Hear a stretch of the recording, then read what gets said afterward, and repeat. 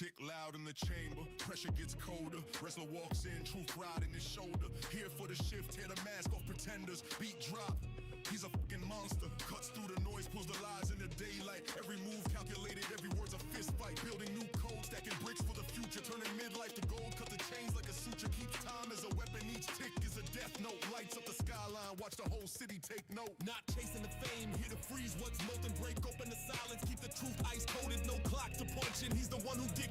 Every second's a fuse, watch the skyline detonate.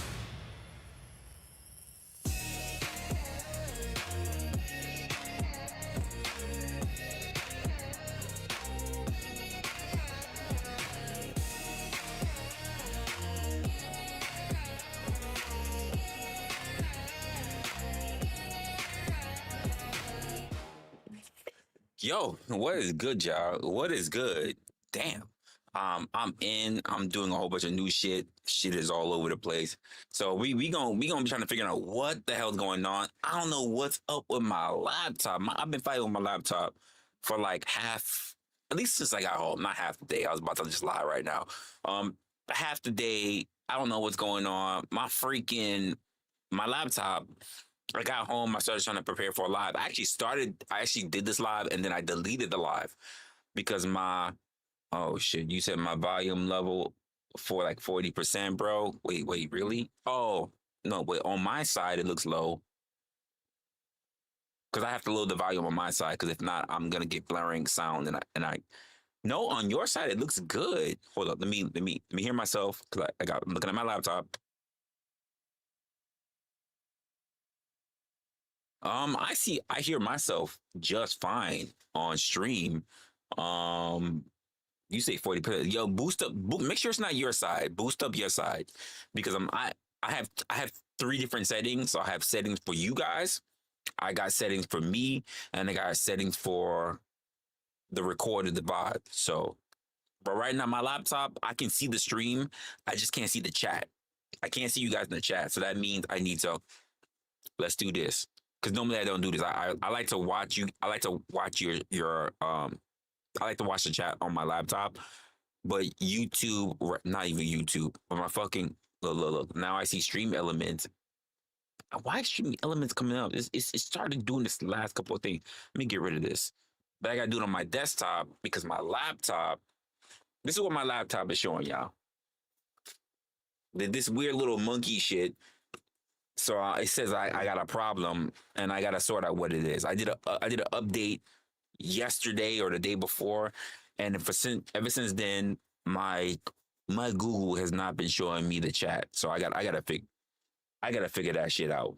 I don't know, because normally when I read you guys chat, I'm really looking at my laptop because that's when I see things in real time for you guys.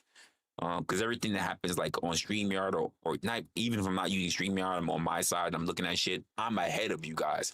I like to do latency just because I need to figure out everything that's happening. Because if I do real time with you guys, which I would love, by the way, but when I do real time, what happens is that the quality of the stream drops, and I want to bring you as much quality as possible. So even if you're like only a few seconds away from what I'm actually saying, it's a pain when I can't see it on my actual freaking laptop. It's a pain because now I gotta go on my desktop, which only brings more power that I have to bring forth from my laptop. So give me a moment. I'm gonna bring up the chat in my live stream because I want to see what you guys are saying. I could just look at StreamYard, but the truth of the matter is I'm very in my head, so I'm used to looking at you guys in my laptop on a separate feed. Look. Now I got double the shit. I hate hearing myself in real time. Not because I have a problem with my voice. I think I got a decent voice. Decent. But okay, so here's what we're doing. All right, cool. So I just opened up the stream on this monitor. So if you see me look over here, I'm really just trying to figure out what you guys are talking about.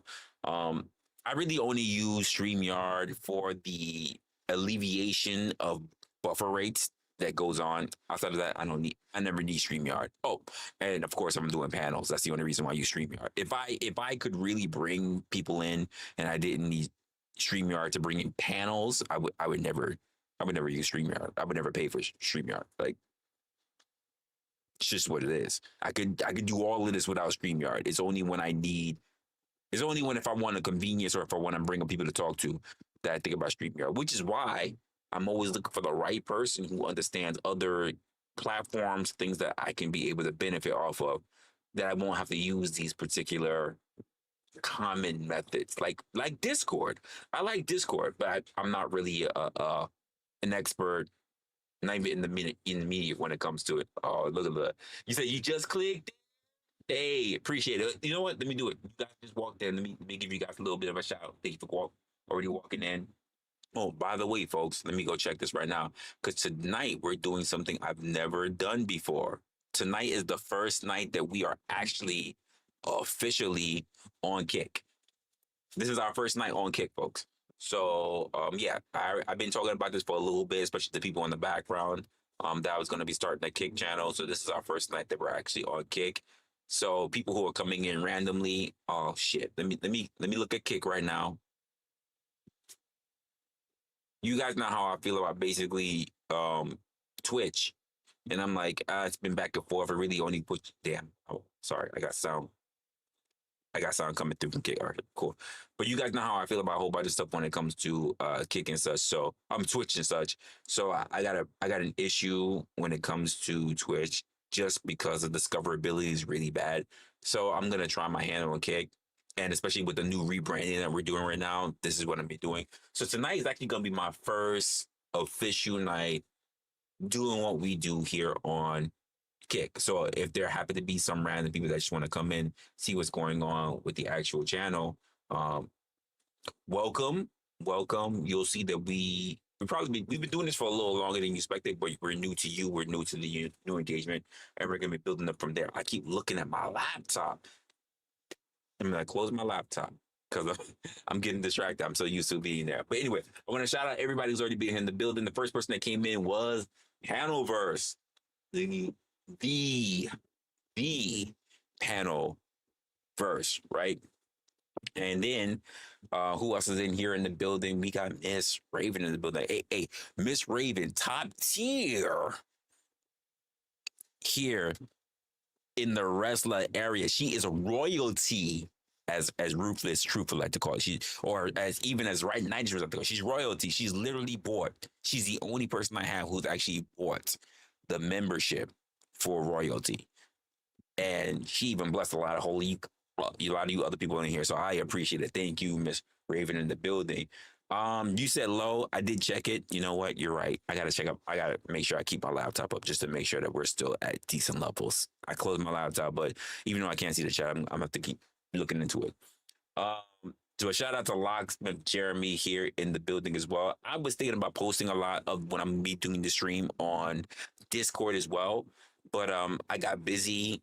And when I said got busy, I got busy drinking. I was drinking. I was doing editing for some new stuff that's coming up because of the time is really ticking on deadlines that I have for a lot of things on social media or whatever. Social media in terms of the brand, the platform, what I'm doing in terms of the rest of the channel. Again, first night that we're actually doing Kick as well, and it's not to say we're not going to be doing Twitch. But right now, I'm also leaning into the Kick platform, and then on top of that, I got to think about YouTube and other things that we're doing. I have other segments and other channels and other eventful things that I want to do with you guys. So I'm always thinking about stuff. I'm still looking at my laptop. I gotta look over here. Look over here. I gotta look over here. I'm so fucking distracted. Like it's crazy. Yeah, I'm so distracted. So shout out to you guys because I got StreamYard over here. I have the chat over here. I'm okay with the chat over here, but StreamYard over here is I'm jumping back and forth. So I'm not used to it. I'm used to I just talk to you guys, and if I really want to see what you're saying, I look down. But my laptop is acting the fuck up, so I don't know what's going on. Sorry about that. Sorry about that. It's an adjustment for you. I gotta look at Twitch. I gotta look at Kick. I gotta look at you guys. And then every time I look down, I can't see you. So I'm doing a lot. Just a little bit of grace. But we're going to get into some stuff today. Quick acknowledgement here in the chat. Let me pull up. Okay, cool. Miss Raven, we got Locksmith Jeremy in the building. We have Rug. You said what? You said, could he hear you at first? Clean it out your ears, and then maybe you could hear me. You know what? It is what it is. Oh, damn. That is what it is. And again, if you're someone who's managed to find me on Kick, this is the first time we're ever on Kick. Oh, shit. I should have made banners. I'm so busy, whatever. By the way, the same, you guys are used to me on the Resla Channel here over on YouTube. But officially, if you want to go find me over on Kick, just go to Kick. See, here's my thing about promoting platforms. I don't have a problem with promoting platforms, right? But the thing is, most of you guys who are used to your particular platforms, you don't want to go nowhere else. So I'm a person that I like to migrate. I like to see what's going on. So I'm a person that likes to look at stuff on Rumble. I'm a person that likes to look at stuff on Kick, on Twitch, on Patreon. I'm that kind of person. But most people, they find a platform that they really are cool with and they don't move nowhere else. So if you manage to be a person who catches me here on Kick tonight, we're not doing Twitch, we're doing Kick tonight, because then I'm good with that. So go look up I Am Resla on Kick, and then you'll see that we're on Kick tonight. I'm gonna start building up an actual viewer base there. We're gonna do a lot of stuff there. Like, I recently started doing this whole social media thing, because normally I'm talking and I'm doing a whole bunch of stuff, but I normally don't do it live. So now I think I'm gonna start doing that, and that's gonna be an experience that if I don't keep doing it on YouTube, I might just do it on Kick, and then whatever edits or whatever I'm thinking about, what might just go to YouTube. I'm just gonna be honest. But right now, for the experience, I want to build it up, because I also want to let you guys know that I'm also going to be going live on Kick as well as other platforms as well. I've been saying this for a while, but tonight is the official night that we are officially doing something on Kick. So if you manage to already find me on Kick tonight, and you're not even like part of my YouTube community, congratulations. And also welcome to the platform. I plan on building a whole lot of stuff up, given my particular perspective. I know a lot of people online have already got their favorite people, because these people have been building up content for years, but I think it's always great to find new people, to get new perspectives, new faces, new takes, new excitement. So if you're here and you're brand new, I welcome aboard. And if you really want to know a little bit more about what I'm like and what I do at Resla, has nothing to do with the Tesla company. You can always check out the description. You'll see other channels, everything I'm going. I got my Instagram, my freaking damn, I gotta think about Instagram, my TikTok, my even my ex, my ex account, not ex-girlfriend. Jesus Christ, you guys. You guys know what I'm talking about for who's been watching me. But my ex account, then you guys would actually know a lot of stuff that's going on. But in the meantime, let's just go down the list, and then we're gonna go into what's going on today. You said it's low. I'm checking myself. I don't sound low. I'll even I'll let the mic sit right here. You can hear it. Today. You said it's low. I hear myself pretty freaking loud. So I'm not hearing myself. I'm literally hearing myself on my laptop. So you said it's low. I'm trying to really do my streams without echo cancellation, because it'll over exaggerate the sound of my voice, which is why you think it needs to be loud. But at the same time, what it does is that it clips a lot of background distortion, which means that it also clips a lot of my voice. I don't want to do that. So here's what it is.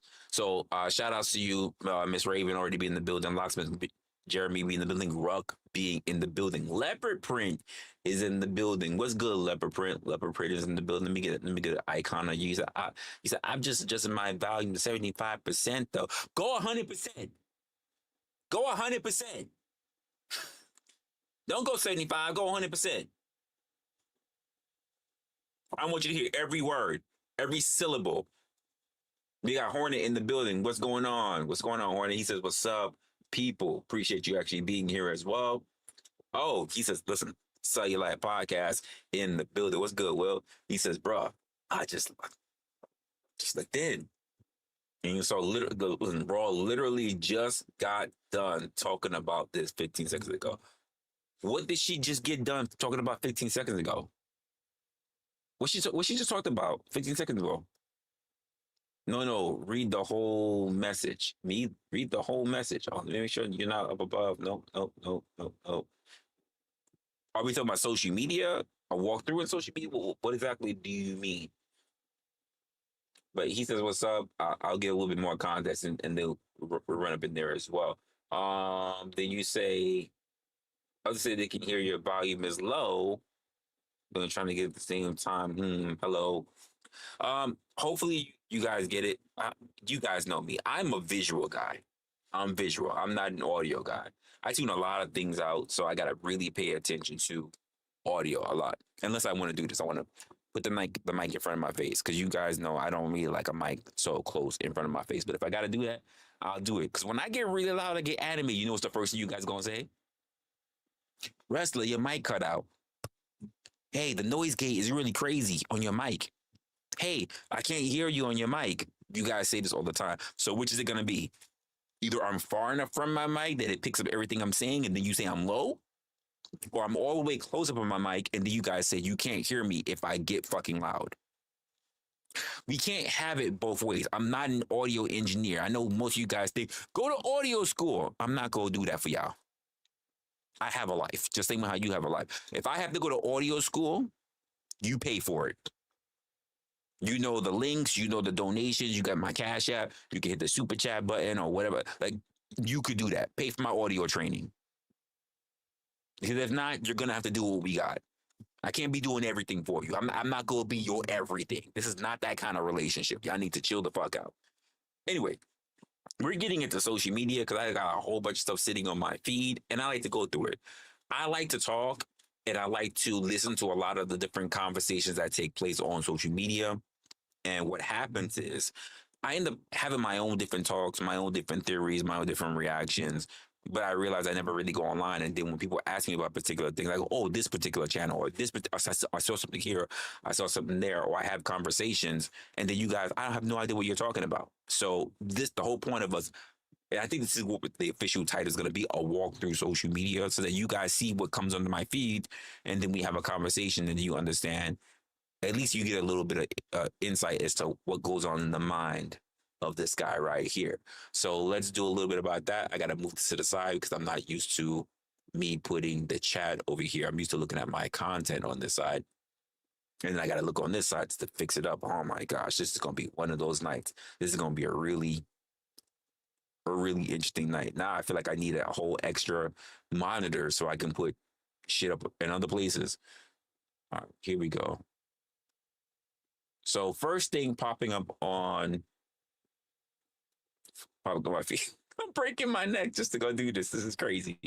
It's crazy. Kramos in the building. What's going on, Kramos? What's going on? What's going on? Oh, I gotta do this. Okay, here we go. Oh, nope, I don't want that. I don't want that to do that. Here we go. And this is what's going on here. We got content that's happening on this channel here. And before, damn, I went live. Okay, here's what the content is. So the channel here, I'm doing this all in a weird way. Stop. Don't do that. This is my vertical, guys. This is my vertical screen. So that's why it's acting all weird. This is not my horizontal. In fact, let me do this. I want to make sure that I respect my kick chat because you guys are brand new if you're going to be watching me. So this is what I'm going to do. I'm going to do this. I'm going to move the kick chat real quick. Just give me a second, y'all. Move my drink out the way so I don't end up knocking it to the side. I'm going to put my kick chat at the bottom.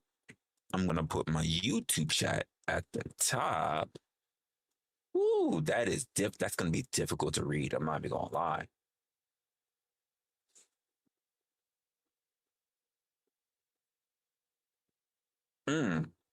You know what I need? I need to become a better content creator so I can get all chats at once. That's all that means. But we're not there yet. All right, so here's what I'm going to do. We got kick here. We got YouTube here. We're going to do this. We're going to lock this in. I'm going to move this chat. I'm going to move my kick chat over here to my vertical. And I'm going to do something I normally don't do. I'm going to take normally I don't have my YouTube chat here, but my laptop's not acting up. And I'm going to combine this in the same tab. after I lower Discord. I'm gonna put this in the same area, same window rather, as my kick chat, so I can look at my kick chat. All right. And because I am officially on StreamYard for tonight, I'm gonna try to pay attention to the StreamYard chat. I'm gonna try for you guys. I'm gonna try to pay attention to the StreamYard chat. All right, so this channel here popped up on my feed. Shit, wrong freaking tab. Hey, wrong window. All right, here we go. All right, so this one here, and it says the epidemic of racism for clout. Sorry, guys, it took us a while to get here. The epidemic of racism for clout by a content creator named 4D Shams. Let's take a quick look at it. What's going on here? I went viral saying a few times. I haven't said it on camera with the hard R. I'll probably do it eventually. He really said, let me check my bucket list. What's next on the agenda? Say the N-word. He said, let me wait. He said, let me check my bucket list to see if I have said the hard R anytime recently. That is crazy. That's crazy. All right. With the hard R. And I mean, at least this loser is a man of his word, because he definitely ended up doing it. Should I say the N-word as she walks out? Get the fuck out of here, you stupid fucking nigger! I honestly don't know what's worse. The fact that he called a bunch of black women the whore. Hey, yo. Seriously? Seriously. Anything for clout, y'all? Anything for clout? This is anything for clout? This is what's happening? Do you want me to ask the question? You know the audience that I have is really diverse. I've got black people in my chat. I've got some very low. I would like to boost that up if possible, so spread the word. I got Hispanics in my chat. So most Hispanics, you need to pop up in my chat. We talk about a lot of different stuff here. Don't just think that because you see a black face, we just do black shit. Even though I do have a lot of black content that's been popping up of late. It's weird. I don't know what's going on with my content. Probably because I'm in a liberal state. But is this it? Like, are we? Hey, quick conversation. Not quick conversation. Quick question. I have a black / small Latin / I would say predominantly white audience. Just going to it's not a shame thing. It's just what the demographics, what the analytics push out to me. I don't really care. To me, you're Americans. We're all Americans, right? To me, ooh, good thing. I'm gonna bring that in. So to me, I have to ask the question, when we see things like people who just say like the hard R, right? Not the A, but the R, right? Yeah, no, absolutely. Shout out to Hispanics. Most of my girlfriends have been Hispanic. Most chicks your boy have laid down with, has smashed, has been Spanish chicks. I ain't got no problem with my Latinas. My Latinas they've kept me good. They've held me down. They have fed me. So shout out to my Latinas. I got no problem with it. But I've been multicultural. Don't get me wrong. I've been with white girls. I've been with Asian girls. I've been with Latin girls. Like, but most of the girls I've been with have been Latin. I'm not even gonna lie. That's just a thing about being here in New York. If you're not with black girls, you're probably gonna be with Spanish girls. I think we take over the most here in the city. That's not to say it's a problem with anyone else. I've been with Indian girls.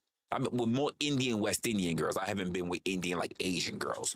But like I've been with a lot of different women. But the most who have held me down, the most who have dated, the most who have given me a fair shot, I would say, have been Latina girls.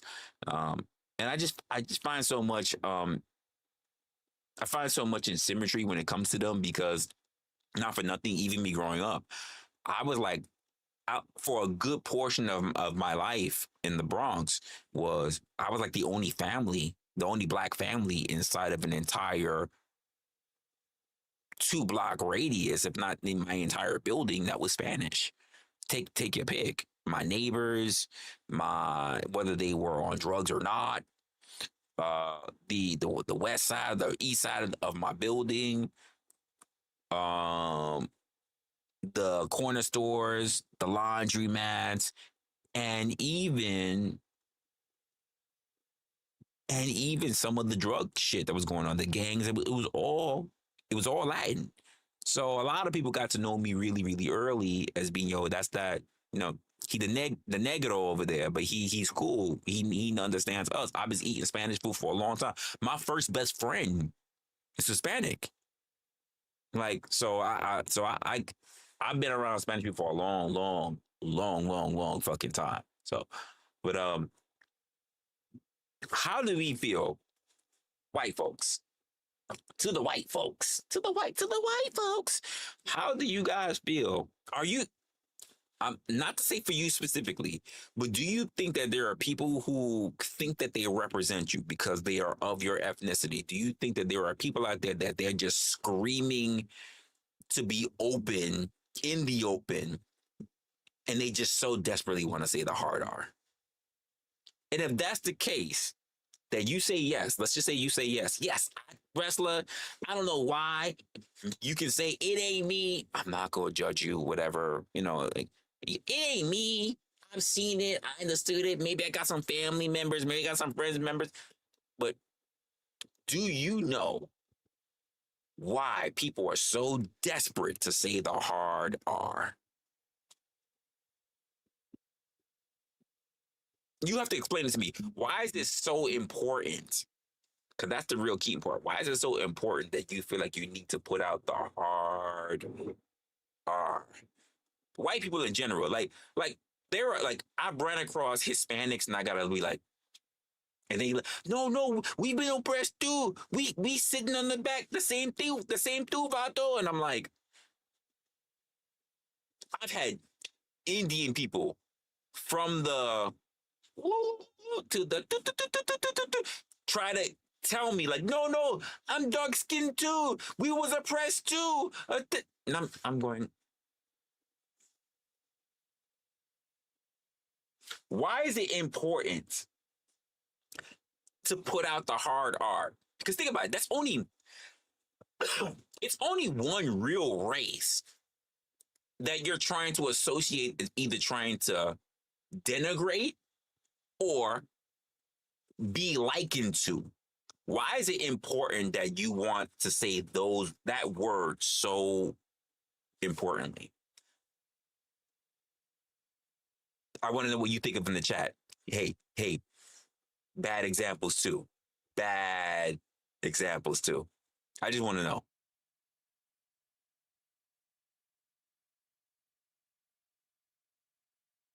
Or the fact that there's a bunch of raccoon men in that room who just allowed it to happen. I mean, would you use the N-word? I do, quite frankly. Everybody I know who's married right now, they're married. Hey, quick pause. Shout out to you black guys. Apparently, we had this in the DBD. If you missed it, too fucking bad. Go back in my catalog. Don't do it right now. We're live right now. But go back in the catalog. Go check out the DBD. That there are people who get called out to be raccoons. That's what they're called. For what I understood, the term raccoon recently, it could be more. But the term raccoon is called Republican black people who are known to be called as coons. But they are the people that said that we are okay with white people basically dogging us out, race play, and all kind of other stuff. Now, I don't agree with this, by the way. I don't agree with this. This tends to be coming from a lot of my people that turn around and believe that if you don't celebrate everything, even though pretty much negative habits that come from black folks, that basically it is okay to basically chastise, denigrate, and everything else. Even at the same time, they turn around and say, well, we need to have unity and pull everybody in. They turn around and say, this is the people that we don't really want to fuck with, and we don't, instead of trying to change their mind, we're just going to turn around and say, you just want to be, you know what, you're not like us. And it's just going to be a war from there. I'm on weird sides. I'm very independent. I'm not a liberal. I'm not a conservative. I'm just a person that just thinks for themselves. I'm even registered as independent, by the way, folks. But I'm just dealing with the person. There's no way you can get 100% good or bad out of anyone. So you have to make the best call of judgment that you're dealing with when you're around people, and make the best intellectual and character judgment that you can possible. So I'm just gonna say it that way. You say Tom was wilding. Hey, I've known Tom for a couple of years, and I've had plenty of conversations. Some things he's joking with, and the other things he does for entertainment. But there are people who, like, because of the internet, y'all try to hold him all the way. So I know the real, at least from my version of what I know about him, I know a lot about the real Tom compared to a lot of you guys. But what he puts out online too is like, you guys want the entertainment, especially in this area called the panelverse, like you guys can do, or just being online and just having conversations on panels. Like, you guys like salaciousness. So if you can't get mad when someone says, I will volunteer to be your enemy, because that's what you want. I'm not mad at him for it, but sometimes I'm just like, nigga, like, you go far, nigga, like, it'd be crazy. But listen, you heard him yesterday. He said he is okay with the slave play. Hey, listen, you said it, I did it. To broke ass niggas. You literally can't make this shit up. Do you think black people should be able to use the self-checkout section at the grocery store? Do you think black... Wait, what? Okay, I'm gonna stop. Let me go back. Let me go back. Let me go back. Because I recently just heard of this guy. Apparently he's a TikTok person that he goes up to white people and all he does is ask shit against black people. So I've heard of him. I haven't seen his content. I just haven't seen his content. He's not on my feed. Shit up. Do you think black people should be able to use the self-checkout section at the grocery store? Do you think black people should pay their bill before receiving their dinner? Do you think black people should be born in prison until they can prove they can function in society without crime? If you were black... Did he say born in prison until? I'm not even going to repeat but like, they just said that black people should be born in prison until.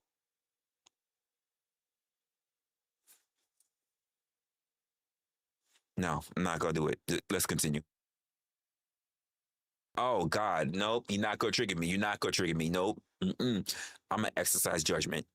For a day, which store would you rob first? At this point, it has to be an obsession. So in recent years, there's been a new phenomenon on social media, which I'm going to call the cloudification of racism. These content creators who might be seeing a dip in views and, lack any creativity to be able to reinvent themselves, try a new idea, or just regular people who see this as an opportunity, as a golden ticket to blow up by going online, being edgy, controversial, and of course, racist. And the one thing that everyone who participates in the cloudification of racism has in common is that they're freaking losers. And I'm not just saying that. I'm going to agree with that part right now. You are a loser. If you try to make your entire clout, your entire identity, not even identity, if you're trying to make your entire popularity and arc off of racism, if you're trying to make your entire arc off of classism, if you're trying to make your entire arc is that I am better than said other people, you are a loser. Especially for people who are sitting there who are doing this by interviewing people who are on the same level as them to try to say, I'm better than you. Then why the fuck are you here in the same streets talking to me? Rich people are not around me when I'm in the streets. So why are you here? You're not better than me. You're holding that mic and I can hit you in the jaw right here. I can touch you. You're not better than me because I can touch you. This is crazy. It's because they're racist. No, they legit suck. Believe it or not, even though they make it their whole personality, put maximum effort into trying to be it and embody it, if I can touch you, you are a loser. You're no different from me. You're no different. If I can touch you, because if you was big, if you was really popping like that, you got bodyguards and everything. I gotta go through someone before I get to you. If I can just touch you in the street, no problem. If I can snuff you in your jaw when you're at the local papaya dog, New York, it's a New York thing, go look it up. If you're at papaya dog and I can snuff you, you're not special. They still suck at being racist. Let me show you what I mean. Meet Lily Gaddis. So Lily started off as a trad wife on TikTok. Trad being an abbreviation for traditional. And what trad wife content creators do is basically make content where they're acting like traditional wives. They're cooking, they're cleaning, they're interacting with their kids, maintaining the household. The most popular trad wife I can name off the top of my head would probably be Nara Smith. So during one of her trad wife videos, she's chefing it up in the kitchen, making a meal, and all of a sudden she drops the N-bomb. Everybody I know who's married right now, they're married to broke-ass niggas. And to be honest, I don't even think it's appropriate to call it the N-bomb. Because usually when non-black content creators drop the N-word, you know, they have this huge gasp or a moment of silence. Yeah, I have a problem with that too. You want to believe that you're edgy and you're like, oh, I can't believe I said that. Like these fuckers, like this motherfucker on the screen, like the fucker on the screen right here. Sorry, I gotta figure out which fucking screen I'm on. But the fucker on the screen right here, right? Like they broke the fucking multiverse. You got nothing on your walls. You got a shit ton of hats on your fucking bed. Your fucking floor is plain. The only thing you think that you're fucking big on is because of the fact that I've seen him before. I don't know his name, but I've seen him before. And they think that they're special because they built themselves in the gym. But I've seen other clips of you are also getting demolished because you can't keep your fucking shit together. You've been acting like a little bitch. I said it. I don't remember your name. That's how much you are important to me. That's how important you are to me. But the people who cover their mouth, I said, first of all, you didn't drop nukes. You're not that important.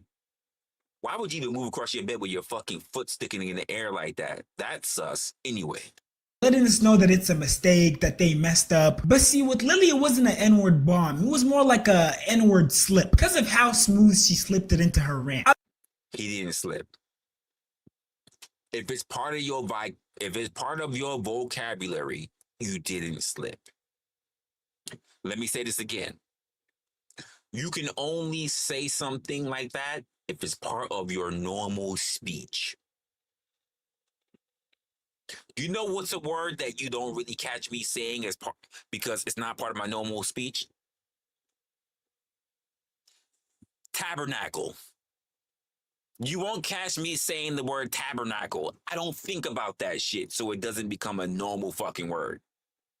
But nigga, yeah, it's normal. It's normal enough. So yeah, it's part of his normal fucking speech. He didn't slip. I mean, it was just seamless execution. She definitely had practice. And this lady must have been putting up Kobe-like practice shots because her execution was flawless. I don't even think I used the N-word that seamlessly. But yeah, so after her N-word slip, she ends up going viral across all platforms. We're talking TikTok, Instagram. By the way, folks, she's only going viral because she's white.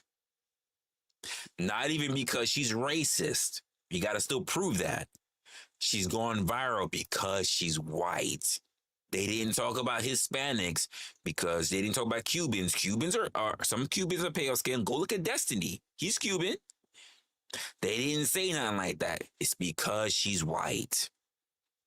Instagram, Twitter, etc. And what was her response to all the backlash she was receiving? So a recent video of mine seems to have upset members of a certain community, and all the backlash just really made me, just really do a deep dive, like do a soul search.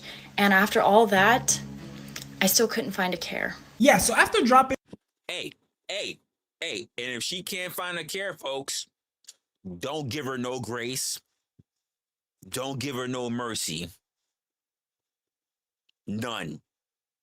You flame the fucking shit out of her. You make it so daunting for her that she has no choice but to own a fucking OF so she can be like Bonnie Blue and Lily Phillips. Make it difficult. In her "I said the N-word and I'm gonna stand on it" video, the internet did what it... Cause I bet she was one of these people that if given the right fucking circumstances, she'd be one of those chicks that were on prawn, taking back shots, talking about Black Lives Matter. I guarantee it. And they found her job. Now hold on, let's backtrack a little bit. You might be asking, why does a traditional wife, a trad wife, have a job? Isn't she supposed to be put up with a husband who's covering all the bills with her only... No, I'm not gonna agree with that. I'm not to my understanding, a traditional wife is a stay-at-home wife. The issue that we tend to have when we talk about traditionalism, right, is the fact that we say that women don't work. Let's just say you have your day off, folks. We all know this. Hopefully, we all know this. You might still be living with your parents, for all I fucking know. Anyway, have you tried cleaning your house, your entire house, your apartment? Go smaller. The entire day, it takes up your fucking day. It's a job. Now, do you have to do that job every day, 5 days a week? No. But cleaning your house is a job. It's to the point I've thrown rags and towels and everything. I'm the fucking house. It's just too much fucking dirt. Where does all this dust come from? Like I've been in that fucking mood. Like, why the fuck all this dust come from? I open my fucking windows, cleaning my floors like every 2 days. Why the fuck all this dust and dirt come from? I don't walk around this bitch with sneakers on. Like, you can't enter my house with sneakers on. Like, what? I'd be so to the point where if I have a tech come in, I go, hey, this won't be weird. Can you take off your sneakers? Comcast? Well, I don't got Comcast. Verizon? Like, can you take off your sneakers? Like, I just don't want to track on that bullshit like, it's still the house be so fucking filthy. You don't. It's a lot of work. Dusting, cleaning, all that shit. It's a lot of work. So I'm not gonna take that away. But traditional just means that you're at home. It doesn't mean that you can't start a business. It's not saying that there are not women that stay at home that don't do their own business to help support the family, support themselves even. So let's not just say she's just sitting there, that she's basically Peggy Bundy. Great example. They just hit my mind. She's Peggy Bundy. We don't know what she does outside of watching Oprah all day. It's not that. She's got to do shit. She's got to cook. She's got to clean and make sure the house is maintained, which takes a long time. She's probably making sure the kids went to school or whatever, or going to teacher parent conference or whatever. It's not like she's just sitting at home. She's just sitting at home and she just kicks back and then she's doing this. She's looking at the time on her watch. She's doing this. She's going, when he gonna come up? Okay, he gonna come home. Okay, I'm gonna get up now because this is when I have to defrost the chicken, and then I'm gonna cook, and then afterwards I'm gonna put the plate in front of him and make sure it's warm. Make sure it stays in the oven warm. And then he comes home, and then I'm saying, welcome home. And I'm going to put the plate in front of him. I'm going to give him the remote. And then, my day ain't done yet. My shift ain't done yet. I'm going to go upstairs. And then after he done, he click off CNN, or maybe he sit there getting mad at watching Rachel Maddow for like an hour. And then he go upstairs, and then she's just sitting up there. And she made sure she put on a little maid outfit. But she's not even standing up cleaning because she's been cleaning all day. But she's just there laid out, one fucking leg in California, one fucking leg in fucking New York, and she's doing this, saying, "Come get your prize for the night." Like that's not what happens either, folks. And by the way, if it happens, how did you get them that way? How do you get them that way? I need for reference, for research purposes. I just need to know how do you get them that way? I need to know how it was done. Just, hey, ReslaOpinionated at gmail.com. Let me know how that was done so we can figure out who's the real traditionals versus the pick-me's, as they say in the space. Just let me know how'd you got that done. Concerns being what she wants to cook for dinner, or if she cleaned the house. Yeah, honestly, I don't know either. Maybe trad wifing is like her side gig. But anyways, the internet found her job and she ended up getting fired. Mind you, she was making racist DEI tweets even though the owner of her company is black. Make that make sense, please. Brief intermission, make sure to subscribe to my Resla channel if you want to see the other side of my personality, the more careful. He said the Ratchet channel? You know what? If you want to see whatever he does, he says live too. So I don't know what his channel is. I haven't subbed to it, but if you're interested, there goes his channel right there. Free chill side. So after getting fired, she went on Twitter and thanked the black community for launching her career into conservative media. She basically said, y'all niggas made me go viral. I'm about to ride this wave of clout and become a rich ass content creator. But let's take a quick second to see how her content creation journey is going. Okay, she has more subscribers than me as of now. Hold on, bruh. 40 world, 40 gang, bro. Y'all really gonna let that slide? Y'all gonna let her have more subscribers than me, bruh? But I mean, she has posted like 3 to 4 times the number of videos I posted, so I guess it makes sense. But let's examine some of her videos. So from the looks of it, she obviously covers contemporary media. She talked about the heist that recently happened. Seems like she's talking about gun laws. But you know, as I'm scrolling through her page, I noticed something. Her videos that pull in the most views, that perform the best, are her videos that talk about black people. Let's just take a look at her most popular videos. Carnival Cruise bans all black people. Unhinged Black Thug goes crazy. That didn't happen, by the way, folks. Carnival Cruise did not. Ooh, I can't believe I'm defending that. I had to stop myself. Like, nigga, you defending that? Like, Carnival Cruise did not ban all black people. It's just a title. Like, if Carnival Cruise hey, for my people up here, and I say my people, I just intellectual people. We're not talking about this people. If Carnival Cruise banned all black people, there wouldn't be a carnival. Can we agree on that? Like, hey, some of my black people in the chat, if Carnival Cruise banned all black people, there wouldn't be a carnival. The majority of people that show up on fucking Carnival Cruise are black people. There are not enough white people because you know why? Most of the shit that goes down on Carnival Cruise are West Indian themes, and most white people don't know shit about it. I'm just gonna keep it a buck. Some people just got offended. We dropped a couple of people. They said, "Oh, I'm not dealing with this. How dare you, Resla? Oz white, and I love me a good Carnival Cruise. I love me a good rotisserie chicken." So they left. They got mad. They left. They left at me. They left at me saying it. They left. They left. They got mad. They got mad. It's okay. They gonna be all right. Go. Listen.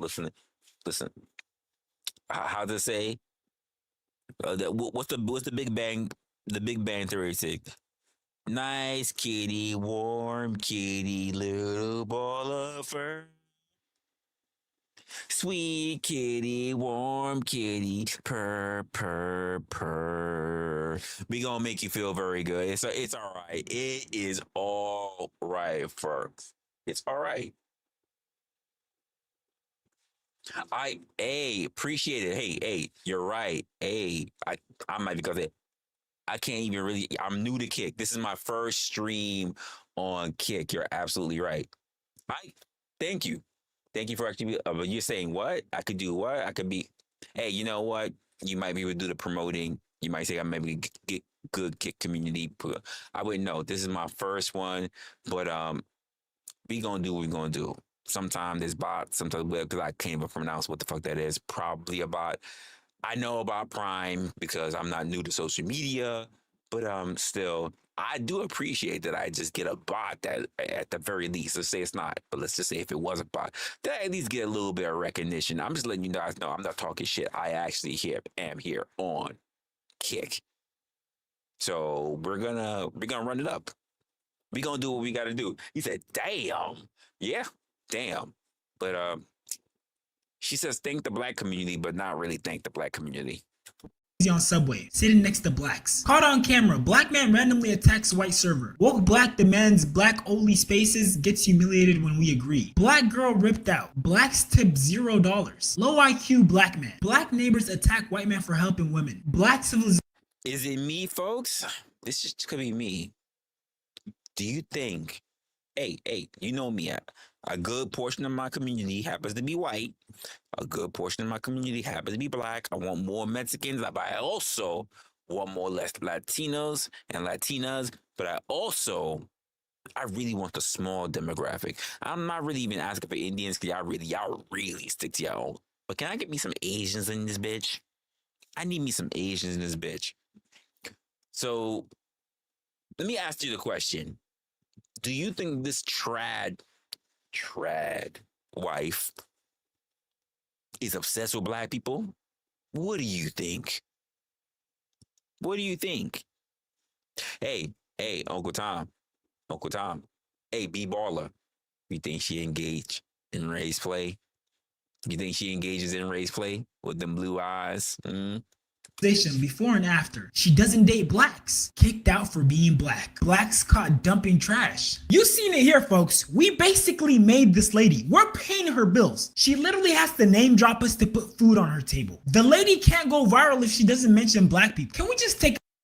Here's the thing, though. She's supposed to be traditional at home, right? She's not required to put the food on the table, though. She's not required to put the food on the table. But she is required, folks. She is required not to sully the name of her family. She is not required to sully the name of her family, but she's not required to put food on the table. So that's where we're going to have a small disagreement. But I got what you're saying, bro. I got what you're saying.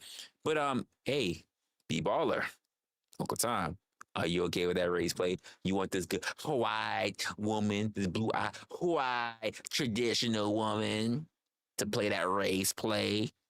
You know, it's like, sometimes you just got to get punched in the face. Isn't that what the saying was? Sometimes you just got to turn around and not even see it coming. Just get punched, cracked in the fucking face. A second to acknowledge how ironic it is for a racist person to have both of their sources of income stem from black people. Because first she worked for a company with a black owner, and then black people launched her conservative media career. I'm paying your bills, Lily. If it wasn't for me, you wouldn't even have food on your dinner table. But anyways, just as you might predict, her next line of action was going on a press run. She got on a bunch of news platforms and became... How did she get on a fucking news platform? I'm fucking up. Super active on alt-right Twitter, basically trying to get support from other racists so she doesn't have to racist alone. I mean, it probably gets lonely not having anyone to share the N-word with. To having the racist alone is a crazy statement. Bond over a good N-word session. But yeah, so Lily goes on this press run being racist left and right, dropping the N-word several more times, basically trying to garner any sort of support or even attention from these racist groups. But guess what? She failed. I mean, she failed miserably. Conservatives started calling her a psyop. People literally started saying that she might be planted by the CIA. Everybody I know who's married right now, they're married to broke-ass. She seems like a total psyop to me. A plant, someone put a battery in her back. This is some scheme someone's orchestrated. They want to trigger people into supporting her and then reveal dirt on her and say, look who you're supporting. And so she'll end up being Nicole Fuentes. There's Nick Fuentes that everybody gets upset about, and now they'll have Nicole Fuentes. That's crazy. Nicole Fuentes. That is, listen, yo, Jason Whitlock, that is diabolical. I never even thought about that. That is, I'm mad at myself for not coming up with that name, Nicole Fuentes. That shit is crazy. Racist people started pulling up her old non-racist tweets where she was talking about appropriation and stolen land and basically calling her a fraud. Imagine trying your hardest to be racist, but it turns out your racism is lukewarm, watered down, stale, uninspiring, lackluster. Her racism was so boring that they literally started questioning her racist identity. They really said, your actions are racist, but it's something missing. We don't really feel the hatred. We're not falling for this level of genjutsu. Maybe try upping the hatred a little bit, add a little bit of spice, a little bit of seasoning. But hey, that's enough about it. No. What they said was when they went to her platform, they hit her with the fucking Kendrick. They said, doo, doo, doo, doo. They not like us. Yo, what's going on with you, Lily? You not like us. Can you ask some, you know what? When we, hey, here, white girl. Hey, here, white girl. Sorry to my whites. I'm going to do this to y'all. Hey, here, white girl. Hey, here, Lily. You need to put some extra pepper on your racism. Can you do that, Lily? Can you do that for us, Lily? I need some extra peppering Oh, you're racism. Can you do that for us, please? Damn. You know me. We listen. When it comes to blacks, we said we need the sauce. But they said you need the extra peppery. You're just not racist enough. You know, they said, listen, you're like, when we have Coke, you're like Diet Coke. You're racist light. Can you get a full racist? You're racist light right now. We need you to delete all your previous shit. We need you to go to stop being racist light and just go to full racist. Can you do that for us? You can keep name dropping us. I know times are tough and those bills need to be paid, but at least try to keep it cordial, you know? Next, we got the 5'7" high value alpha male, McDougal. And honestly, this guy's like a racist, misogynist. So I recently, we saw this in the beginning of the clip, but I pulled this clip up because I saw his face on the cover of the thumbnail. I recently just got it introduced to what happened with this guy on Fresh and Fit, and apparently he's been really getting on the rise because of strictly he got, you know, like the porn stash mustache, and that he's been racist. So I just got introduced to him. Secure, alpha male, red pill, conservative. And what this dude does is basically react to different clips and, you know, goes on shows and clip forums by saying racist, hateful things. And mind you, these are some of the guys that he collabs with. We got this raccoon Myron. We got this other clown, literally, who goes by Gypsy. And these guys are all the same. If you don't know who Gypsy is, you need to go. No, in fact, don't. I almost fucked up.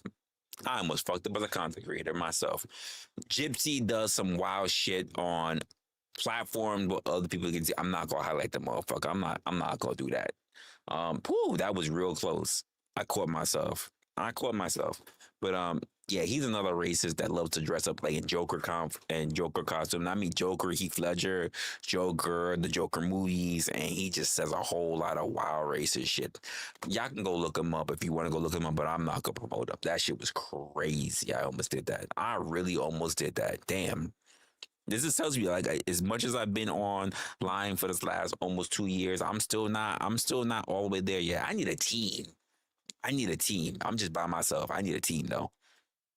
The whole content revolves around saying controversial, racist, misogynist, hateful speech. And they're basically chasing virality by rage baiting people. And this is a prime example of one of his rage baiting clip farms. Look at how easy that was. Picking cotton did not build America. And if we knew how annoying you guys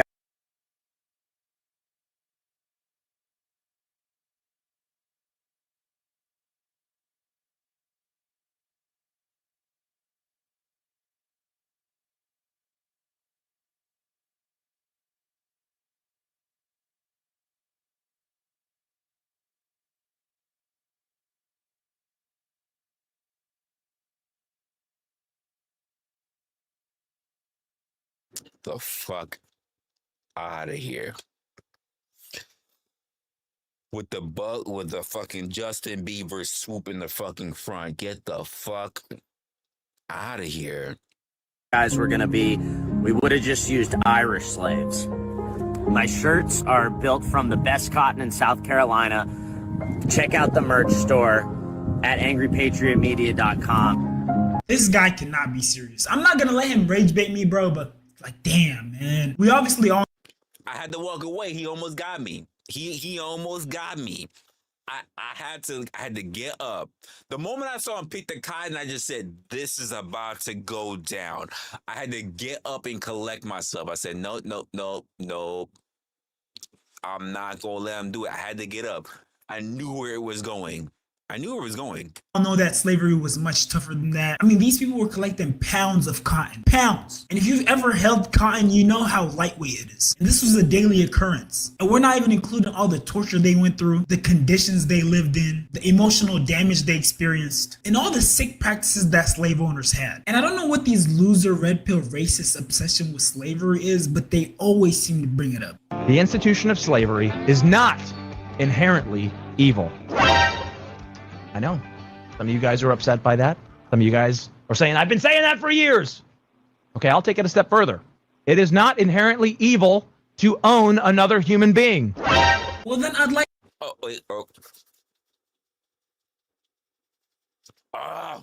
Okay, so okay, I'm a capitalist, right? I'm with business. I'm with people trading in skills for compensation, right? That's the system I've been raised in. I'm sorry, I don't know what this whole trading shit for beads and stock and I'm gonna get irritated. I'm not drunk enough for this. I am too sober for this. I need to go grab me a couple of beers.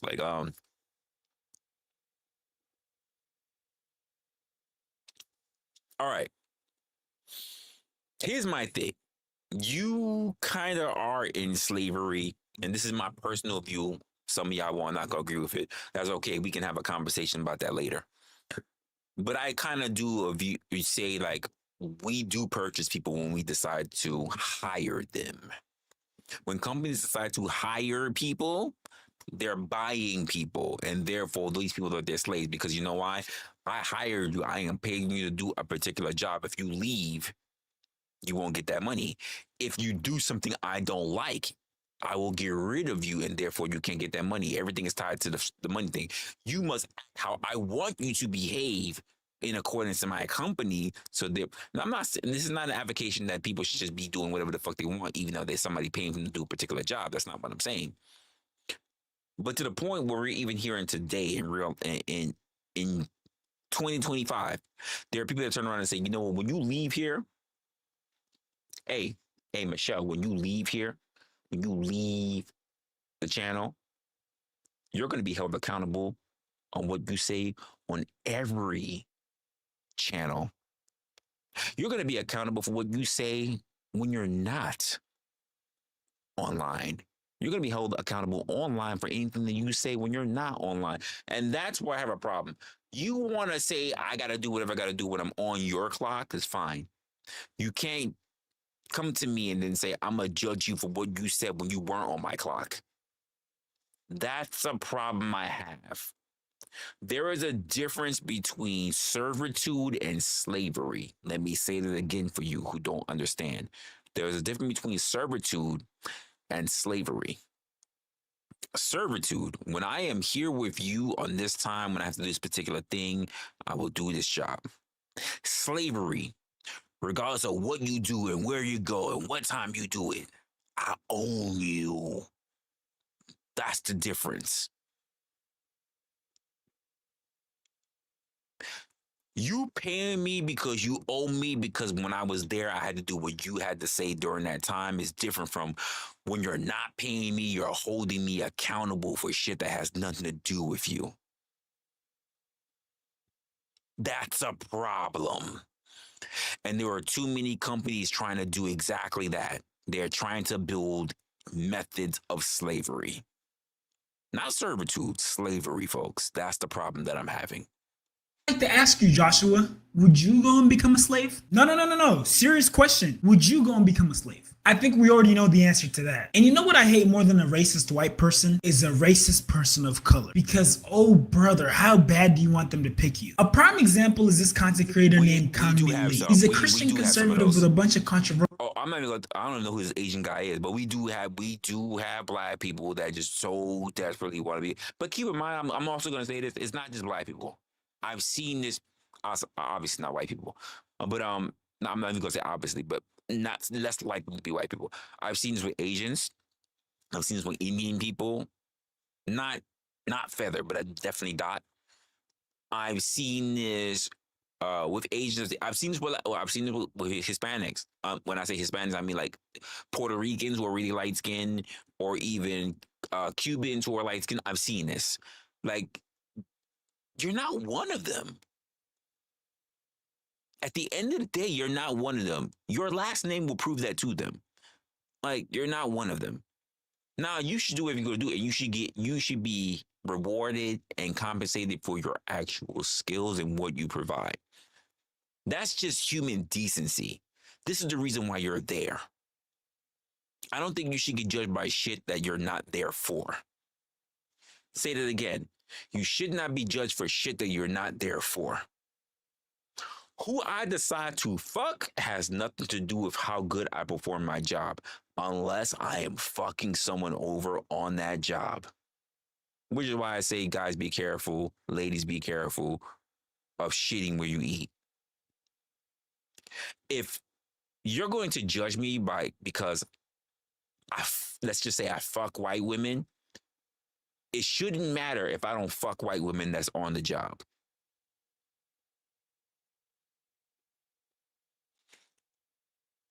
I'm just saying. Does it lower the morale of people who are there on the job? No. It doesn't matter if Rebecca in sales is thirsty for the cock.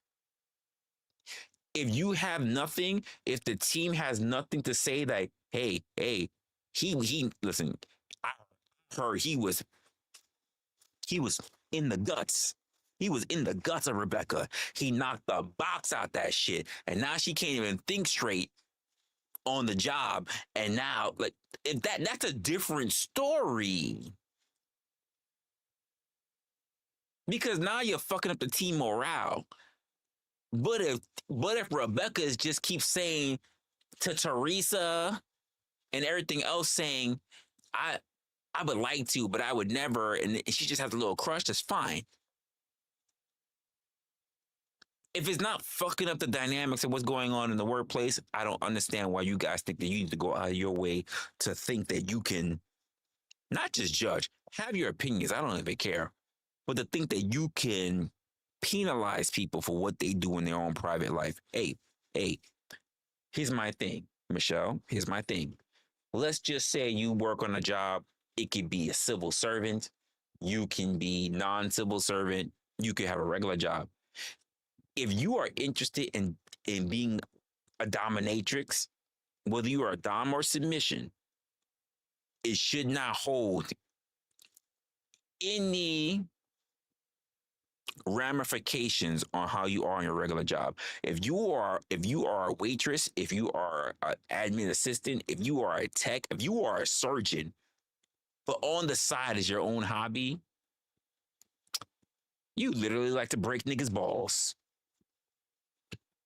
That's your personal business. You should not be held liable for that on your job. You should not be held liable on your job. There should be no one who comes to you and says, hey, that's the surgeon over there with a whip. That's where it's disrespectful. What you do in your free time is what you do in your free time. Your job should not be able to encroach on your personal life and therefore make financial decisions for you based on what you do in your personal life. That's the point I've been trying to get at for a lot of different people and for years, for many, many years. But that's not the way how companies are moving. They tell you this is what you can and what you can't do. And I'm like, you mean I'm not salary? You're not salary. Because if you're salary, you're on 24 hours. Maybe you got to agree to that. Your salary, you're 24 hours. But you're not even salary. And they tell you what you can and what you can't do off the clock? That's bullshit to me. That's bullshit to me. I'm sorry. I'm just going to call that out. Takes. And he'll basically say anything to align himself with whiteness. Koreans, Japanese, and Chinese don't eat rice with our hands. It's only Southeast Asians. I don't know about you guys, but it sounds like he's trying to put a hierarchy between Asian people. You know, that these are the high-class Asians and these are the... Maybe he's new to this, but Asians do... Well, first of all, not Asian. People put a hierarchy between within their own ethnicity. This is called classism. Classism, folks. So yes, every race that I've ever run across, including my own, has done classism. I'm black, but I'm not that kind of black. I'm Asian. I'm not that kind of Asian. We're Hispanics, but we're not those type of Hispanics. Every race has done this. That I'm better than the other people that you think that you run across. The whole we're not a monolith thing. Now, some people take it to an extreme. I don't know why the brother up here is acting like we don't do that. Like every human people, like all human people don't do that. That's how we got royals. That we're not. I don't know why we're not acting like that. The bottom of the barrel. I know this will scare a lot of people on X, but I'm currently eating rice with a spoon. Classism is not about rich. Classism is with the rich people being at the top and many people trying to become rich. But it's not about being rich. This is, by the way, when we say like the middle class, right, versus the poor class would like to become middle class, but even the middle class would like to become rich. But the poor people are treated poorly because they don't have the income of the middle class. The problem with society that we have right now, and this is a whole different other issue, is that we are closing the gap between middle and poor. So therefore, you're either going to be rich or you're going to be poor. But we had multiple classes beforehand. This is the same thing in royalty. You had princes, princesses, and then you had dukes and duchesses. And then like you had knights, and like we had several different classes. Over the time of history, we have shrunk the classes down. We've eliminated classes throughout human history. That's the difference. So classism has always been there. And yes, it's a part of resources, but classism has always been a thing. But the problem that we have in our current era is that we're eliminating as many classes as possible. Because maybe you're not at the tippy top, but maybe you're somewhere in the middle. Maybe you're a duke or a duchess. Maybe you're not a prince or a princess. You're not up there with the royal bloodline. You're not sister or brother fucking. You're not even cousin fucking. Maybe you're bred off from somebody else who also has another prominent family. That's the difference. And classism is becoming so slashed in budgets, let's put it that way, to make it more modern. That's what classism is. Classism is not just about the rich and the poor, because the truth of the matter is that if it was just about the rich and the poor, then you can't say shit when poor people become rich. That's not classism. Classism tries to make sure that poor people can't become rich. You can be rich and you can be poor and become rich. You can be poor and become rich. That's not classism. Classism are rich people that got their wealth who hold back other people from becoming rich because it's a status thing. Look at human history. You might think of something modern where you're like, oh, well, no, that's no. Classism has always held other people back from trying to become royals, trying to become status figures. If you're a blacksmith, you're supposed to stay a blacksmith. It doesn't matter how much weapons that you put out that help win the war. You're still supposed to stay a fucking blacksmith. If you're a mason, you're supposed to stay a fucking mason. If you're a farmer, it doesn't matter if you fed the fucking whole country during wartime. You're still supposed to stay a farmer. You're not supposed to become rich. This is where classism takes into place. It's a status thing. It's not just a wealth thing. It's a status thing. The same way how I talk about the difference between influencers and creators. As a creator, you have things that you build yourself. Influencers, you're just known for being around shit. So, as a celebrity, right? Why do so many celebrities try to become directors? And I don't know why I'm slipping right now on that. Try to become directors and try to become writers for the shit. Because being a celebrity is not enough. You can walk into you might be able to walk into a restaurant here every now and again. They say, oh my God, that's Michelle. That is Michelle Hunt. Oh, it's on us. You might be able to get by a few times on lower level places, lower level classes of establishments that might think that you're important enough that they might pay for your meal. But when you're in the more upper echelon of restaurants, Michelin stars and everything. Look at that. Oh, you see that? That's Michelle Hunt. That's cool. Hey, yo, Michelle. Hey, they might tap you in the shoulder. Hey, Michelle. Love that movie that you did. Love that podcast that you did. That's great, Michelle. And when that waiter or the waitress is gonna walk up, they gonna hand you that check.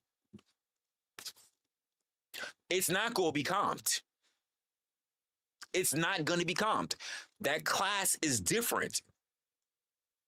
You're gonna have to pay for your bill. But I can almost guarantee you, when Prince Harry walks into an establishment, they're not looking to make themselves embarrassed by saying, Prince Harry, you gotta pay the bill before you leave.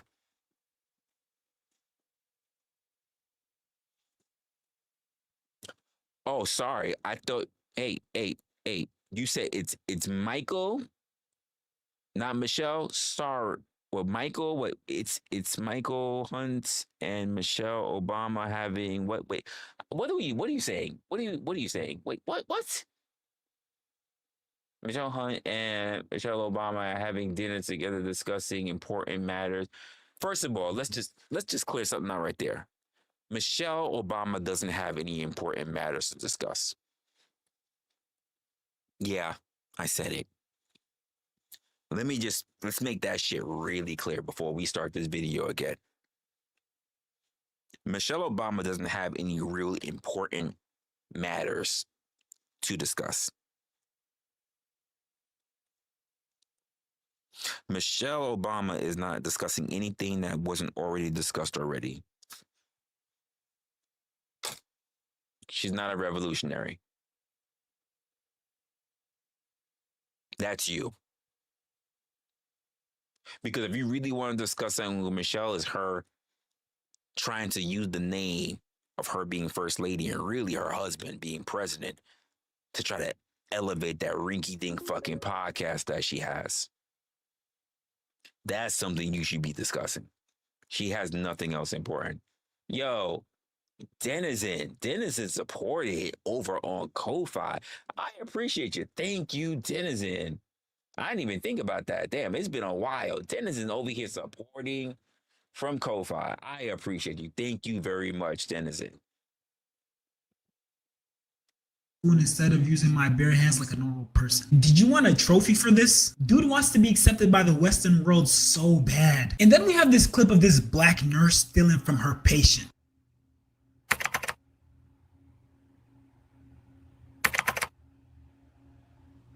How we doing today? Good. Leaving work with some merchandise? No.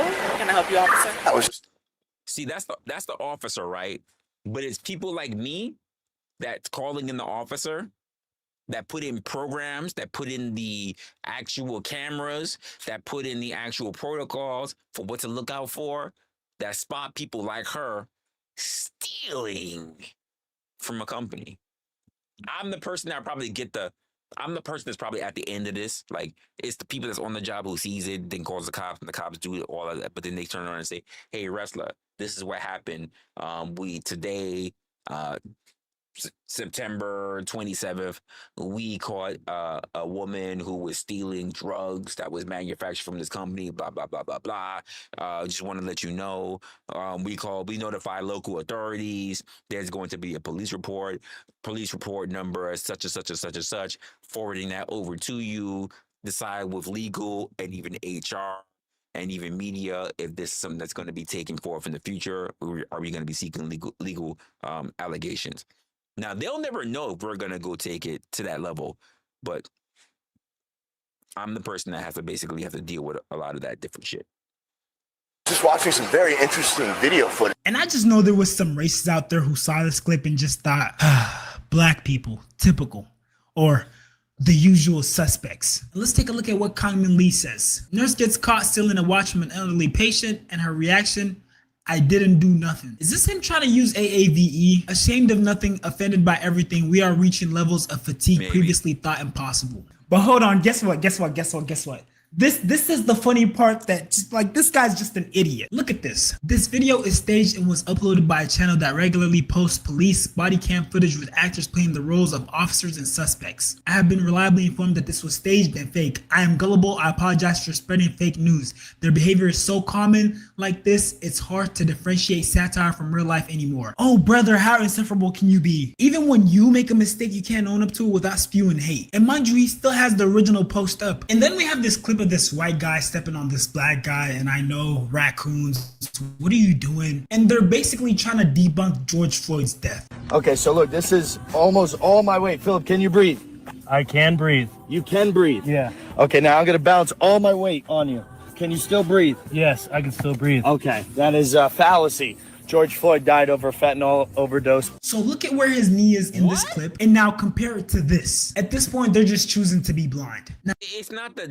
I'm going to talk about the George Floyd thing. That I'm the George Floyd reason why that was. It's the fact that he's sitting here thinking that he's going to be giving his own demonstration about. Shut the fuck up, you. Like no one asked you shit.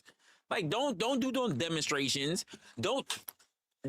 Hey, don't you sit here and talk about, hey, I just want to show you. It wasn't as serious as they made it seem like. I'm going to show you how Rodney King really got beaten. Like, don't do that. Don't fucking do that. Don't post shit like that. Don't do it. Hey, I'm just going to show you, hey, this is how Abdul Nawima really got the plunger in his ass. Like, don't do that. Just shut the fuck up. Just don't do it. Keep it to yourself. You could, but don't. Just don't. You could. Just don't. It's just that simple. You don't have to. You're choosing to be an asshole. You don't have to. and what does Kang Min Lee say? Thank you for your service, brother.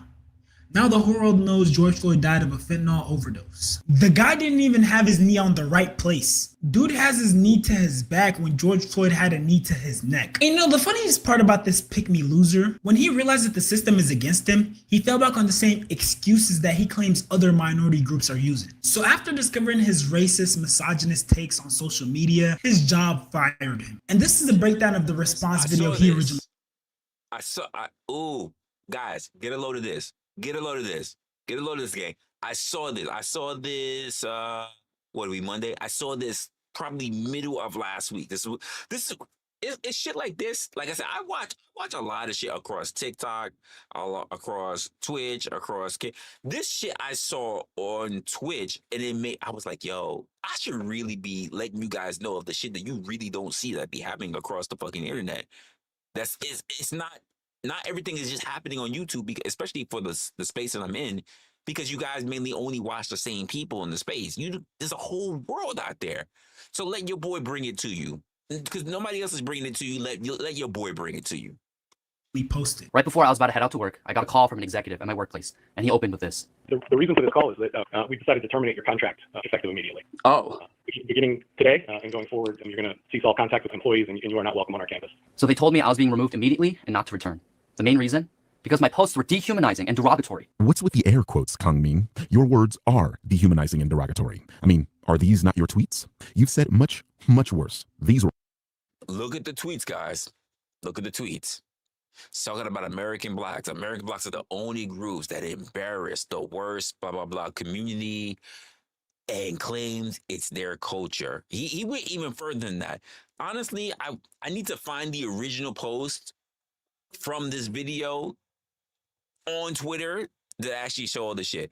But he talks a lot about different races. And then he's mad. And he's, by the way, for you guys, he claims to be a Christian. He says so much wild shit. Keep a look at it. He's got more to say. All in the last year. The specific example they kept bringing up is when I called women who celebrated the murder of Charlie Kirk hags and psychopaths. And apparently, that's unacceptable. What else are they? Calling them psychopaths is mild compared to the depraved gloating over the death of an innocent man. Strange position to take there, Mr. Lee, when Charlie Kirk himself did exactly what you called these people psychopaths for. I mean, Kirk gleefully asked for a hero to bail out Pelosi's assailant. Hey, call a hero? That's crazy. Hey, what's good? Alexandria in the building? What's going on? Blinds in the building. Okay, what's going on, you guys? Listen, I'm not. She said, "Wait, what?" That's crazy. I'm pulling the rage bait out. Listen, we're going through what sits on my media. I go through so much social media. There's so much social media content that hits my feed. I don't get the chance to see it all. This is part of the reason why I'm like, yo, my system is slow, so slow. I'll be having like 6, 7, 8 fucking tabs just on Chrome alone. We're not even gonna talk about Microsoft Edge on Chrome alone. And I'm like, I never get the chance to go through all of it because I keep telling myself this would be a great thing to review. This would be a great thing to review. And I never review. So there's so much content that got left that I don't even know about that's probably still sitting in my history list. So I said, you know what? We gonna start doing this. We gonna start going through content. We gonna start going through it. I have so much shit, new creators, new places, because I love to celebrate new content creators or creators I've never seen before. The world is bigger than what the fuck we think it is because of this whole spaces that people be trapping themselves in. And I want to bring it to you guys. I want to talk about a whole bunch of different things because why? It also fits into the context of the channel. We talk about the narrative, the talking points. We build a different dynamic of how we see things in the world, and we decide on our own volition how is it we're actually going to be seeing not just the world, but how we see ourselves within that world. And are we right even in our own thinking? That's very important. Most of the people who I run across turn around and they just watch other people and they get bombarded by fucking messaging that's happening on these other platforms. And that's what they get stuck in. I'm pretty sure right now there's a lot of people. I don't know. I'm not watching them. I'm live, obviously. But there's a lot of people that's probably getting whole sucked up in this Andrew Wilson, Rob Noor, whatever bullshit. Is that really important? There are bigger things going on. Wait. Do you really, for those of you, let's just say if you're a person who likes or don't like, because if you like Rob Noor, you're already with him. If you like Andrew Wilson, you're already with him. But if you don't, do you really want to spend the time, your best hours of your life? Because every hour is the best hour of your life. Watching your favorite creator talk about someone that you really couldn't care less about. I'm just saying, there's so much more happening out in the world. There are so many people that you don't even recognize that actually exist, and I want to bring them to you. That's what I'm doing. That's what I'm currently putting forth together. If some amazing patriot out there in San Francisco or the Bay Area wants to really be a midterm hero, someone should go and bail this guy out. I bet his bail's like $30,000 or $40,000. Said clearly that gun deaths were acceptable as long as his political beliefs were upheld. I think it's worth to have a cost of, unfortunately, some gun deaths every single year. The irony in the way he went out is insane. So it's, yeah, you can listen. You can say it's irony. I really don't care. What he said wasn't wrong. I liken it to say this. There are certain, by the way, for those who saw my, should I pull that up? Should I pull, it was a while. It was a while ago. But if you were here on my channel, you probably saw it because it was live. There are an acceptable enough car accidents because there are more car accidents than there are plane crashes, right? There are an acceptable enough of plane crashes that allows people to still be able to drive on the road. So why would there not be an acceptable amount of gun deaths to allow people to still be able to hold on to guns? Blows minds. What there's an acceptable amount. Why think that you can't hold one foot but not hold it for the other? Come on now. And there are a lot of car crashes. Just because you are not aware of it is your problem. It's your fault. That's no one else's fault. The idea that you think that people should just drop information in your lab so that you can feel smarter rather than you seeking it out is no one else's problem. I had to go look it up myself. I'm like, as many car crashes, as many car deaths as there are, like, no one's out there trying to snatch licenses, says the government, they say the government's gonna come take your guns. No one out there saying we gonna come take your license, we gonna take your car, we gonna take your Prius, we gonna take your Tesla away. No one's doing it. So we gotta think smart. We gotta really do that. This is why I'm not, he said what he said. It's ironic. Sure. because he put it out there. That's the only reason why he got shot. He put it out there so someone went to go prove it. But it's not ironic because he said it. It's ironic that it happened to him in the way it happened, but it's not wrong. That's the truth of the matter. If people thought that too many people died by gun deaths, they would take away guns. Not for nothing, we would be like Europe. But it doesn't stop Europe from having too many stabbings. You're going to take away knives? You're going to take away all the chefs? You're going to take away all the culinary businesses? What you going to do? You can make a shift. What you going to do? You're going to take away all the fucking toothbrushes? Like, how far does this go? We can make a shift now. Because Europe and the US done took away all the knives. No more sharp knives. No more pocket knives. No more nothing. What we going to do next? Well, we can make shivs. We going to take away all toothbrushes. Now we can't even brush teeth.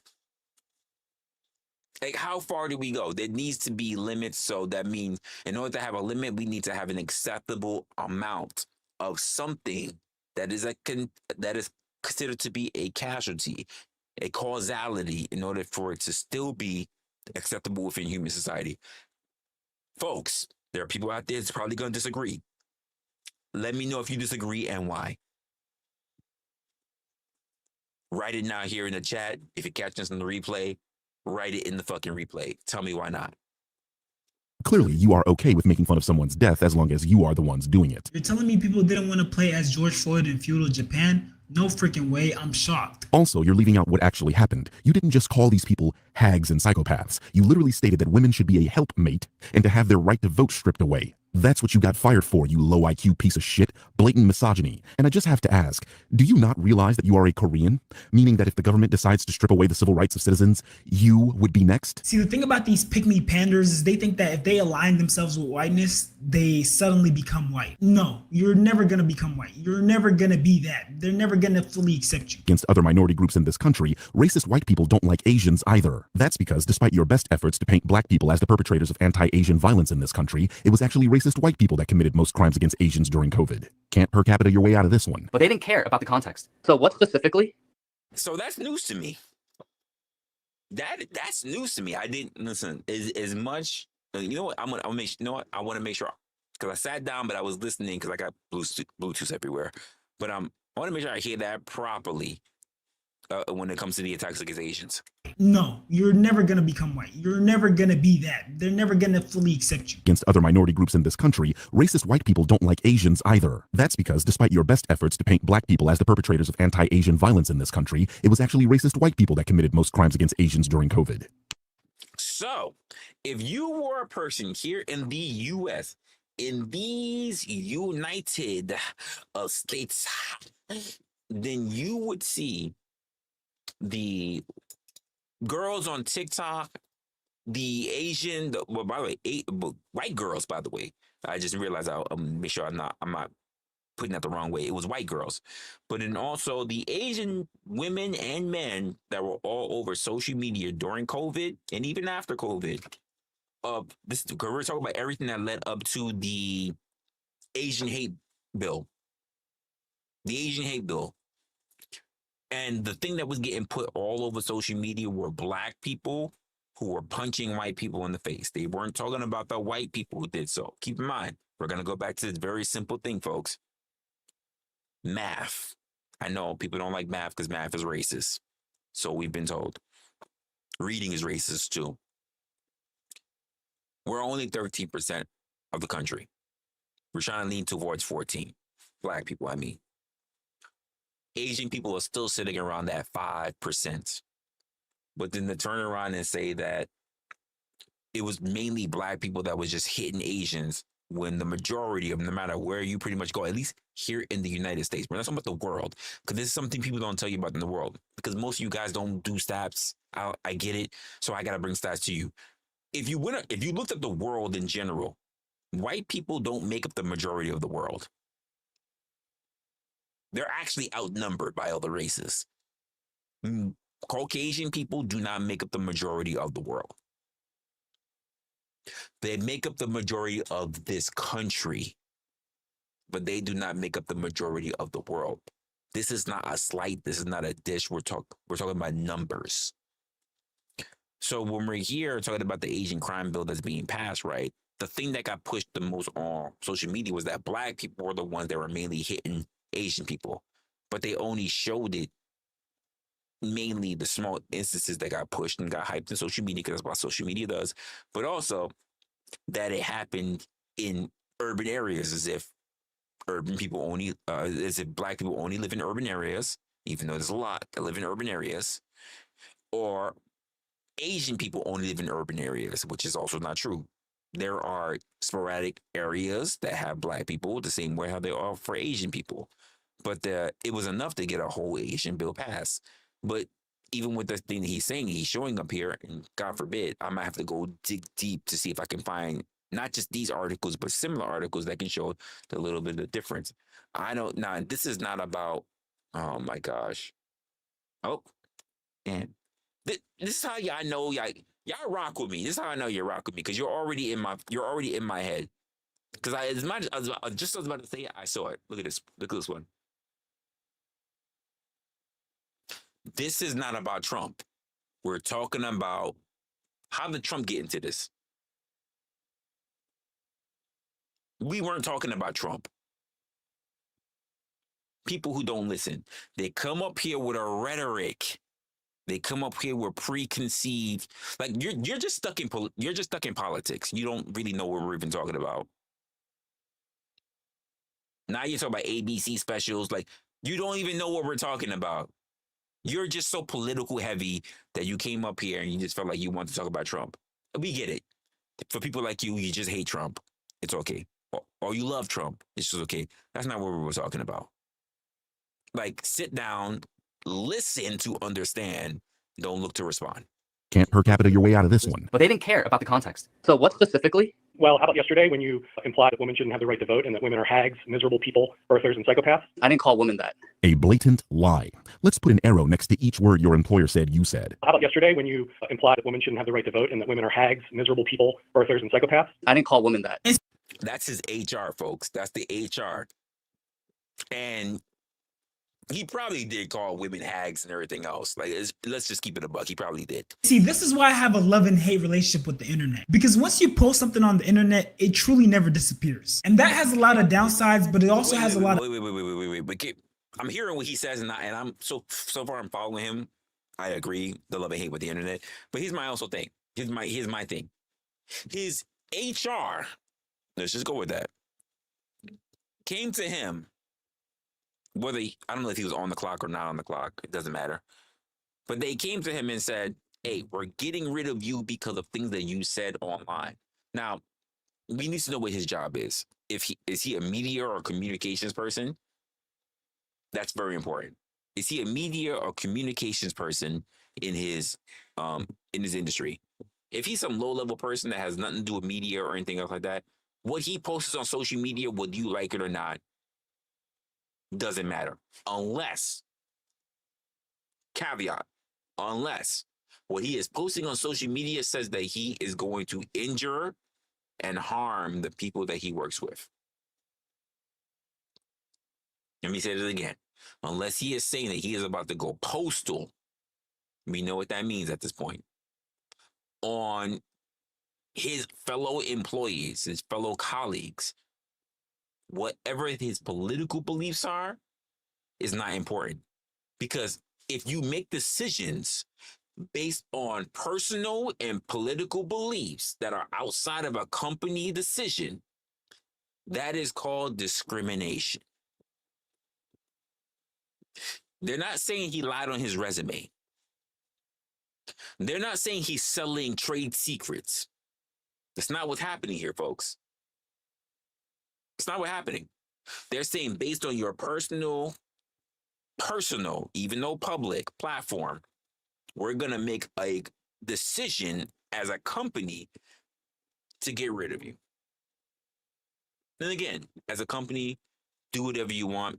And here's the reason why I say do whatever you want. You're at will employment. No, I don't have a problem with that. For those of you guys who don't like this kind of stuff when it actually takes place, don't get mad. As long as you work for at will employment, it is what it is. You don't know what. And here's the other thing: you don't know what they're gonna find offensive. Let's just say you don't have political commentary. You don't have race commentary. You don't have relationship commentary. Let's just say you just literally spin your cat in a chair, and the cat gets so dizzy they fall out the chair. Oh, pet abuse. That's enough reason for a company to get rid of you. I'm gonna be honest with you. I sat on multiple sides of the table in different industries. It's enough to get you gotten out of here, because you know what they're gonna say. Well, we have an insurance plan for employees that want to take care of their cats, and there are employees that saw that and they think that you are an abuser of pets, and they feel a way about that. So therefore, we felt that it's within the best interest of the company if we separate ourselves from you. By the way, don't think I just made that up. That's a real case. That's a real thing that I had to deal with. So you don't know. And this is why I also run on the whole thing that it's just what it is what it is in this world. People will find anything they want, because if they want to feel offended, they will feel offended. You don't know what you don't know. Therefore, you don't get mad at things you don't understand, because people will make up anything. Don't get mad. Just keep it pushing. Because the only way you can be liked by everyone is if you never did anything for yourself. Let me say that one more time for you. The only way you can be loved by everyone is if you never did anything for yourself. You never said the words no. Upsides like this, where you can catch people in their lies. Yes, you did. It's very clear. We have evidence of it. Yeah, you can pull it up. I said that liberal women who dehumanize people and celebrate that. You did not say liberal women. You did not say liberal women. The context is... There's no context. Your language... Do you mind if I can... I'm going to finish. Shout out... Wait. Again, don't got a problem with corporate people. They got to do their job. Shout out to the HR for standing on business. He's standing on business. Lee just tried to say he said liberal women. He didn't, and that there was more context to his tweet. There was... Oh, I'm about to say, what was the writing? I know this is unpopular, but after seeing how the vast majority of the demons celebrate the murder of Charlie Kirk were women, I realized that repealing the 19th, he's about the 19th Amendment, folks. The 19th cannot be a suggestion, but must be a necessity to save civilization. Woof. Women unearthed from good masculine authority become the worst hags and psychopaths. Hags and psychopaths, something that the HR person pointed up, right? With their emotions and neuroticism weaponized for destruction purposes, because it is not in accordance with their God-given design. To the birthers of life and their husband helmet. I don't, because they don't want to be a freaking helpmate. I don't understand. But he says that then, given these miserable people, he called them miserable people, political power has a tragic mistake. Reminder that only 4% of women during the time of suffrage wanted the right to vote. So the only thing I'm going to give him any form of credence on is this. He's right in saying, I don't know about 4%, but he's right in saying that it wasn't the majority of women that actually wanted to be free, to be working. That was part of the suffragist movement. I will give him that. That's the one thing he's right about. I can't say 4%. I've heard higher. I've heard lower, to be honest. I heard like 2%, even 1%. I don't know. But he's right about that part. But everything else, bro, whoever the HR rep, they got you on. They got you on. Your language is dehumanizing. You target every kind of identity that's represented. I'm embarrassed that we're just realizing it. So the context behind that is the thousands upon thousands of videos and tweets and posts of people who were celebrating the assassination of a husband and a father 2 weeks ago. So the context is the sheer number. It was like 80 to 20, 90 to 10.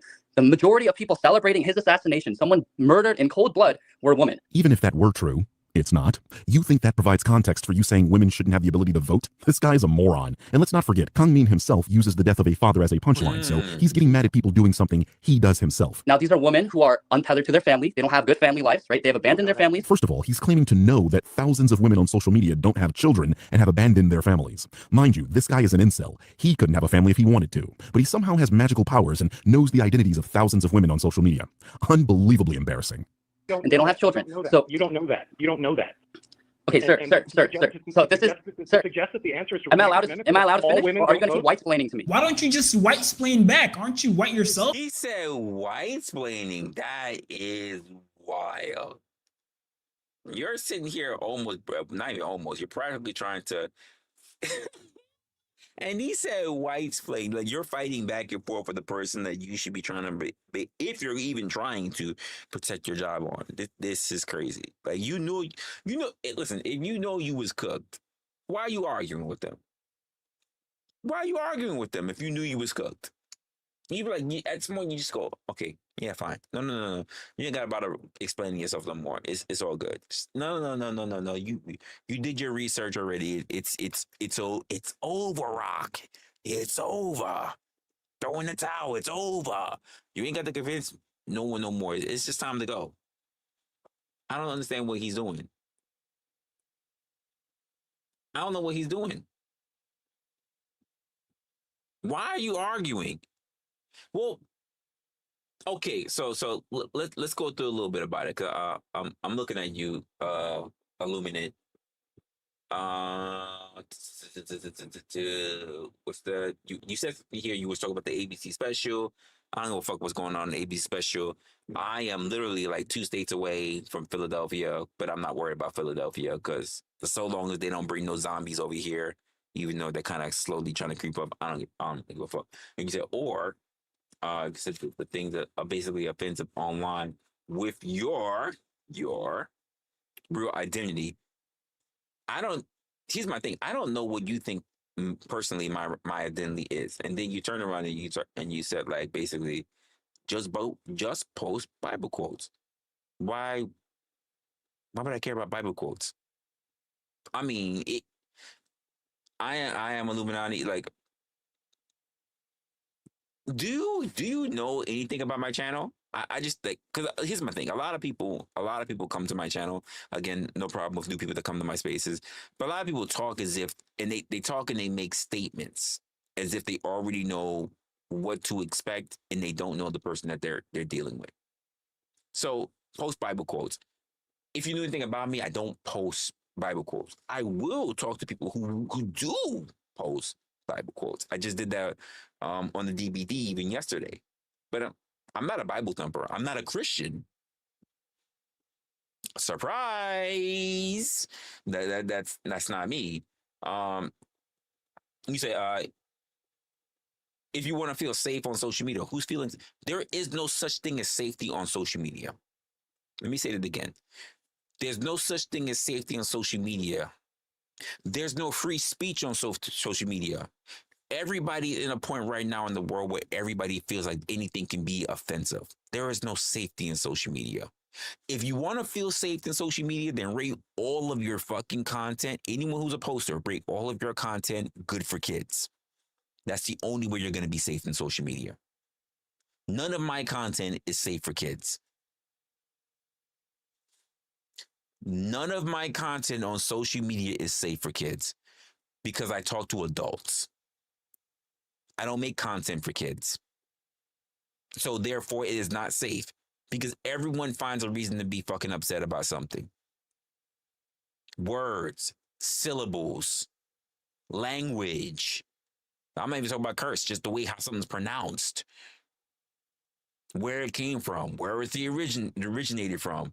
It doesn't matter. If you have a problem because you cannot hold your understanding, if you are not able to conceptualize, like, here's my thing. If you have a problem with the way I think, sort it out between you and your Lord. And I say that for everybody. This is not specific to you, Illuminati, because you'll think that he's talking to me. He must be talking to me. If you've been watching me long enough, then you'll know it's not about you. I couldn't care. You're not doing anything that's going to really shape my view of life. When I die, you won't be there at the funeral. When I die, you won't be there at the funeral. So the people that just like you and just like other people, like, it's not gonna matter. What matters is what you do in this time for what you have, for the people that actually matter. The question is, are you trying to be someone that matters, or are you just trying to be someone that just wants to be right? If you know anything about me, then you would understand that one of the critical quotes that I put up is that I would rather be effective rather than rewrite. Are you trying to be effective? Hmm? Are you trying to be effective, or are you just trying to be right? Because here's what I'm going to say. Hey, Illuminati, to make you feel good so that you can get your nut off, you're right. Everything I said is wrong. You're right. Everybody, Chad, give him a round of applause. Illuminati's right.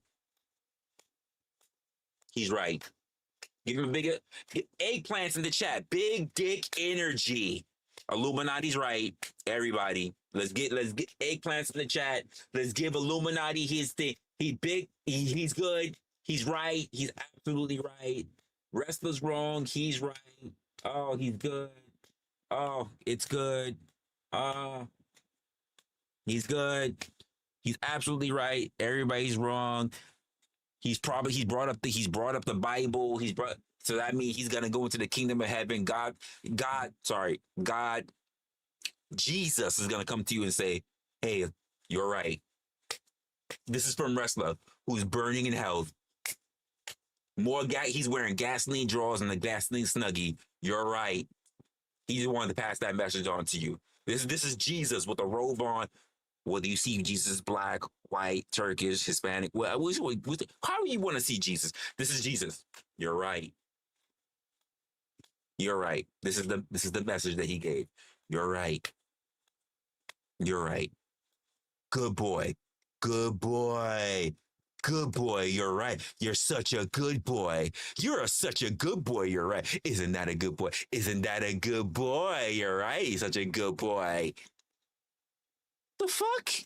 I mean, you sure do act like it. Look, I'm not gonna sit here and act like us black people are perfect. Trust me, I know we're not. I've made plenty of videos calling out my own community. But one thing I'm not gonna let you do is try to put us under this microscope and act like every single little thing we do is wrong. Act like a lot of problems in the black community don't stem from some sort of racism. That we just poof, spawn and start committing crime. And for you to try to critique another group when you haven't even addressed the problems within your own community is crazy. Just passing out judgment without any constructive lens. You're talking about, first of all, if you knew anything about my content, you wouldn't be, here's what you wouldn't be doing. You wouldn't be talking about ABC specials. You wouldn't be talking about politics. You wouldn't be talking about religion. Because if you did know anything about my content, then you would know these are all the deadly niches that I avoid. I'm not interested in talking about relationships. I'm not interested in talking about politics. I'm not interested in talking about religion. I get it. These are the things that everybody thinks is the most important. They're not important to me. If you're broke, you're broke. It don't matter if you believe in God. If you can't get bread, you're going to see him sooner.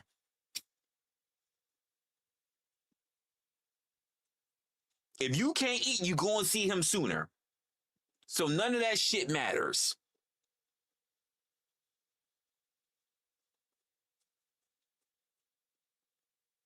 If you can't move your way up in the world, you're going to see God sooner. So what does it matter? You and many other people who love to worship politics really want to believe that there are people out here who are in the government that's really making huge decisions that affect you. And I say this, and I've said it before, and I'm going to say it again, and I'm going to say it now. If you don't have significant investments, if you don't have anything that you're really having to hold on to, like land, property, if you're not a business owner, you got nothing to bitch about because they don't care about you. They don't make decisions that affect you. Let me say this in full screen for you. If you're not a business owner, as other people's lives are in your hands, if you don't own property like house and you haven't even wrestled it back from the banks yet, no one's talking about you. Nobody is talking about you. You don't qualify for the conversation. Which is why I don't bother talking about it, because you don't qualify for the conversation.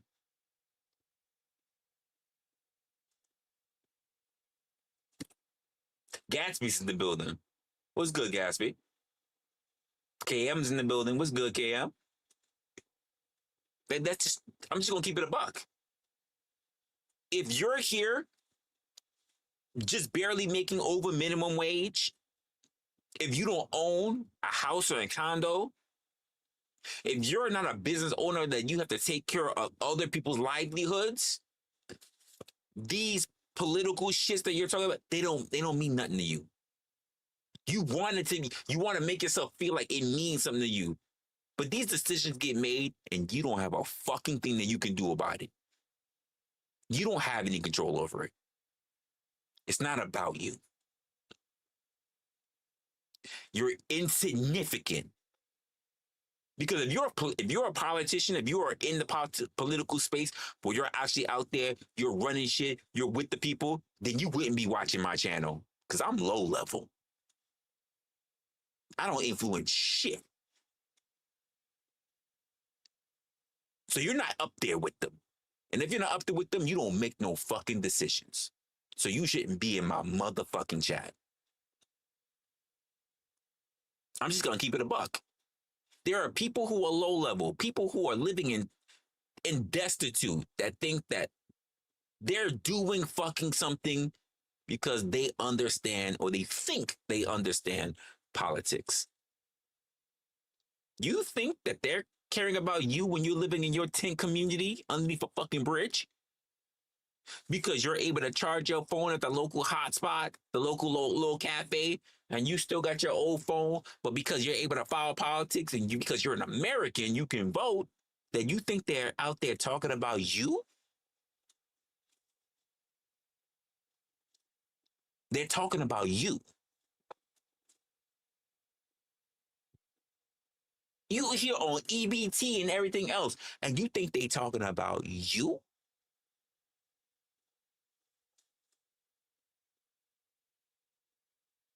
This is what we're talking about for perspective. Perspective. People with power are not worried about people with no power. Because it requires too many people who don't have power to take care of people who don't have power. You say I'm tripping. Here's what I would like you to do. Prove it. Prove it. History is the determining factor. Prove it. You say I'm tripping. Prove it. If you have no power, you're not influencing shit. You really believe that the voting system really works? If the voting system really works, then most people would not be worried about a fucking general. They would just take care of the fucking locals. How do you get a motherfucker in the general if he doesn't go through the fucking locals? If he or she does not go through the fucking locals, which means that people are not paying attention on the fucking local level enough. Because every time I run across people, old or young, most of them are not very savvy at politics. Tell me how I'm tripping. Engagement, right? How do you engage with something you don't understand? I can't get motherfuckers to understand chess. Because they're too busy playing Candy Crush. You got to explain that. We're not as much as we are in the information age, most people don't like information. And the truth of the matter is that it really still holds, but most people don't understand the saying of information cost. It will cost you, but it pays for itself. Most people don't want to fucking get information because they're afraid of the cost. Listen to what I'm saying. because it's important. Most people are afraid to get information because they are afraid of the cost. Because they see themselves now, they cannot see themselves and where they could be in the future. And most people will not make the decision, the investment, the sacrifice now because they cannot see where they will be in the future.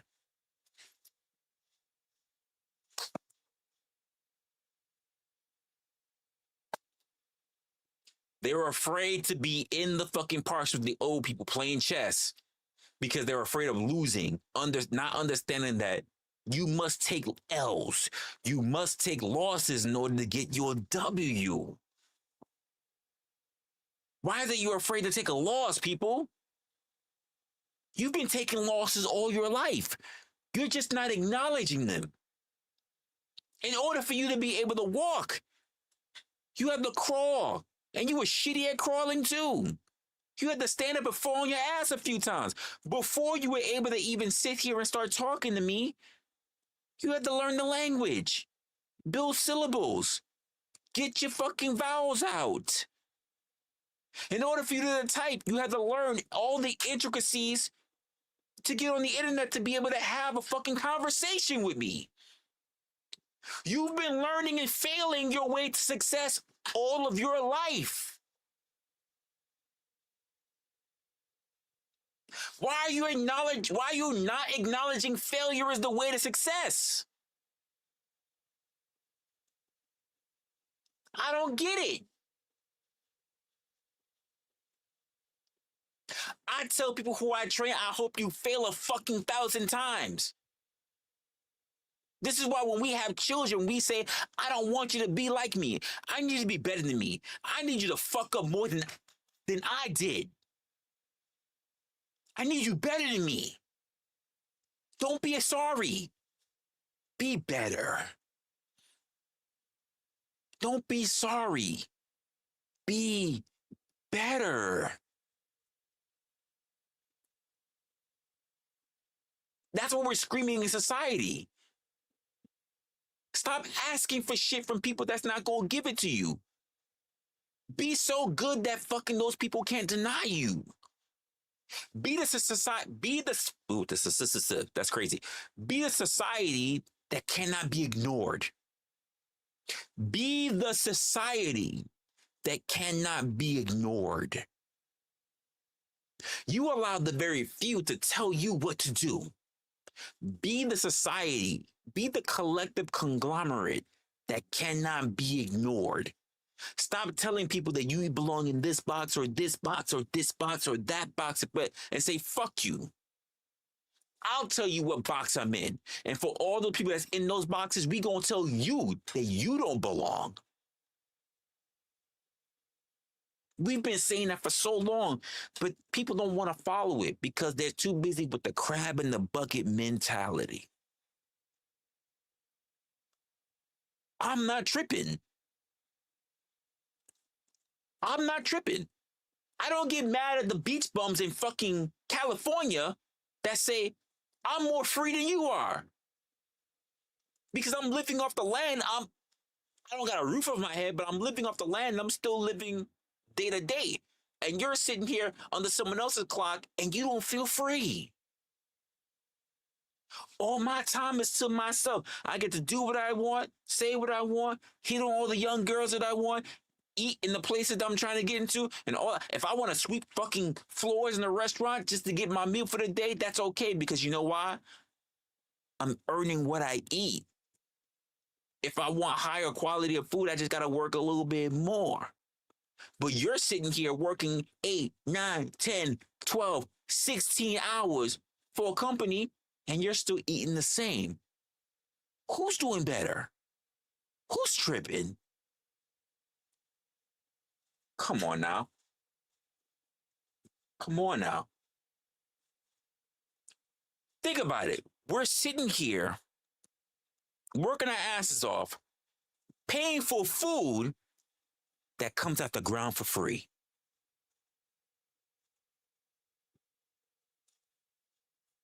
Paying for technology that originally people like Tesla, not Resla, Tesla, wanted you to have for free. In a society that says that you got to work for everything we got here, but we're saying that this is the land of the free. We're talking about human behavior, but also talking about the hypocrisies within speech.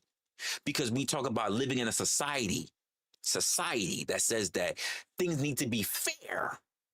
But then we can easily look around us and see that the world, that even the society that we're talking about is not fair. I'm tripping. I am tripping for having my eyes open. I'm tripping. Okay, cool. Speaking from this pedestal as if your community is exempt from all the things you talk about. Trust me, it's a hard watch. But again, at the end of the day, I'm not trying to say black people are perfect. You having an issue with a problem in the black community that's affecting you is fine. But making rage-baity, clickbait content to try to garner views and be controversial and make money without actually giving constructive criticism, learning up on where some of these issues stem from, actually understanding how things got to the way they are. When you don't do that and you start antagonizing the group of people instead of antagonizing the real problem, that's how you end up becoming a bigot who exists in an echo chamber. But with that, 1000% agree. By the way, content creator, I listen. I heard some shit. He's following up on some other people's stuff, but 1000%, I'm gonna agree. He said a lot of stuff that I'm gonna vibe with. By the way, I'm gonna zoom this in so you can see the content creator. This episode was the epidemic of racism for clout. Content creator, he's got shit. If ever I see myself to this, but shout outs to him. 4D Shams is the content creator. That's what's up. You know what? He gets a sub. I'm gonna sub to him. I'm gonna see what other shit he got going on. But shout outs to this content creator over here. I can't believe that was the first thing that we picked up on, and we already moving forward. Let's see what else I got sitting up here that I got to go through. Do I want to talk about this? This one talks about DL Hughley. He wants to talk about Diddy, Kirk, Bad Bunny, Tyson. Nah, I don't even care.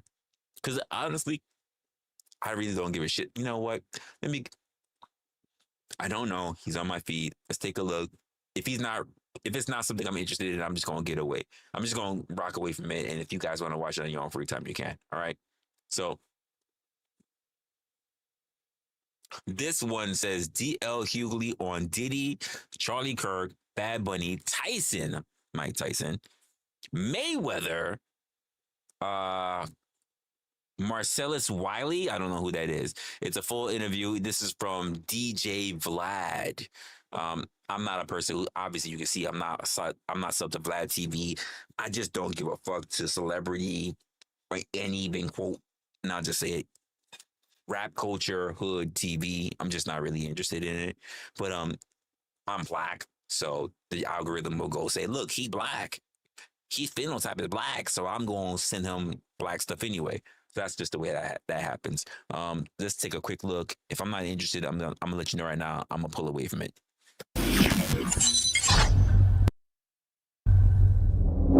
All right, here we go. DL Hughley, welcome back to Vlad TV. It's always a treat when players meet. That's right. That's right. We drinking? Always, baby. That's boy. right. Always. Drinking out of a coffee Well, cup. we got to talk about Diddy.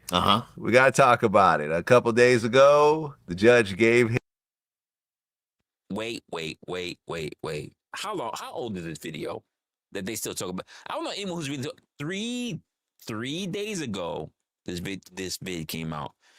I don't understand why we're still okay. I don't even know what the Tyson Mayweather thing is about. I don't even know what Bad Bunny is about.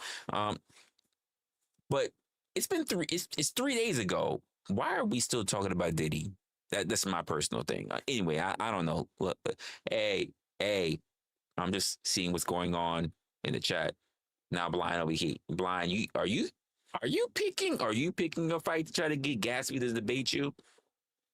You trying to pick a fight to get Gatsby to debate you? Listen, if you guys want to do your debate, you figure out how you want to do it. If you guys turn around and say you don't even know what you want to do with the debate, holla at me. maybe I'll give you guys a center stage so long as you give me what the actual topic is going to be about, and then we'll go about that. But you know me, I ain't really one for that. Oh, by the way, Gatsby, Rockefeller was singing your praises during the DBD. Rockefeller was singing your praises during the DBD. Rockefeller was really trying to get me to debate you, even though they couldn't really say why I should actually debate you. This was crazy. And if anyone ever knows me, I'm not trying to really, like, I got shit to do. What the fuck are we doing here? Him 50 months. 50 months. And time served, so it's like 36 months, right? 36 months of right. Time served. And a $500,000 fine. Yep. And the thing I find, and basically he said that we're doing this to let victims and perpetrators alike know that there are consequences, that the expectation and violence to women, there are consequences for, which, but what's ironic is a day before Puffy was sentenced, there was a mega preacher who is Trump's spiritual advisor, Robert Morris, I believe his name was. Mm-hmm. I heard about this. He has. I haven't heard about this. I don't know about Trump's spiritual advisor. I have no idea. Shit. What's going on in the chat? I see something about the. You said Diddy still popping. I didn't know myself. This is 3 days ago. Okay, I just 3. Yeah, blindside. I'm trying. Resla going to moderate. I don't have a problem with moderating. I've never had a problem with moderating. I mean, ever since even the days in the porch, I had no problem moderating. It's just the fact that people know me, because people know me in specific spaces. They go, well, if you're gonna be, if I know you from that space, is why I did a whole stream about where people meet you is where they think you are. Because people have seen me in other spaces, because, well, you're hanging around liberals or you're hanging around conservatives. I don't think you can moderate because I think that you are either a liberal or a conservative, or I think you're a misogynist because I saw you hanging around misogynists. And I'm just all about conversations. I'm not about people's affiliations. I'll talk to people. I'll have a conversation with someone who's a pedophile. That doesn't mean I am a pedophile. If the conversation that we're having is not about pedophilia, I'm going to be like, so why do you hold this belief about such and such and such and such? Don't think that, well, because this person's a pedophile, we need to talk about pedophilia. That's the last thing I'm going to talk about. I'm not going to talk to a pedophile about pedophilia. You know why? I don't want to talk about pedophilia. If I was talking to a person who was a necrophiliac, you know what I'm not going to do?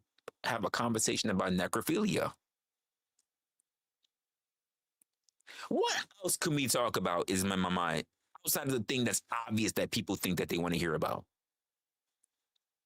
Obviously. If I was having if somehow I was big enough and somebody said, holy shit, yo, Steph Curry wants to do an interview with you, Resla. You know what's the last thing I'm thinking about trying to bring up? His wife, Aisha. Last thing I'm trying to think about talking about. I'm going to reach out to other content creators. I'm a deep dive on whatever I need to talk about with him. I'm going to look at other podcasts. The last thing I'm trying to think about is the thing that everybody's trying to talk about. I'm not going to do it. So you said, hold up. Let's just do this. Let's move this. Always presenting in debate. Hey, I know there's several people. Let me just say this, Gatsby. Several people, and you already know this. You already know this. I've stated this before. I've stated this throughout many streams that I've had. Many people want you to debate me, and they keep getting the same responses from me. So there are other people. No, and it's no disrespect. No disrespect to my chat line. I mean, get your shit however you want to get your shit. It's okay. If you're saying like, hey, listen, and the nigga wrestling, he ain't gonna be a part of it. I'm a swoop in and be like, hey, he ever say he don't want it, so fight me, nigga, fight me. I'm not mad, blind. I'm not mad. I never stop anyone else from trying to eat. I don't try to stop other people from trying to eat. So that's not it. You say, yo, who is this blind, this Blizzy blind? Blind is a person who's been a part of the panelverse, you can say. I can probably say that. Blind, you said that you're a part of the panelverse. You said, hey, this panelverse shit. I'm with this panelverse shit. I talk with people in the panelverse shit. Like you said panelverse, like you said like immediately that you're willing to deal with people in the panelverse. So I'm gonna say that he's a person that's also is a part of the panelverse, right? So he is a person that he has his own channel. He's got we're gonna get there, but he's got a main channel, Bleezyverse, and he's got another channel, The Blind Spot, where he does his other. He's a content creator. He's not an influencer. He's a content creator. He's been on multiple channels, but he also posts shit or whatever. Trust me, people will even be reaching out to me. They were like, "Yo, but you know, Blind went live, right?" And I'm just like, "Nigga, I'm at work. Why do I care? Like, I'm doing shit." By the way, this is a side announcement. Resto, saw that you tried to reach out to me early in the morning. I was in transit doing some shit, so I didn't get a chance. But I did give you a reply on Discord. So if you want to reach out to me, I'm probably later tonight. I'll probably be up. But that's where we are with that. Gatsby. Well, destructive reasoning is on the table. I mean, if you guys want to figure out what you want to talk about, yo, Resla, fucking Rockefeller. Listen, I know they troll. But here's my thing.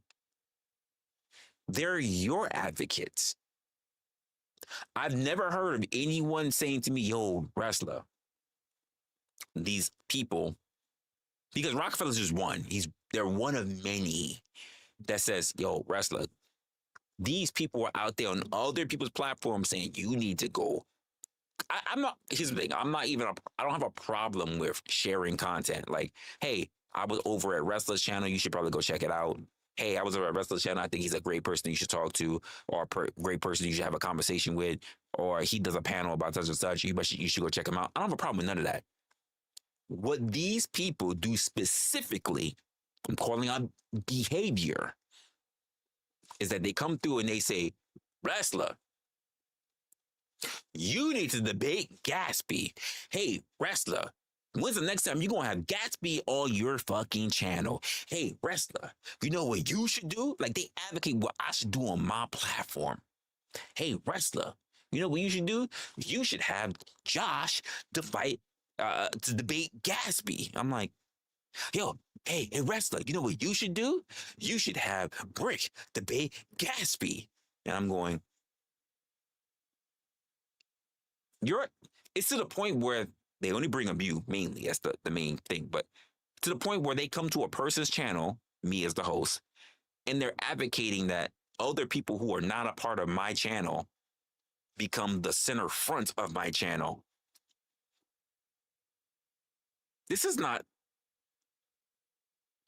like claymations, fucking celebrity feud, celebrity boxing, celebrity deathmatch. That's what I'm thinking. I don't run a celebrity deathmatch channel. What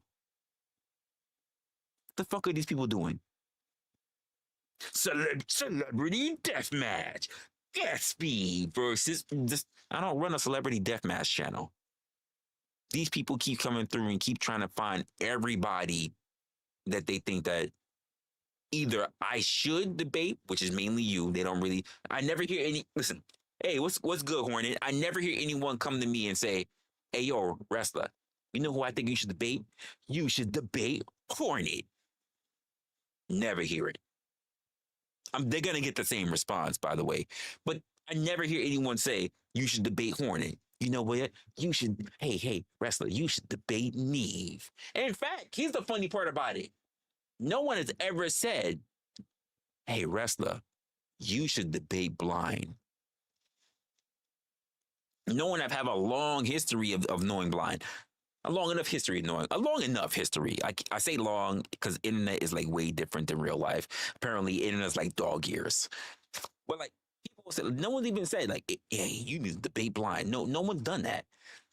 There are several people, and by the way, Gatsby, shout out to you for having accolades, because at this point they worship the shrine of Gatsby. I'm just gonna put it out there.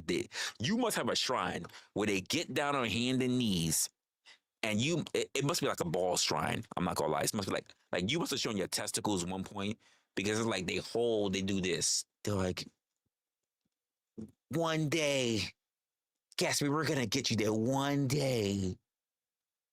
One day, you are going to debate Resla. And what they do is they go up to the shrine of the balls, like they're cupping the balls in their hand, and they go, I'm gonna make it happen. If I rub my forehead on the altar, the brass altar.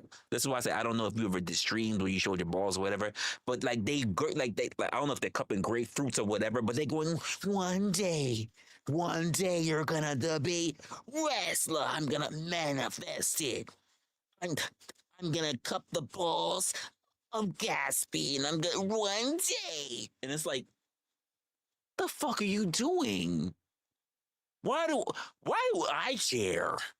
I don't fucking care. Why do you care so much? When I say I have banned people, not even gonna lie, I have banned people from on a consistent basis bringing up your name.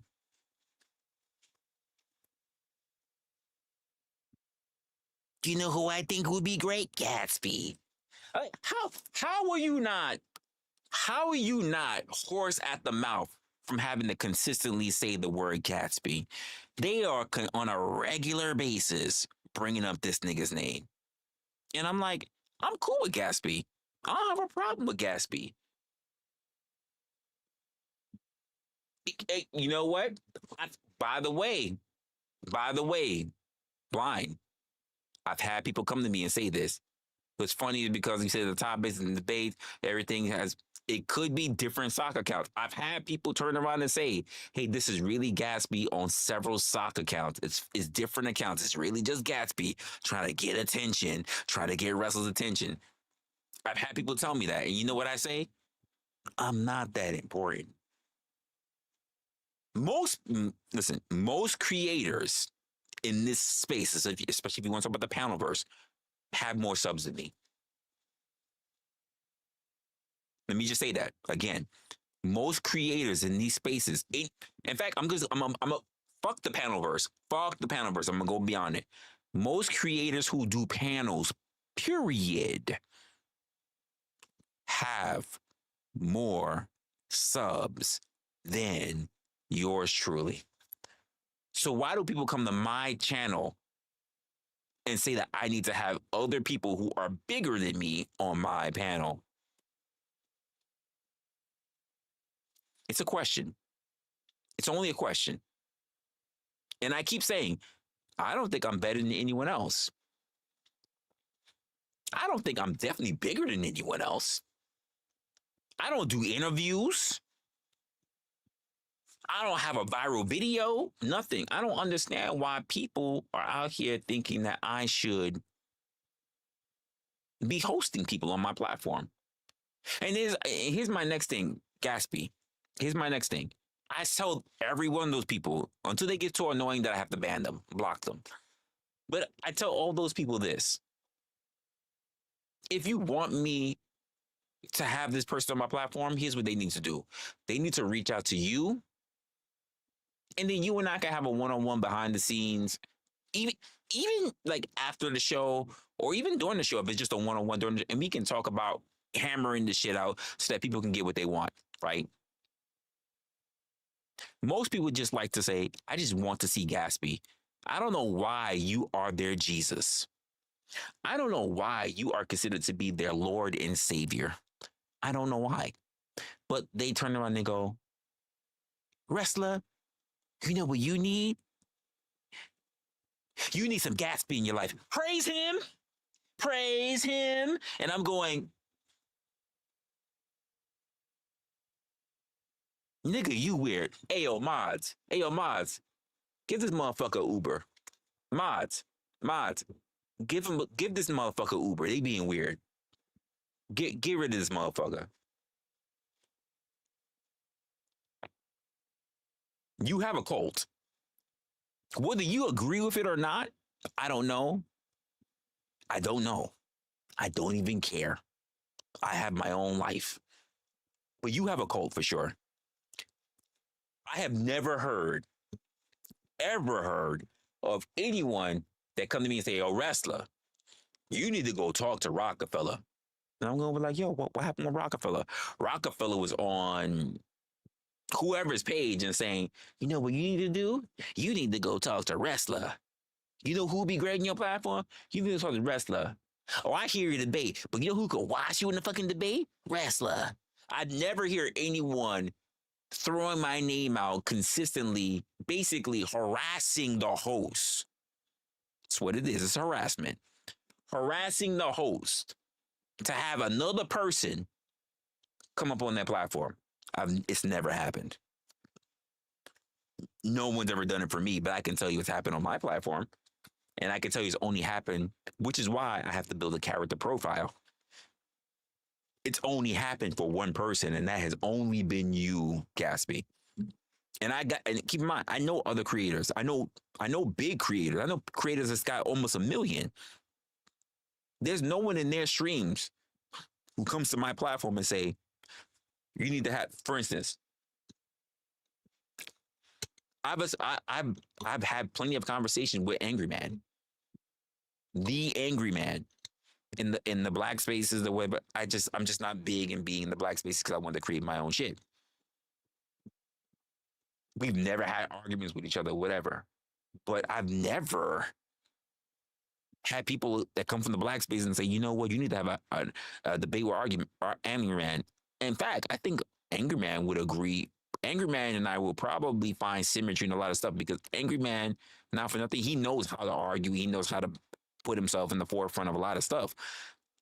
But for the most part, he knows how to have a conversation. If we were back in, and I probably might even have clips because I've got like old hard drives. I might even have clips of Angry Man and myself having conversations. Like, we never went back and forth with with each other. Motherfucker this, fuck you this, nigga that. I don't think we've ever done that. I probably would have remembered that. I got a pretty decent memory. So it's really people who worship, and you got people that worship you, Gatsby, that do that. I don't know if they listen. I have friends online. I have friends in real life, but I don't have friends that go to other people's channels and say, you basically ain't shit, nigga. You know what would make your content better? If you had motherfucking Gatsby up here. That's essentially what it feels like. I'm being harassed. I'm just going to be honest with you. I've been harassed for the better part of a year. I've been harassed. And I mean that. I want to say since like first quarter, February of this year. It might be longer, but I'm going to give you a grace. I'm going to say February of this year. I have been harassed. I'm pretty sure it's way back before February because your name kept coming up just right when I was in the middle of the whole GS thing. And I know that was last year. That didn't happen this year. So I know I've been harassed way longer than that. It's not as much, but I've still been harassed all the same. I'm just going to put that out there. And here's my thing. If anyone says I'm lying, you know what I'm going to say, right? Check my catalog. You know I don't delete content. I have no deleted content. I have no content sitting on private. I have no content sitting on private. None. That might be members only. But I have no content that is sitting on private. I'm just going to keep it a buck. I got content that is sitting on members, but I have no content that is sitting on private. I'm just going to keep it a buck with you. So it's there. I can't tell you which episode has been so long because it's happened, and it's happened so many times. But I've been, yes, Blind, I've been accosted. I have been accosted several times. Whether I've been solo or whether I've been on panel with people, it's happened. I'm not even gonna lie. You said they troll you too. Here's my thing. If they trolled you, that's fine. Why are they trolling me? Because here's my thing. If they troll you, they don't like you. If they're trolling you. They don't troll you. Listen, they don't. How could they troll you and not like you and promote you? That's the difference. See, most people I see they troll, they hate the motherfucker. I've seen trolls. I've been through it. Listen, shout out to Brick, Clay Foundations. I've seen motherfuckers troll him. And they show up stream after stream after stream, get on the panel, troll the motherfucker in real time, troll the motherfucker in the chat because they don't like him. I don't know people who troll, like the motherfucker, and troll other people to get the motherfucker up there. That's weird. I've seen people who turn around who troll and say they hate Speakeasy. Talk nasty about him. You know what they don't say to me? You need to have Speakeasy on your platform. People will turn around and say, I can't stand Brick. You know what they don't turn around and say? You need to have Brick on your platform. I don't like GS. You know what they don't turn around and say? You need to have GS on your platform. They always say the opposite. So they worship you. They're not trolling you. Because when you're not here, it can't be trolling. When you're nowhere to be seen, it cannot be trolling.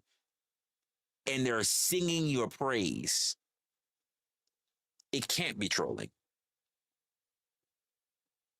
It can't be. I'm just going to keep it a buck. How can that be trolling? They don't say nothing negative about you.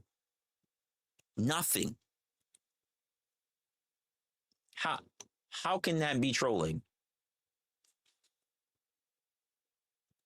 I'd be like, yo, why are you bothering me? Yo, why do you think I should be dealing with Gatsby? I got a whole show here. Why are you talking about Gatsby? I don't get it. Why are you bugging me? And they're like, you know why? Gatsby would be great on your platform. I'm like, well, tell me why Gatsby will be great on my platform. And here they go.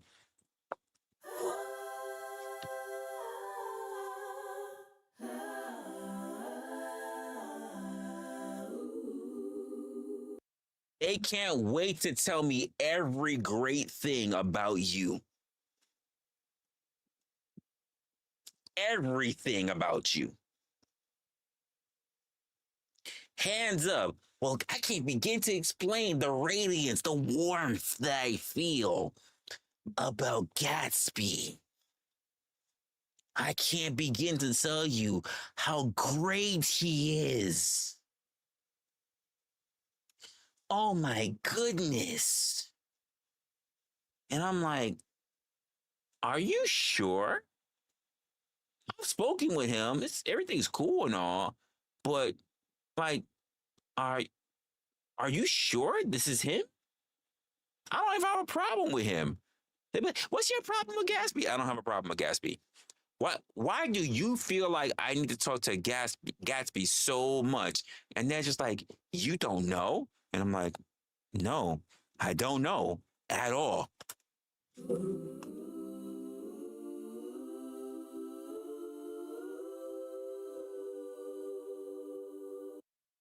There they go, singing praise again.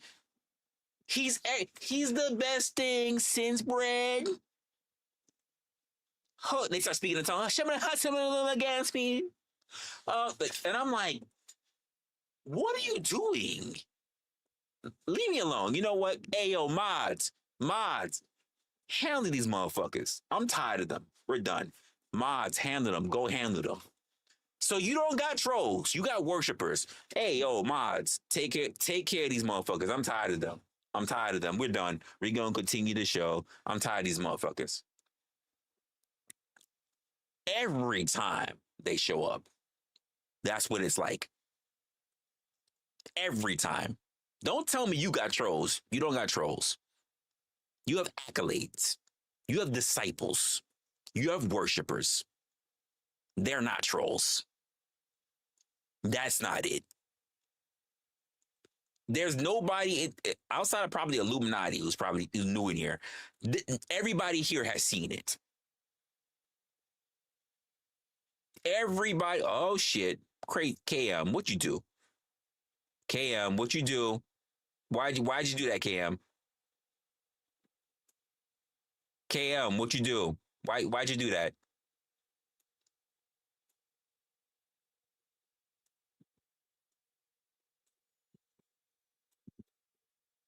Why'd you get rid of it, KM? What happened?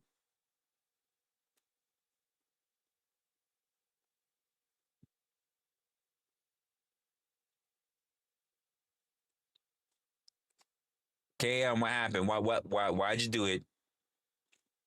See, I can't see on my laptop. I just literally had to look over here to go see it. Why'd you do it, KM?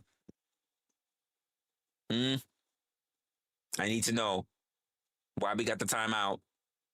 I didn't see it. I'm not reading every message. Let me go read them. Let me go read some of the messages. Hold up.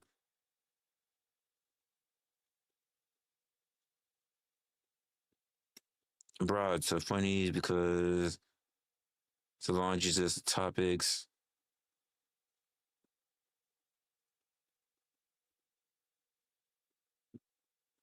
I mean, yeah, you said that it could be socks. I don't know about that.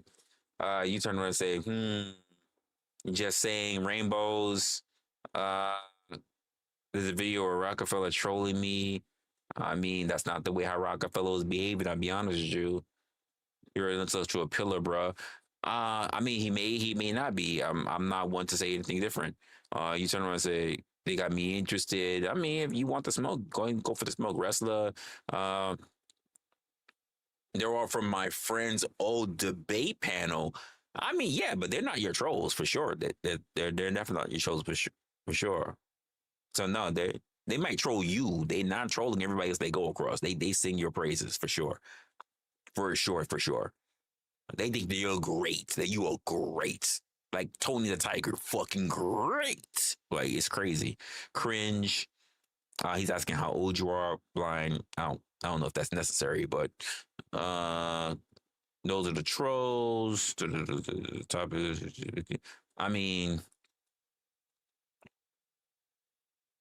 sure, they know you, but they go to everyone else acting like they don't know anybody else, and what they do is they harass them. You know, there's a way to big somebody up without fucking it up for the person that they're going to see. Because it's weird, bro. Yeah, I'm not gonna lie with blind on that one. It was weird as fuck. I'm not gonna lie. I mean, totally going out their way. I mean, they went out their way. I'll tell you right now, you're not ready. I mean, listen, it sounds like a challenge. That sounds like a challenge. I might be going live blind.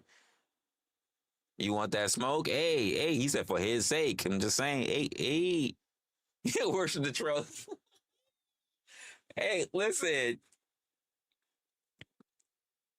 Hey, yo, blind. Oh shit. Oh, listen. Wait, blind. Are you and I that close in age? Are we that close in age? Oh shit. I wasn't aware. I don't remember. Okay. Blind. The climate change. Are you looking at topics? Okay. Anime. Yo, I've never been in an anime debate. Well, that's not true. I'm lying. When I was on Fight Club, we did an anime debate. I'm not gonna lie. It was fire. It was fun. It was probably one of a really poor stream because a lot of people they were like, we don't know what the fuck these nerds is talking about. But yeah. Actually, that was one that Angry Man was in. That's funny enough. Yeah. We definitely did an anime debate.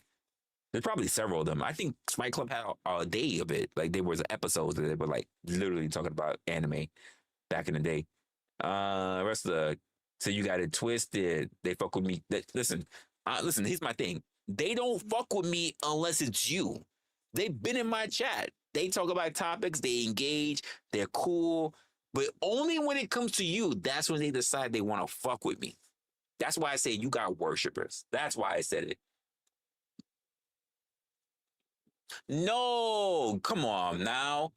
Don't be like that. KM, come on, you know what I mean. You know what I mean. When we get those trolls in here, we been say, get them the fuck up out of here. I was not talking about, you know what? If you talking about Gatsby, yo, Gatsby, my bad. I will say that wasn't supposed to happen. We're talking about the trolls. When the trolls come in here and they start talking about, when they start talking about all that bullshit, I'm like, yo, I'm done. Get him up out of here. I'm not talking about you, Gatsby. We're not talking about this today in this stream, in this conversation. So my bad. I will apologize if my mod, if KM jumped the gun on that. My bad. KM don't got to apologize if she just heard it wrong. But for me, like, when your accolades, and I'm gonna call them that, your accolades show up and they start worshiping in Resla chat about the fucking the Gatsby altar, I'm like, yo, y'all need to stop. And that's why I look at my mods and I say, y'all need to get the fuck out of here. I need them out of here. We're not gonna have some false preaching in my fucking chat. Get the fuck out of here. That's what I do. That's what I be doing. So they might troll you where you from, but when they come to me, they don't troll you. They worship you. They be acting like you the second coming, and I'm like, well, there was no first coming, so here's some first helpings. Get the fuck out of my chat. That's what I do. Here's some first helpings. Get the fuck out of here. So yeah, listen, I don't play around. It'd be crazy. You said if I want to host, do I want to do that? Listen, if you want me to host a debate between you guys, I need to know what the topics are being about, because here's what I'm not trying to do. I'm not trying to fall asleep. It needs to be something I'm going to be involved in. Miss Raven, what you said? You said, Crazy Mama, I think Resla meant like the DBD or the other night when we were going off about Resla and Gatsby. Yes, that's what we were talking about. It happened yesterday on the DBD. You're absolutely right. I was actually being a good girl for once. That's funny. That's funny. I mean, if I know what the topic is about and if I don't see it boring, the worst part is having me try to stay awake for a debate that I'm not interested in. Y'all know me. When the shit I don't interested in, I get quiet. And after a while, if I get quiet, I might just get off a camera. And after I get off a camera, I might just fall the fuck asleep. So what do you guys, listen, figure out what you guys want to debate about. Figure out what you guys want to debate about. Reach out to me. You can reach out to me.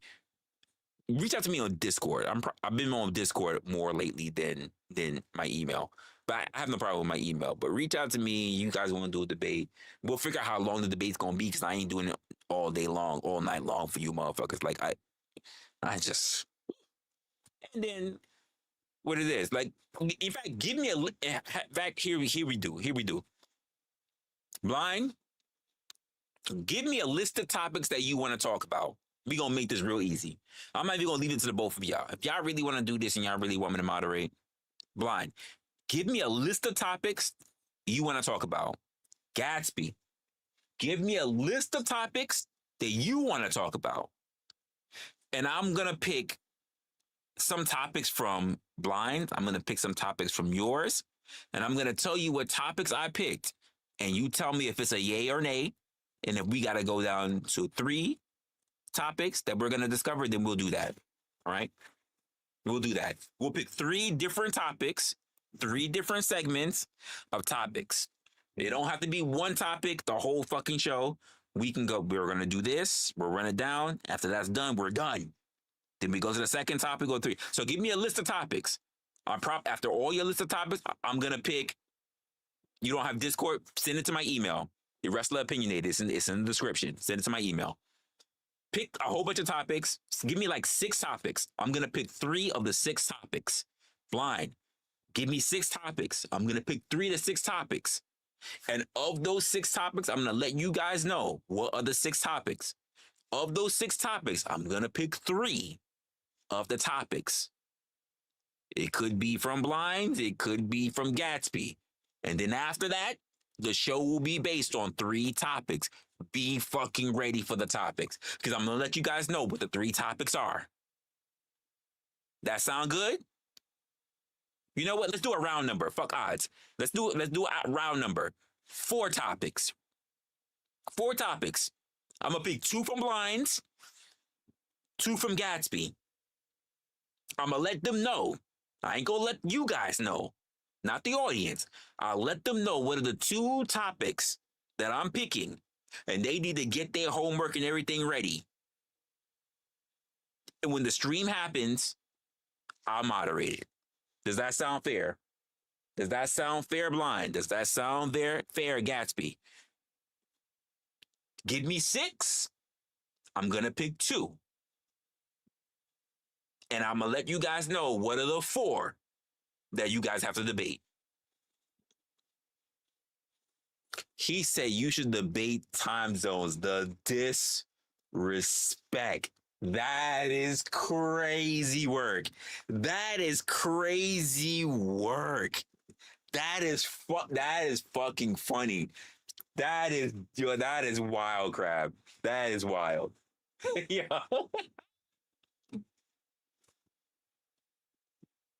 Oh, you said you'll email them to me tonight? All right. I'll get that tonight. Gatsby, let me know. Just let me know. No rush. Let me know. We'll have a day set up. You said why not just talk what? Why not just talk right now? Because I'm doing a stream and we're going over social media. I'm taking a huge break right now. I'm supposed to be going through my social media feed. I'm not doing a panel right now. I'm doing my social media feed. If we need to have a particular day, we'll set up a particular day. But right now, I'm doing my social media feed. In fact, you guys are interlopers. You are interjecting. You are getting in the middle of what the fuck I'm doing. You got school and you got work. Well, let me know when you don't have school and you don't got work. You ain't doing school and work right now. You're not doing school and work right now. So that means you find some times when you're not doing it. So let me know when you don't plan on having school and work, and I'll get that going. I will personally make time so that you guys can argue, and hopefully I won't fall asleep. You say you in college. This ain't high school. I agree. It ain't gonna be a high school conversation. I agree. That doesn't mean that you in high school all day, unless you telling me you in the only high school that does slave work. After we get to our schooling, we break rocks afterwards. We gotta get that extra credit. We break rocks in the quarry. You want the extra credit? Yes, boss. Yes, boss. I want the extra credit, boss. Yes. You ain't breaking rocks in the quarry, so that means you have some kind of window. Just let me know. Let me know. Blind ain't going nowhere. If he want to have this debate with you, he can have a debate with you. For me though, I'm like, ugh. My Jesus, my days. Ugh. Why?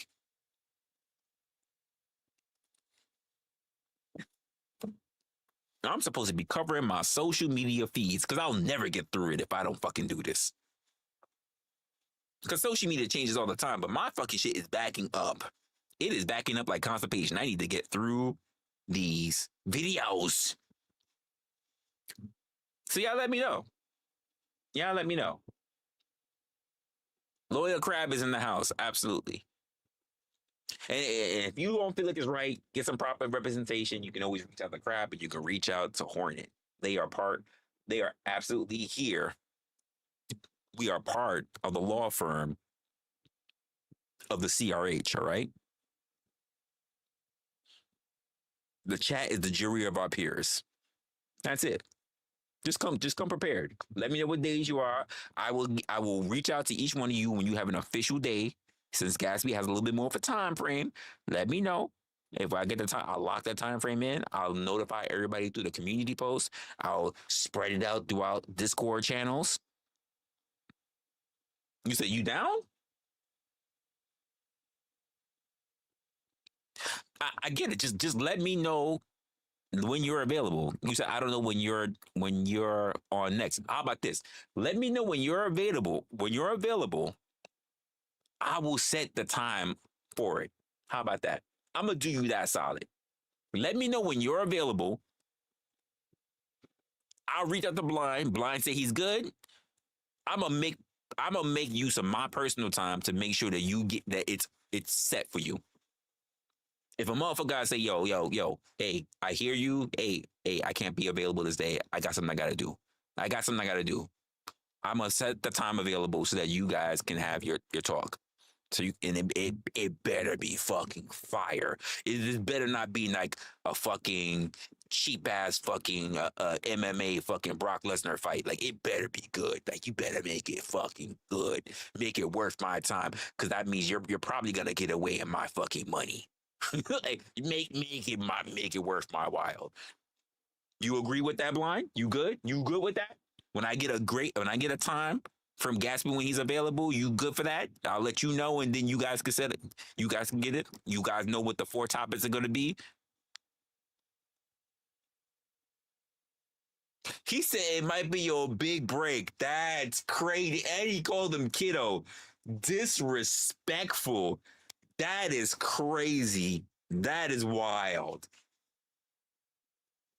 Damn. Is Blizzy actually worth debating? I'm not the person to really listen. Blizzy makes content. Let me just say this.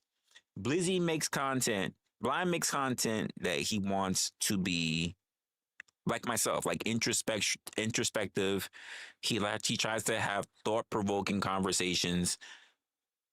I'm not going to try to judge all of his content, because even like myself, I have content that's not always introspective. You know what I mean?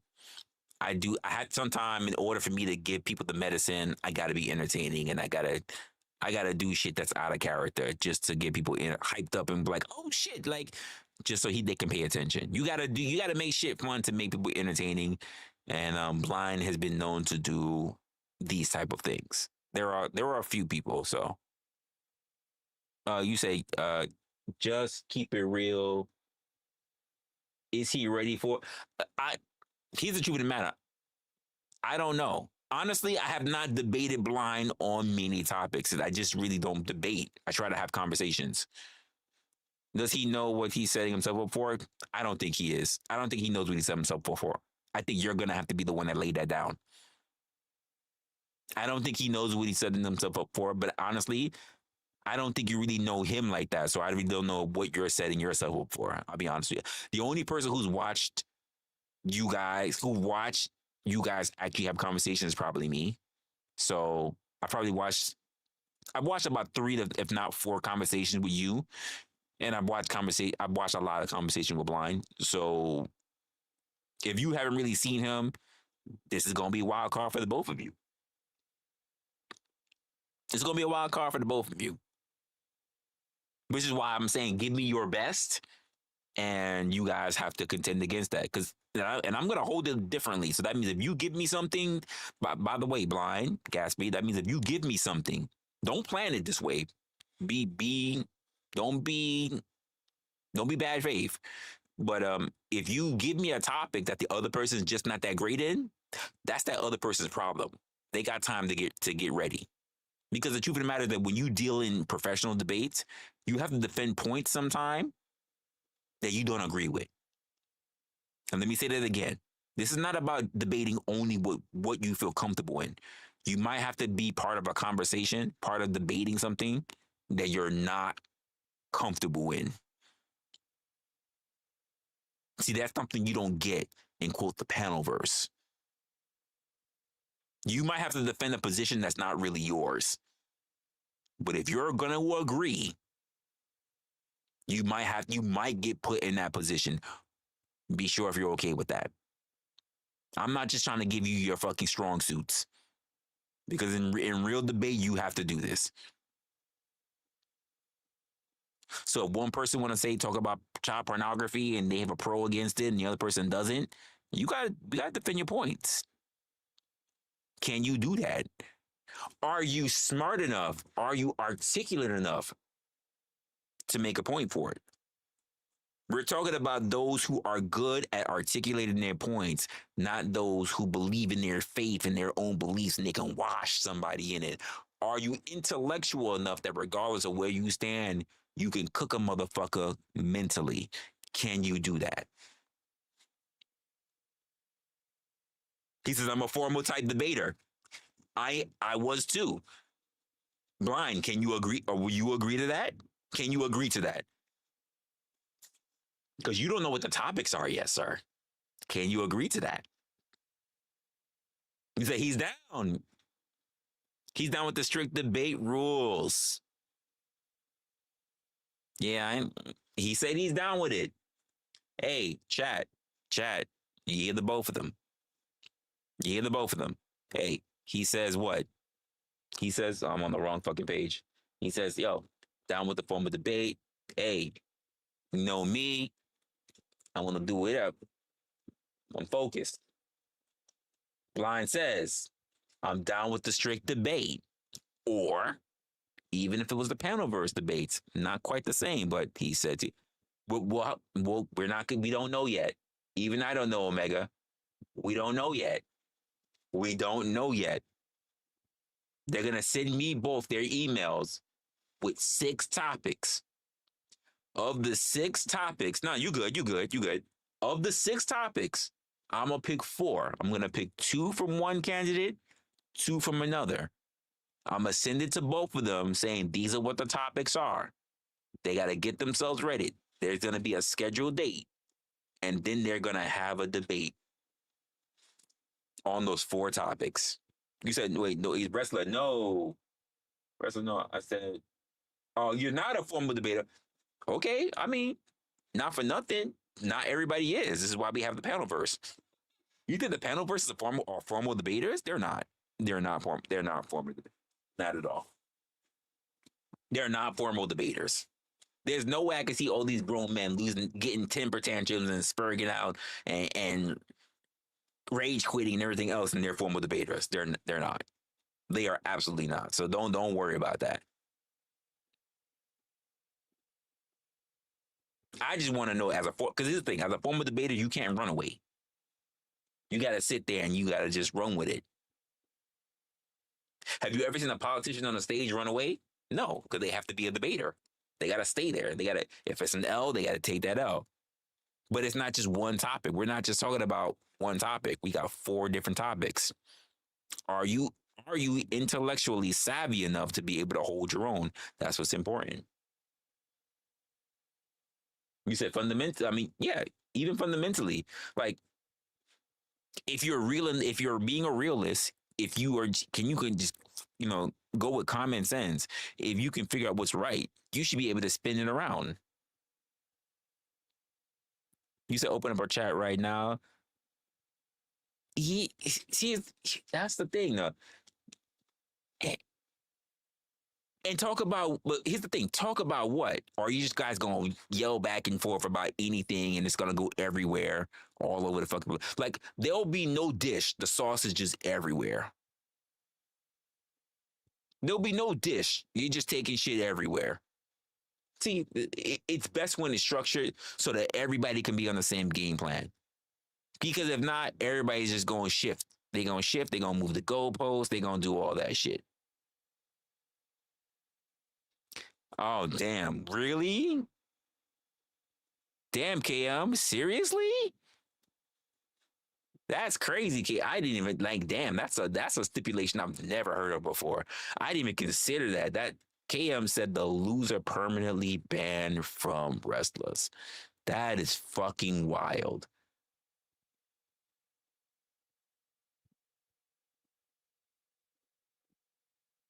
Because keep in mind, if this is the case, listen, and by the way, KM, if the stakes, let's just say if they agree to it, right? That's crazy. Let's just say if they agree to that.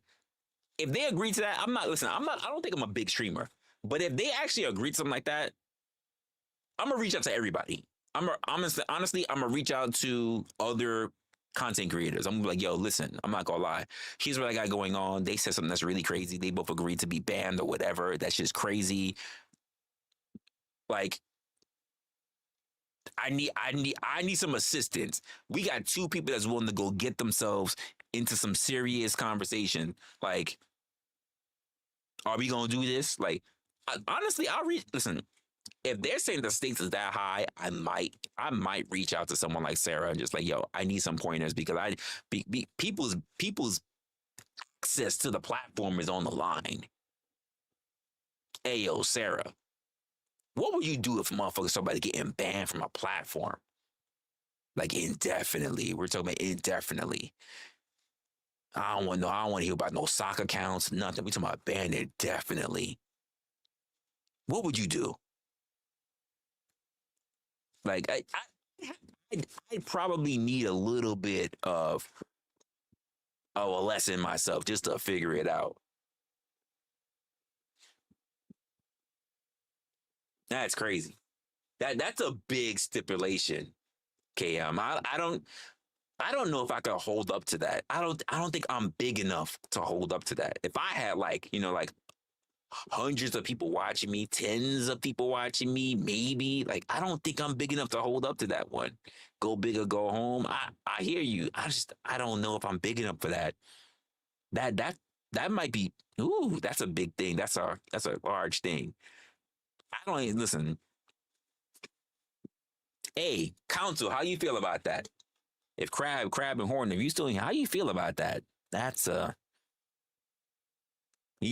shit. Gatsby said, yo, Rez, let's go. Shit.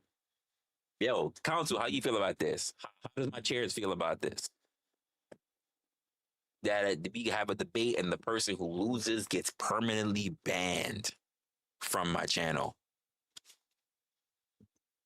That's damn, KM. I didn't even think about that. That's a penalty. That is a penalty.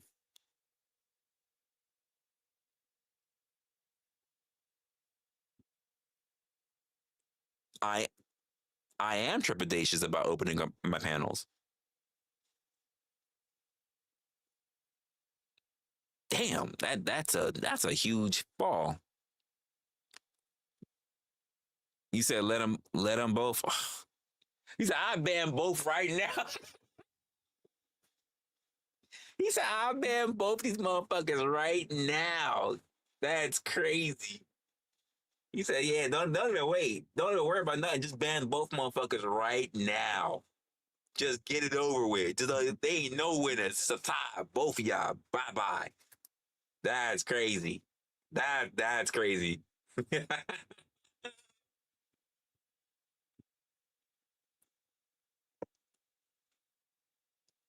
Damn.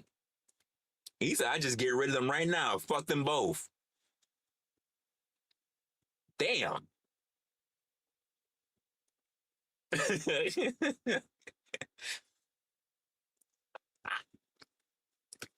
Listen, I'm a contract guy. I'm a contract guy. What you sign for is what you. Oh my gosh. All right, here we gonna go. Listen, I'm not. Listen, it's 1 a.m. on my time. I got stuff I still gotta go over. But here's what I'm gonna do. I'm gonna open it up. Let's let them get it off. Let's let them get it off. Here we go. We gonna have a comment. This is for you, Blind, and this is for you, Gatsby. Here we go. Here we go. I'm gonna let you guys. Look, we gonna talk a little bit about how we gonna get all this sorted out.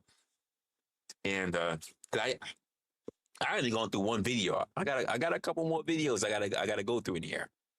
This is why you see folks, this is why I normally do all of my reviews on my own. I might just have to do reviews on my own, just record it and then fucking edit them out and then post them. Cause if not, motherfuckers wanna fight. They wanna fight. It's crazy. So those are for you. So we got the StreamYard link in the chat. This is gonna be for you, Gatsby, and it's for you, Blind. Oh my goodness. Oh my Jesus. Let's go. Don't have me waiting here all day. I was talking hard. I'm talking real hard in that damn chat. Cause I'm getting new content by the day. What? He's not what? Damn, I'm reading content already. Gatsby's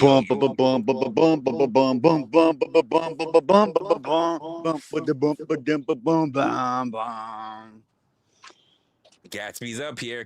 He already with the challenge. What's up, Rez? Not much, man. I'm just trying to figure what the fuck's going on. Sheesh, what's up, man? I'm digging the fucking bandana, dude. That's just my normal shit. When I'm not at work, I'm Wait, just where's chilling. Blizzy? Where's Blizzy Blind, dude? Who the fuck is Blizzy Blind? Who even is Blizzy Blind? It's fine. You know what? Shit. Here we go. He going. He went official. He going with the Don Tavius. Here we go. Yeah, Here we yeah. go.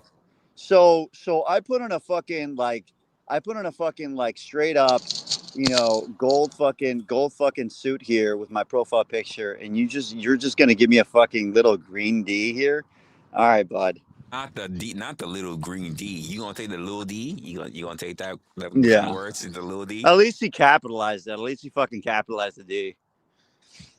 He said, "Yo, that's messed up. He blind. You over here." He said, "You out here already giving little D energy."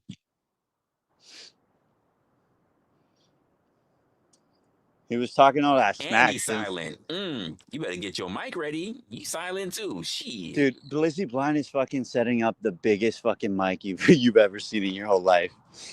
He's setting up the biggest fucking mic with like the biggest. Imagine like the biggest, fattest fucking pop filter. I don't listen, KM. I don't have that much. I don't have that much. I really don't. Damn, I really should have considered this. Come on, blind. I love how I have like 5% too on my phone. Fuck. Hold on. So I mean, he out there giving you the challenge. He swear that he's gonna be the one to take. I know, Rez. I think it's gonna have to be me and you, Rez. It was Gucci, Rez. What's up with you, Rez? I don't debate, my guy.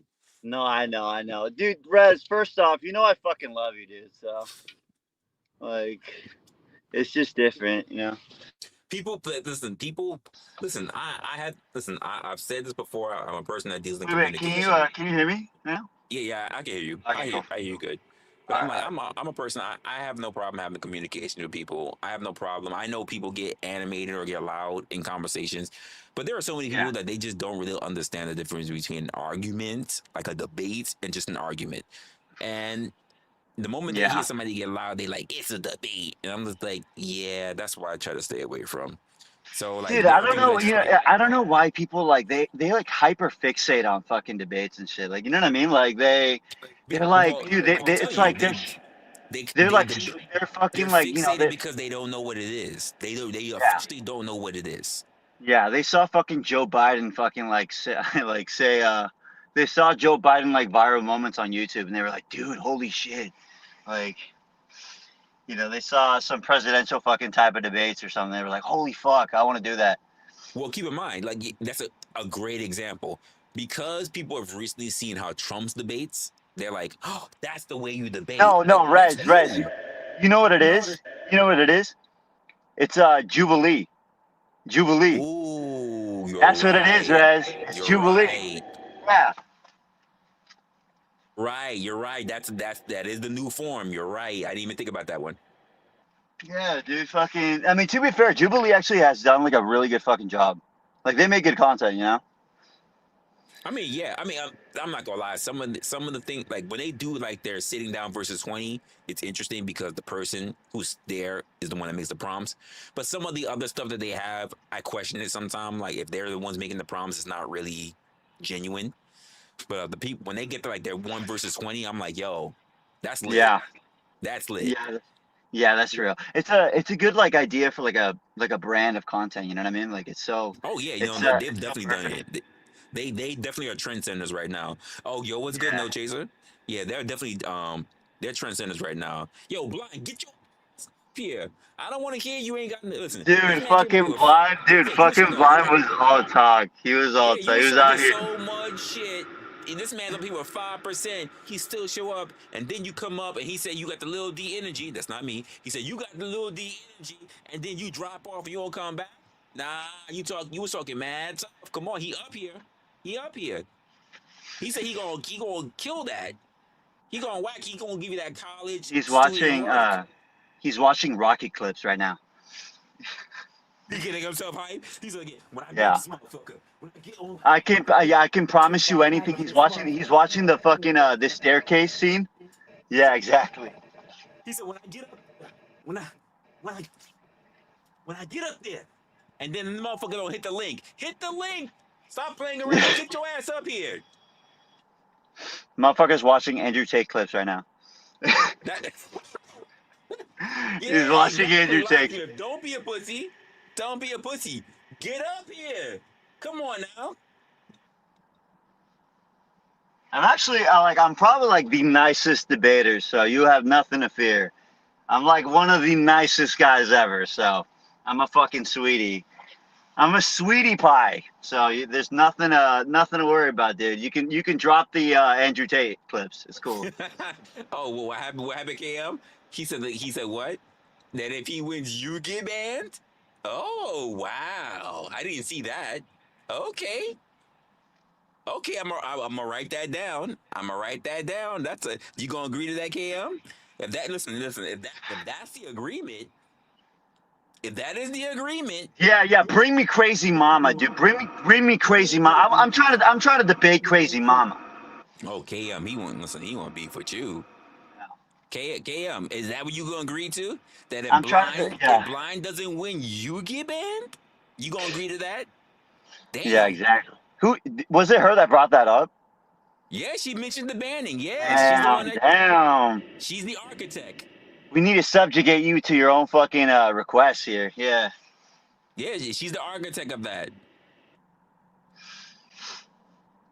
Has she ever joined the panel?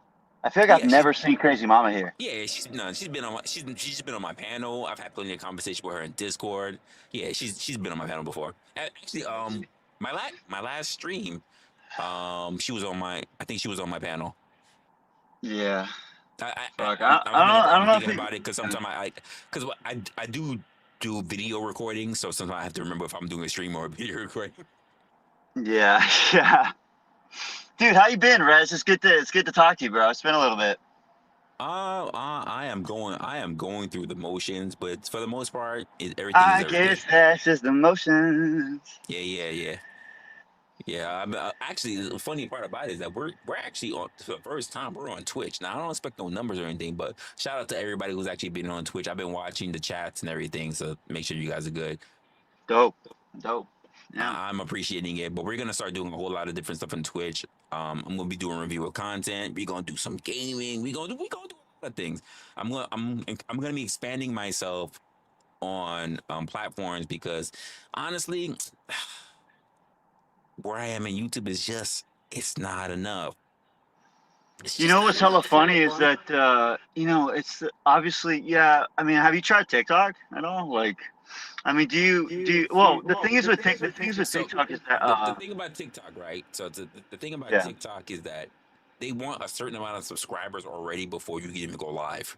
1,000, yeah. They want 1,000, yeah. Yeah, it's difficult to get people on TikTok. That's actually hella funny because I have like 35,000 followers on TikTok. Well, for instance, the faces. That's like old school. That's like underground old school. I'm Gatsby back in like 2022 when I fucking pissed off the world. Yeah, well, a lot of people especially because when I'm on TikTok, when I be circulating around, even if I use like regular, like when I use like my other account that has nothing on it, most of the shit happen to be political. So I'm like, I'm not doing political content. So that means y'all niggas is not gonna see me. No, but that's actually hella funny because like back like the 35,000 that I got was not political. It wasn't even debate shit. So like here's what I'm gonna say. Here. Take my comment down. I don't want that to be the placeholder. Nah, if you gonna agree to that, Cam, if you gonna agree to that, we gonna keep that. We need to keep that comment up. We gonna know if you gonna put it online. You gonna put your name and your wrench on the line. This is like the championship belt. You gonna put that on line? This is like WrestleMania. We need to know if you gonna put that belt on the line. You gonna put that wrench on the line, Cam? Dang. Wait, has she ever even joined the panel or not? Mm-hmm. She has? I've never seen her once. Yeah, I think she was on one of my last. She's been up here. Wow.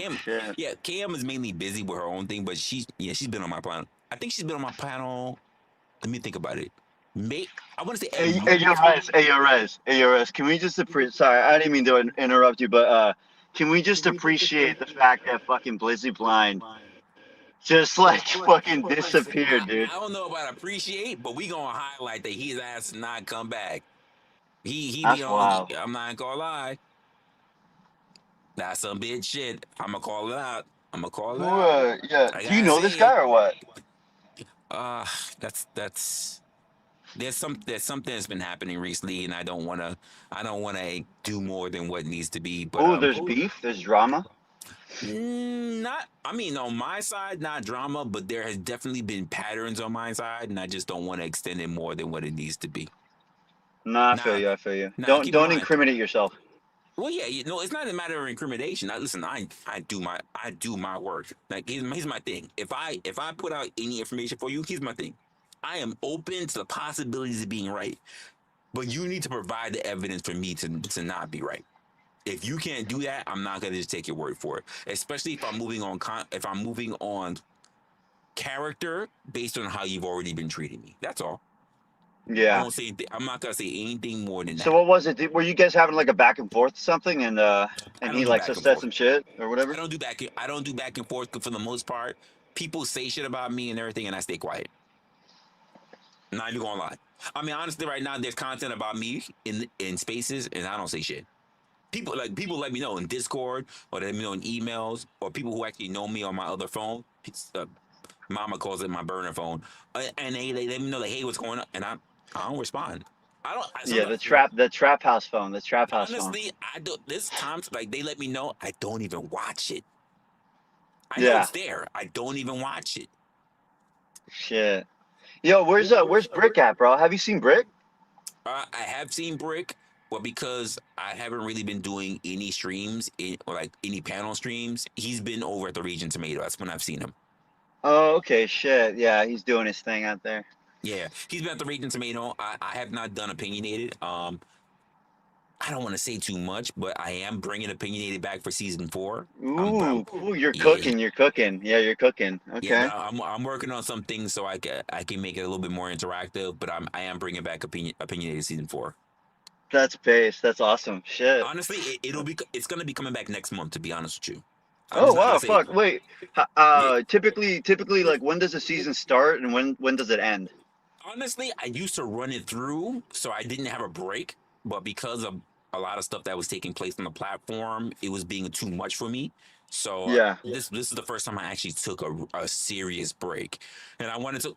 When I started my channel, I was doing videos and I was doing shorts and things like that, and I was like, I'm losing that skills because the moment I started going live. The first time I went live was literally my first episode of Opinionated. And I was running it ever since. You know what I think about, bro? It's because like on YouTube, I'm sure you know this more than anybody. On YouTube, it's actually hella hard to get like an audience on live. So I just imagine you must have had literally 0 viewers like in the first couple of like streams, and just talking to yourself. You know, just talking to yourself. You know what I mean? Yeah. But no, but I feel you. Like I see the grind. You know, that's the grind. You know what I mean? This is why I give No Chaser a lot of credit. Because No Chaser was my first viewer, and he's still watching me today. He was my first. Yeah, you always remember the first. Yeah. He was my first, and he's been, and he still watches. Like, and I'm like, shout out to No Chaser. Yeah. Like he was legit the first person who ever spoke in my chat. Just imagine like an old dude. Just imagine like an old. I've known No Chaser on other platforms because I'm originally like. I've been, like I said, I've been a part of Black Spaces. I've been a part of Fight Club. I've been a part of The Porch, and that's where I met No Chaser. And like to say that even when I started, like almost 2 years ago, I started Opinionated. I started Opinionated officially in December of 2023. I still think that's like I'm a big like I love like brand names. Like when you present me like a good brand name, I fuck like Coca-Cola. I don't know why, but I love the brand name. Opinionated is such a perfect like show name, you know, like it's such a perfect brand, dude. I might just have to steal it from you. I don't think it gets its respect. I think most people, especially when it comes to being online, because there's channels, they think of the channel as just being the thing, you know what I mean? So they don't think of like there's a content creator, but then the content creator has shows different, like we have different playlists, like segments. Yeah, exactly. Different playlists. Why can't we have different shows? Yeah, So, I know like, exactly. yeah, if it's a network has different No, shows. exactly, and that's how you understand. Like that's how a media company works already. Correct. Like they produce different different types of productions. Yeah, that's how it works. When I tell people that, like, hey, I used to work in production, why would I just have one thing and that's it? Yeah. Yeah. Yeah, And I've had a lot of exactly. people. I've had a lot of people that come to me. What do you mean this is an episode? This is the show. I'm like, because this All is right, a so show. here This is I'll not my say only this. thing. I'll say this to the chat right now. Hey, yo, hey, Blizzy Blind, if you're in the chat, it's cool, bro. Like you can come. I'll give you one last set. Like you can come up, no problem. It doesn't have to be heated or anything. We can just meet or whatever. Like just kind of like chat. So I Good chat. agree. So let me enter real quick. So what's good, Dennison? So I agree. Illuminati, because of the algorithm, I agree. Which means that it has to fall to people like me and other content creators that do what I do, like me, to change the algorithm. No, the algorithm. See, the thing. You said the algorithm owns you, right? That's not the algorithm wasn't always that way. The problem that we have, because here's the funny part about it, there are YouTube channels where if you go to their channel, they have different segments within their channels. So it already exists. The problem is that they're already networks. Why can't people build their own network? You get what I mean? So for instance, for those of you, not many of you, I'm gonna be honest with I you. mean, you're in essence by you creating a channel. That's sort of like you're somewhat technically speaking, or not technically, but like you're kind of like a media company, a little bit, basically. Yes. Yeah, you are. So like when you think of like Kai Cenat, right? Yeah, you're an Because independent people, contractor right now for YouTube. Once you get monetized, and like not technically, because you need to for it to be technical, you need to actually like list like an LLC, but like yes, sort of yes. like I'm happy that theoretically, you you kind said of are a that. media Most people company. don't do that. Most people Yeah. most people work for YouTube, and let's just say if YouTube clips your channel, Exactly. everything you have is gone. You don't Yeah. think you don't have your own website. By the way, got my own website. Been had Base? that for years because I was a photographer before I even started YouTube. OnlyFans type shit, huh? No, no, I no, ain't no, no, no, no, no. gonna say Shit. I ain't gonna say all that, but people like when I started YouTube, they were like, "Yo, what's up with your camera? How'd you get this? How'd you get?" I'm like, "Nigga, I got a whole camera. Like I've got lenses. I've got done. Actually, it's been a while. I don't Yeah. even know if What is your practice? What do you do? I mean, like, so what? Are you a videographer or photographer? What are you like?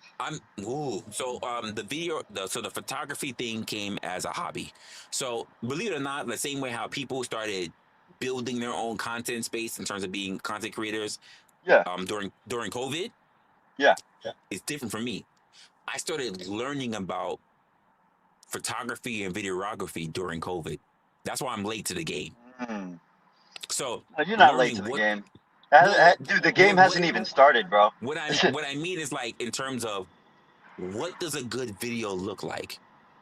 What does a great look like? Like people go like, "Oh, your lighting looks good." I'm like, do you understand how many lighting panels I've gone through? I literally have soft boxes. I literally have light rings. I have beauty dishes. Most people don't understand the difference. They don't even know the difference. So it seems like you're more like focused on the quality of the image, so like a cinematographer a little bit. I am because when I worked production, I worked as a lighting designer. So to me, everything was about aesthetics. I even did traveling for a couple of years with a dance company. So everything was about aesthetics, how it looks, how it played. It wasn't about sound. Sound was my weakness, and it's still my weakness to today. But everything on visual aspect is all the things I want to work on. Oh, so what do you mean sound is your fucking weakness? You have this fucking like crispy ass fucking mic right now. You sound like Howard Stern out here. You don't apparently you don't watch me enough. I struggle with this. I struggle with sound in my mic all the time. Really? Shit. Yeah. I will say, bro, your fucking image quality, like the quality of the image of your camera, whatever the fuck, dope. It's pretty fire.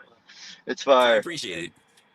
And most people come to me and they say, "What camera are you using?" And I say, "What makes you think it's that camera that does all the work?" The camera helps, but it's not just the camera body that does it. It's Yeah. other things you have to do Is as this the well same on top camera of you it. use? Is this the same camera you use for your OnlyFans or? No, I'm playing. Shouts out, yo, subscribe to Bresl's OnlyFans at Resla Oh my Opinionated by God. Resla. Hey, KM, you already know about the OnlyFans. What Denizen? What's up? Get in here. What's going on? You're gonna bring me in on OnlyFans? Whoever the fuck wants to get on the chat, what's good? Pop up, and we can go ahead and tell you that I fucking flop up. I have to deflect right now. So yeah, Denizen, what's going on? I thought you were in IT. That was just an assumption, though. I No, made it's that not. up in my head. It's not, actually the funny part is that it's actually not an assumption. I worked IT. In the early 2000s. Actually, so here's the funny part. My degree is actually in network engineering. I'm an IT professional. Sexy as fuck. What do you have? Like a bachelor's or? Yes. Wow. Yeah.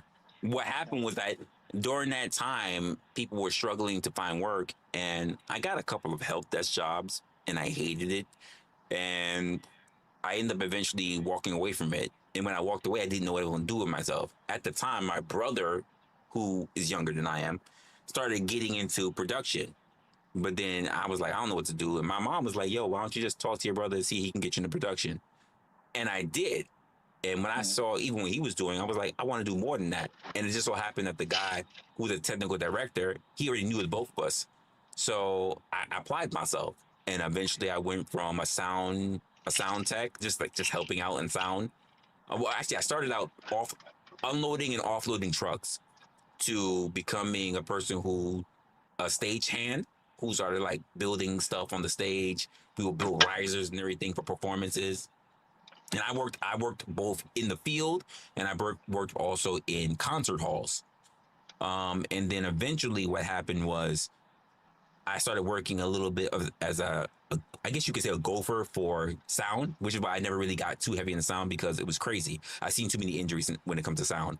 And then eventually I ran across someone who actually became a good friend of mine, still a good friend of mine, who taught me lighting.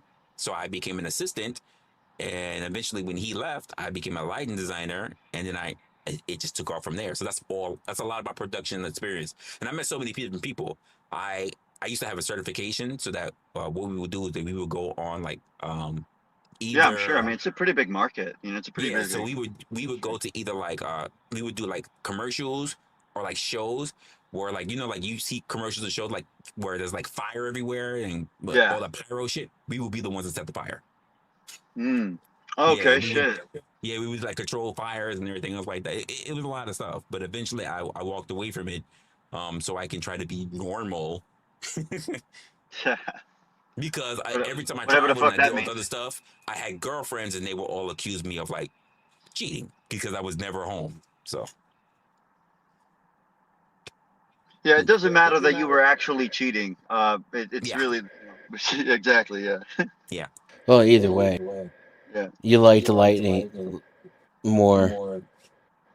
I did. Than being at home. I did the lighting more. I did like the visuals more. It took me a while before I ever got into visuals because most of my stuff was like lighting, visuals, like, but everything's by eye. It's not camera.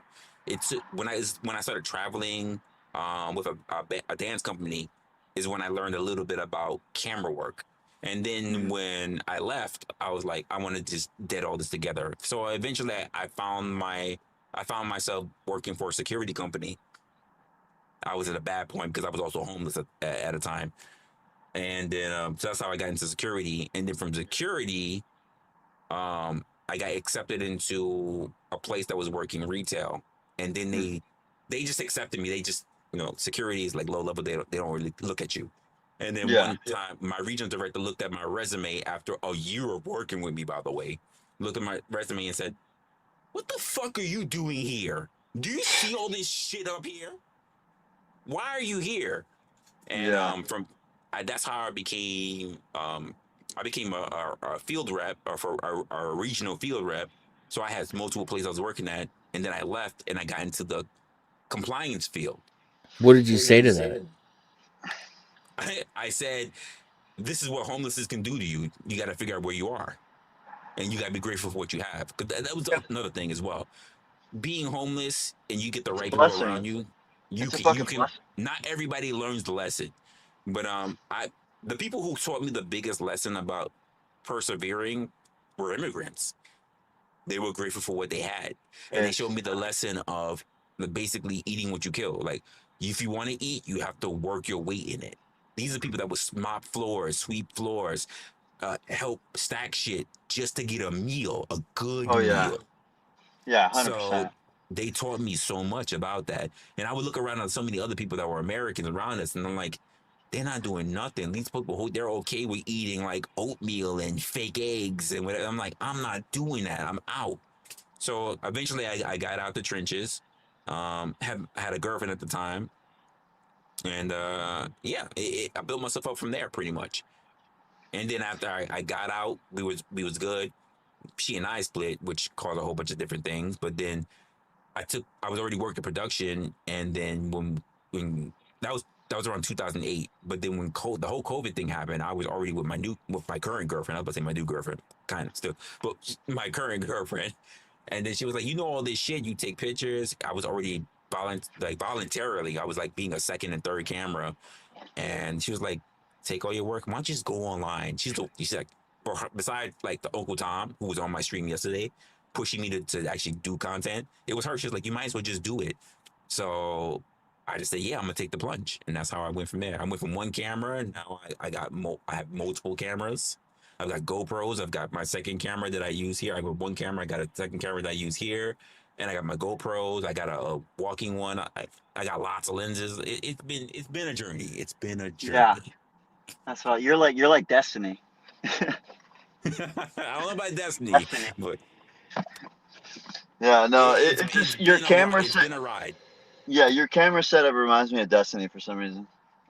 It just looks like Destiny a little bit. I'm surprised you know who Destiny is? Yes, I know Destiny. I've been watching Destiny before he ever got banned on Twitching, but to YouTube. I know about the original debate sphere. I know about. I still watch Not So Erudite. I don't watch Brittany Simmons anymore. I know who Lugwit is. I know who I know a lot of different. Mr. Girl. Mr. Girl. Mr. Girl, yeah. Oh, wait, what's the other one? The girl, Lav. I still fuck Lav. Lav, yeah. But bruh. Fucking Lav. Lav is crazy, but she can still get that work. Yeah, she's kind of fun. I'm not gonna lie. It's a lot. It's a lot. Oh yeah, just kinda. But there's so many people in the spaces. When she's a solid 6. Sure, yeah, I'll say that. I'm kidding. But what I say, like, there's so many people who I talk to in this space, like, they have no fucking clue who I'm talking about because this is all they know. All they know is the common people around the space. I'm like, the world is so much bigger than you understand. So I'm actually pretty like curious. So predominantly out of like the vast majority of like your audiences throughout this project, what do you think like their general interests are? Like predominantly speaking. Honestly, you know what I mean? Honestly, you're asking me this, and I'm gonna wind up insulting my community, right? You're asking me this, but I'm gonna wind up insulting my community. But well, hopefully you can do so in the nicest way possible. Well, no, I say it in the way that I've been saying. Like, you need to do better. Like when I say like your entire premise is just to sit around and watch other people honestly behave like elementary kids. Like, you're stupid. No, you're stupid. Well, you're mama. Yeah. Well, you're not mom. Well, you got a big head. And you're stupid. You know what? Well, your mama's a whore. Well, your mama's a whore. Like, basically what we're looking at. Like drama, in real time. There's nothing to stimulate the mind and wonder why they're being treated the way they're being treated. Because here's the truth of the matter. People leave and they get on these devices and they get on their computers and everything. And here's the truth of the matter. Yeah. They disconnect, but when they disconnect, when I say like it's nasty, they fully disconnect. So therefore, they allow other people to plant messages in their head to think. Yeah. They stop thinking and let other people tell them how to think, and I'm like, this is why I do my channel. Right, so basically, what you're saying is like they're people that are just kind of like simple-minded, and they'll go online and they'll like they'll I find a don't think they're creator or simple. I something don't that think influences everybody them. is simple-minded. What I think is that what happens is that people who are not simple-minded have put themselves in a position to surrender their mind, and they become simple. They're not dumb, but when they get on these devices, when they get on these platforms, when they hit some of these links, they surrender their own will and to become what the person tells them to be. They stop thinking for themselves. Or maybe they just never really thought for themselves to begin with.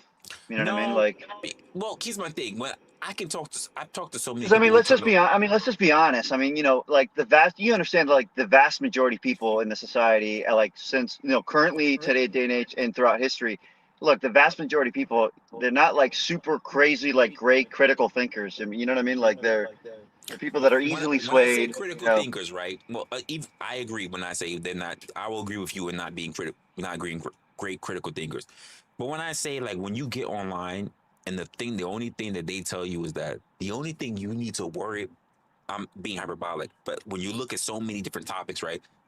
The only thing you need to be worried about is politics. The only thing you need to be worried about is religion. The only thing you need to be worried about is black fatigue. The only thing you need to be worried about is racism. All right, Nick Fuentes. It's like, honestly, when you walk out into the world, is this what you're thinking about? Or am I going to have enough money to feed myself and my family? Right, exactly, yeah. Is that what That's you're really thinking YouTube, though. about? Like, right. Right. So Yeah, my no, you question is, actually. when you get online, do yourself a favor. I understand you want to use this as entertainment, but also question the people that you're listening to. Yeah. Yours included. It's Also, important. really, question what it is that you're like placing value to. Like, question what it is like, because Rez actually has a great point here. It's like you're kind of like putting value towards things that are not going to give you any sort of value in your life. So it's like really it's a matter of like sort of reflect on what is it that I'm actually placing value to. Like, what the fuck am I I've like? worked so long with people who I've met that working companies, right? And I've been hired in them and everything. And I go, how long you been here? And they're like 50 something. And they're like, oh, I've been here for 27 years. And I'm like, how long you been doing this position? I'm thinking like you grew up there 27 years in the company, in the same company? Yeah. You must be up there. No, you're expendable. How does this happen? 27 years you're still expendable? How does this happen? And they go like, well, this is just what I want to do. Now, keep in mind, I'm not knocking you. This is your life passion and you love it, whatever. But I go, is there anything else that you want to do besides this? Like, when did you Yeah, start this? exactly. It's like, do you really give a shit about Donald Trump, or like, are you? When you ask them, Or do you? It's like, do you really give a shit about like the trade fucking tariffs, or should you maybe care more about the fact that you're working at Yes. Walmart right now? well, You know what I mean? I mean, you are fine if you want to say that. But when I ask people like, what is it you Have do you for seen the yourself? price of video cards lately? Shit. I mean, of course, If you're worried it's about buying important. video I'm thinking cards, about selling my computers that I just built because again, No I one's might be able to arguing. get more for them used because of the fucking tariff prices. ask yourself how many people are worried about video cards. But here's sort of the thing. Wait, what's your name? This is Denizen. Denizen is good. All right. So I hear what you're saying. Like, I get what you're saying. That makes sense. It's like you're saying that ultimately it does have impact in society. And you're right. It does have, like, the tariffs they literally do, right? They're affecting us consumers, right? It's like, so we're the ones actually having to pay for the fucking tariffs. But the thing is that what I'm trying to get at is that there's, of course, it's good and important to be aware of. But it's like, at the end of the day, it's like, what's really going to fucking actually really change? Like, what kind of control or like power do you have over the fucking tariffs? You're not going to be able to fucking change the tariffs. But what you can do is try to maybe get yourself out of the fact that you work at like Walmart. If you did, maybe you like, it's like you could maybe take up a new skill, whatever the fuck. It's like, if you're a greeter at Walmart, you hyperfixating on the fucking tariffs. Shit. You don't influence a goddamn thing. And this is what point I was making earlier. Like, you got Illuminati. Care about Trump's and the tariffs? Really? Do you think if Trump win? Do you think when Trump's presidency is over? Because he's my wonder. Why weren't you caring about tariffs before Trump? Oh, because nobody was talking about it. You're another fucking drone. Right. You didn't think. Well, So you should thankfully, shut the fuck before up Trump, and just worry about the things that really matter to you. Because yeah. where was your worry about tariffs prior to Trump mentioning them? Which means they weren't prevalent in your life. If you were already broke, I guarantee you the tariffs mean nothing. You're still broke. Yeah, but can I make my case for tariffs Go right ahead, yeah. now from a broke perspective? No, but before you I'm do, gonna be moving in the no problem. But before you do get what it is ultimately, like, fundamentally speaking, what it is that me and Resla are getting at, right? Like, you understand what it is that we're saying? I mean, maybe for the vast majority of people, right? No. Like, That's fundamentally, that of course it has impact in the society, and yes, you're right. It is like somewhat good to like be aware of these things, but at the end of the day, it's like, what control do It's you not really have world over these breaking things? for you. It's not Yeah, world but exactly. you don't. You have control over how you react, though. Sure, but at the end of the day, it's like, what benefit? Even if you're right, sure, you have a control over how you react, but like, what benefit will controlling how you react over the tariffs? What benefits that going to give you? You know what I mean? Like, I think it's going to be the difference between whether or not I own a house in 10 years. Oh, I I'm really happy do. that you said that because I said it earlier today. Unless you own a house, unless you're a business owner, and there's people that have to turn around and worry about their livelihood based on your actual actions. Right. All the other shit means nothing. Sure. You worrying about tariffs when you're on EBT or less than, or you have the paycheck to paycheck, you got bigger shit to worry about. I would argue that it would only be relevant if you had a platform, because even if you were like a business owner or a landowner or whatever the fuck, it's like the only way you could actually properly express that like reaction would be if you had like, it's not going to be via your vote, because like, yeah, maybe you vote for that, but maybe the rest of the people don't. So the I only don't. way. I don't vote. Okay, I don't participate in the system. It's so then how the fuck would you have any difference? How would you make any difference around it? I'm gonna. It's like, Okay, I'll tell you. He literally saying he does it. So you can just move from yeah. there. Go ahead, man. Go ahead. Yeah. So literally, My point from that was like most of these people who sitting there doing all the bitching only worry about the general, when you don't worry about the very local elections that's sitting there that puts the person in the general. You're a part of the problem. Right. All right, go ahead, Dennison. Blind. By the way, I saw you. Dennis, you can go after this. Blind. I saw you in the fucking chat. I saw you in the chat. You ain't come up yet. Get your ass up here. Go ahead, Denison. I promise I won't bite, dude. I'm like the nicest. I'm a sweetie pie. I'm a sweetheart. You have nothing to worry about, dude. All right, go ahead, bro. So right now I'm moving. And I think that's pretty stressful for most people, but without getting too much into it, for me, it's like the worst thing that could happen in my life. It's the most stressful thing I could possibly go through. So right now, and also there's some uncertainty involved in that. I have a very alternate lifestyle and way of generating income. It's all legal, but it's not employment, and rental property management companies don't like it, you know. We listen, we don't judge. So I'm all my money right now and all my decisions are tied up in that move. I may literally live 40 minutes from where I live right now. I have an application for somewhere that's a couple hours away, and then I have an application for a place that's literally on the other side of the country. So what it looks like after that could be vastly different. So that as a reason why I'm not really making any other financial or any other decisions, period. It's all hinged on that. Once I move, I plan to look up the current prices for a lot of things that I just bought and need.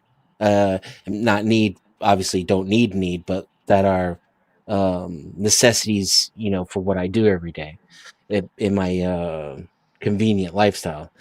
Like for example, my computer is a great example. I just designed a video editing machine for a project that I wanted to do, because I'm in a position where if I want to work on an artistic project, I can drop thousands of dollars into it if I want to.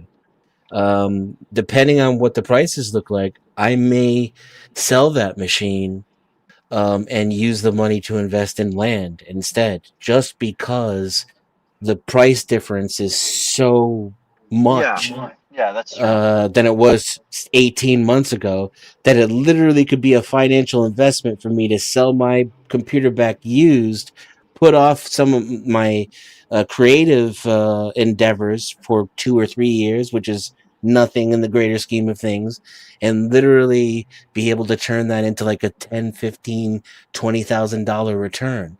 That's Right. not that's modest, right? Sure. And you're saying how like the tariffs are relevant to this, basically? Oh yeah, it would be based upon Right. what the Right. And tariffs look there's like like after this next round of negotiations with China, right? right, and of Like, course, like yeah, I see where you're getting at, and so obviously, yeah, and obviously in this case, you're actually kind of proving me and Resla's point, though. It's like we, I understand, you're right. Yeah, it's important. Like clearly, they do have impact in the society. They do, and yeah, you're right. And ultimately, like it would be useful, like to know about, to be aware of them, of course. But at the end of the day, it's like you understand that when it comes to like meaningful change, you're not going to be able to fucking change the tariffs like via like the government. It's not going to happen. It's like it's no. gonna You can just like meaningfully change the impact it has on your own personal life, even if you're broke. yeah, sure, that's true. Yeah, you can make decisions based on but by your knowledge, from your knowledge about the tariffs, you can then therefore ultimately make smart decisions like to effectively like navigate those waters. That's true. That's a good point. Sure. And then what the interest rates are right now, and how the real estate market is doing in you know, coordination with the tariff prices, etc. You can literally take, make small purchase decisions that will have dramatically different outcomes, just based on timing Yeah, and information. sure. Right, but that's sort of like we can just kind of like throw that in the fact that just this is useful because like by me knowing this, I'll be able to make smart like choices and decisions to try to like navigate effectively around this. Right. That's sort of your point, right? Yeah. Yeah, and yeah, I mean that's true. That's correct. But of course, like at the end of the day, it's like you're right. That's useful, but it's like I think what me and Resla are sort of more so fundamentally speaking about is there's something bad and wrong about the fact that if you're aligning your values towards what if you're like deciding to ultimately place care into what like some sort of international like Israel, like for instance like our fucking position on Israel and shit like that, to some degree, of course, like one should be aware of like the Israel type of conflict or whatever the fuck, but it's like at the end of the day, it's like, dude, here's like an international type of matter. Like if you're a fucking greeter at Walmart, Israel's not gonna Israel's not gonna change your life. You know what I mean? Like, so it's really just about like reflecting on what it is that you're deciding to place care in. Like sort of like maybe rethinking if you're placing care on Israel rather than you fucking being a greeter at Walmart. It's like you should maybe reevaluate. It's what we're trying to say. I think that's by design, though. I think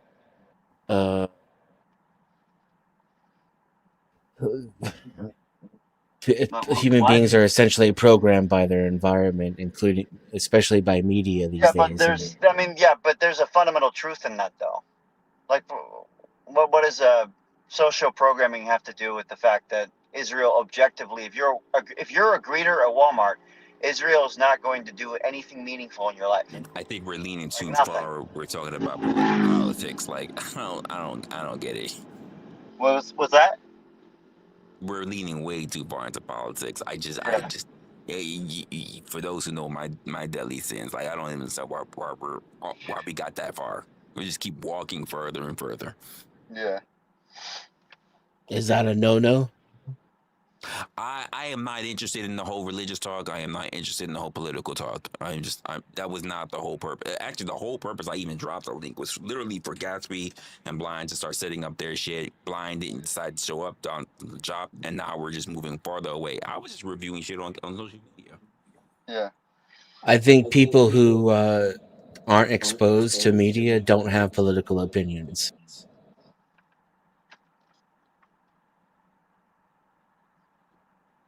They're too busy like with their life.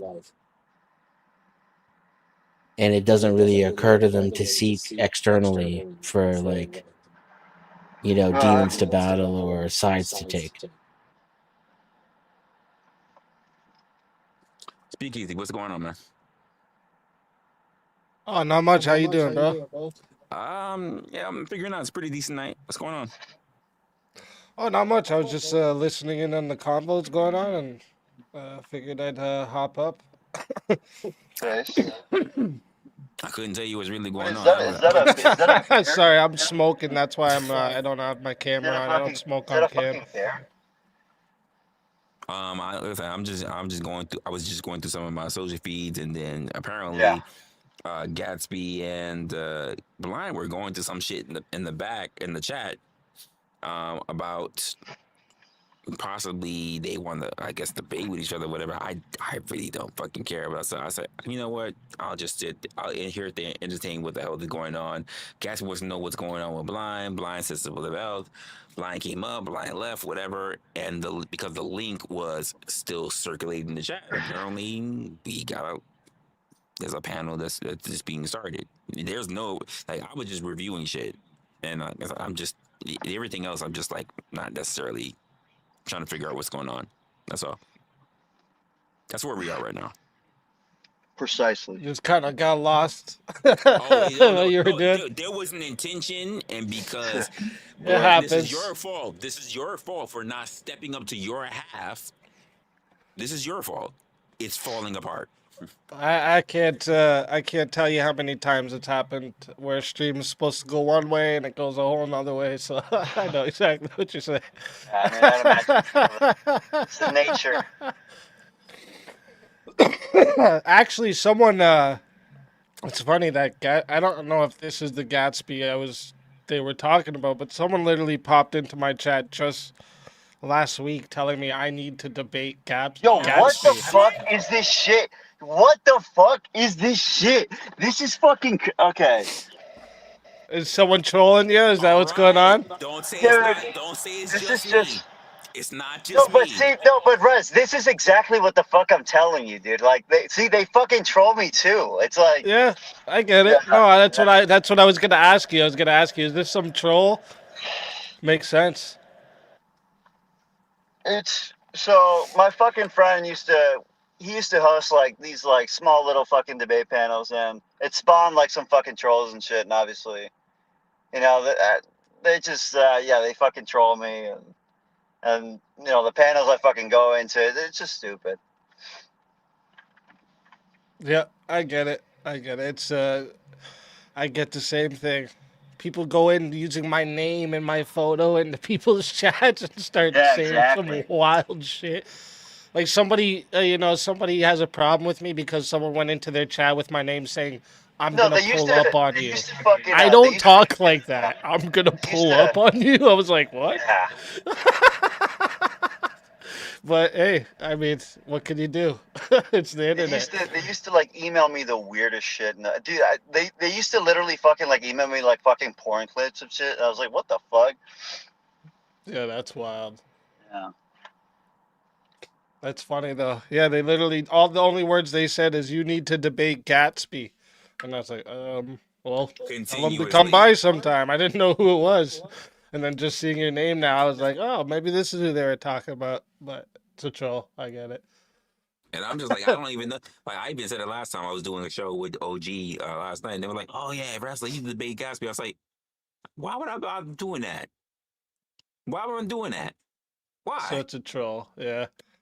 Yeah, if they're telling you need to debate somebody, I think it's a troll. Yeah, they say, oh, I think it would be a great conversation. It's like, okay, cool. Tell me what the conversation is going to be about. Since you're promoting, you want to be the promoter, you want to be Don King and shit. Tell me what we're going to be doing. Nothing. I can't think of anything. I'm like, why the fuck you mention people? Shut the fuck up. Yeah. Makes sense, though. I've had enough of those trolls pop in. Or they like for the bad part of a year. You'll get them like people that say this person sent me over here, and the person doesn't even know who the fuck that you were even streaming. You know, it's like, oh, okay, Yeah, good job. Happens a lot. Yeah. So you said you were mainly talking about social media, and then it turned into this. Well, I was just look when I say social media, I'm just covering a lot of stuff that I've been getting on my feed because I watch it I try to watch stuff, so I tab a lot of stuff, and then I'm like getting all these different windows. So I was just going through stuff in social media, and then reviewing a whole bunch of stuff. I just see that both Blizzy Blind, Fury, and and essentially Gatsby was going at it in the chat. I'm like, fuck is going on here? And it had something to do with the fact that my previous stream, somebody just wanted me to go up against Gatsby, and I'm just like, I'm not really caring for it. But Blind said he would. Then Gatsby was the one that said, "Oh, drop a link, I'll come up." I'm like, I don't really care for this shit. But he said, at least we can iron out what the fuck needs to be talked about, so we can at least have this talk. I said, all right, cool, whatever. But he showed up, Blind showed up, Blind left, Gatsby stayed up, then Dennison came in, and now you're here. That's essentially To be fair though, Blind wants to smoke with everybody just cause, right? You said it. I didn't. You said it.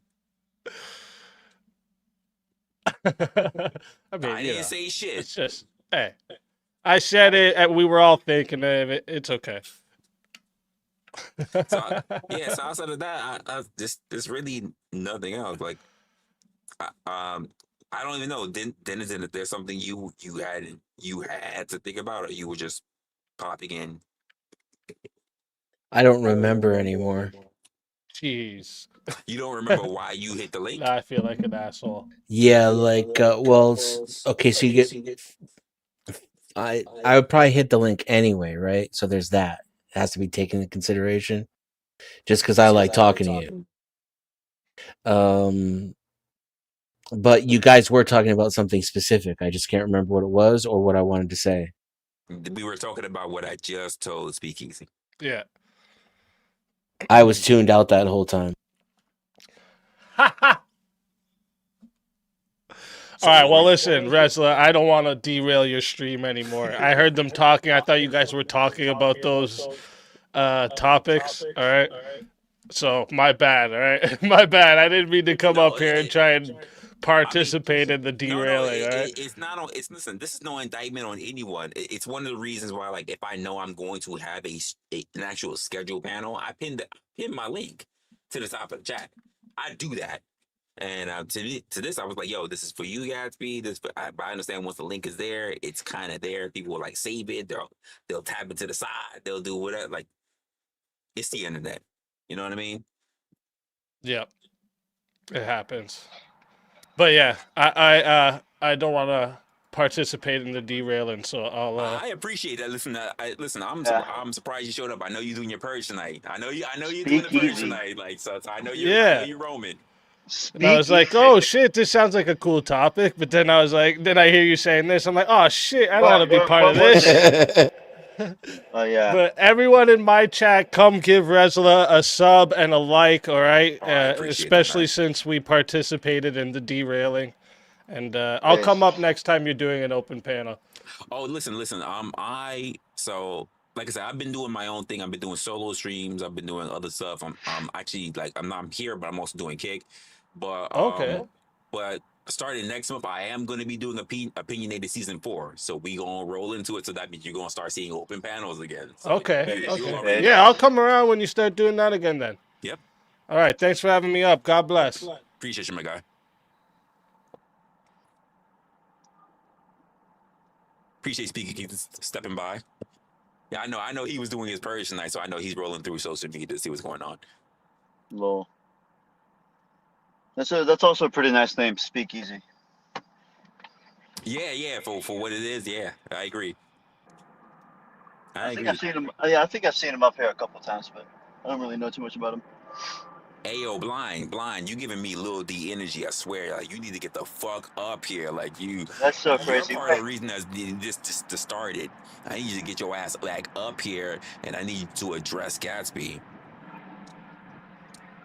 Yeah, at least fucking meet me, dude. Don't fucking, like, at least fucking, just a little hello or some shit. Sounds gay. Don't start shit and then walk away. Like, that's not cool. That's not cool. Yeah. You know what? KM. This might have been the strategy. Disturb the panel, disturb my stream, and then we gotta figure what's going on. I'm gonna get into the rest of my shit, but I just don't know what you guys want to talk about. I know why Gatsby was here, but yeah, I don't know. I don't know what else.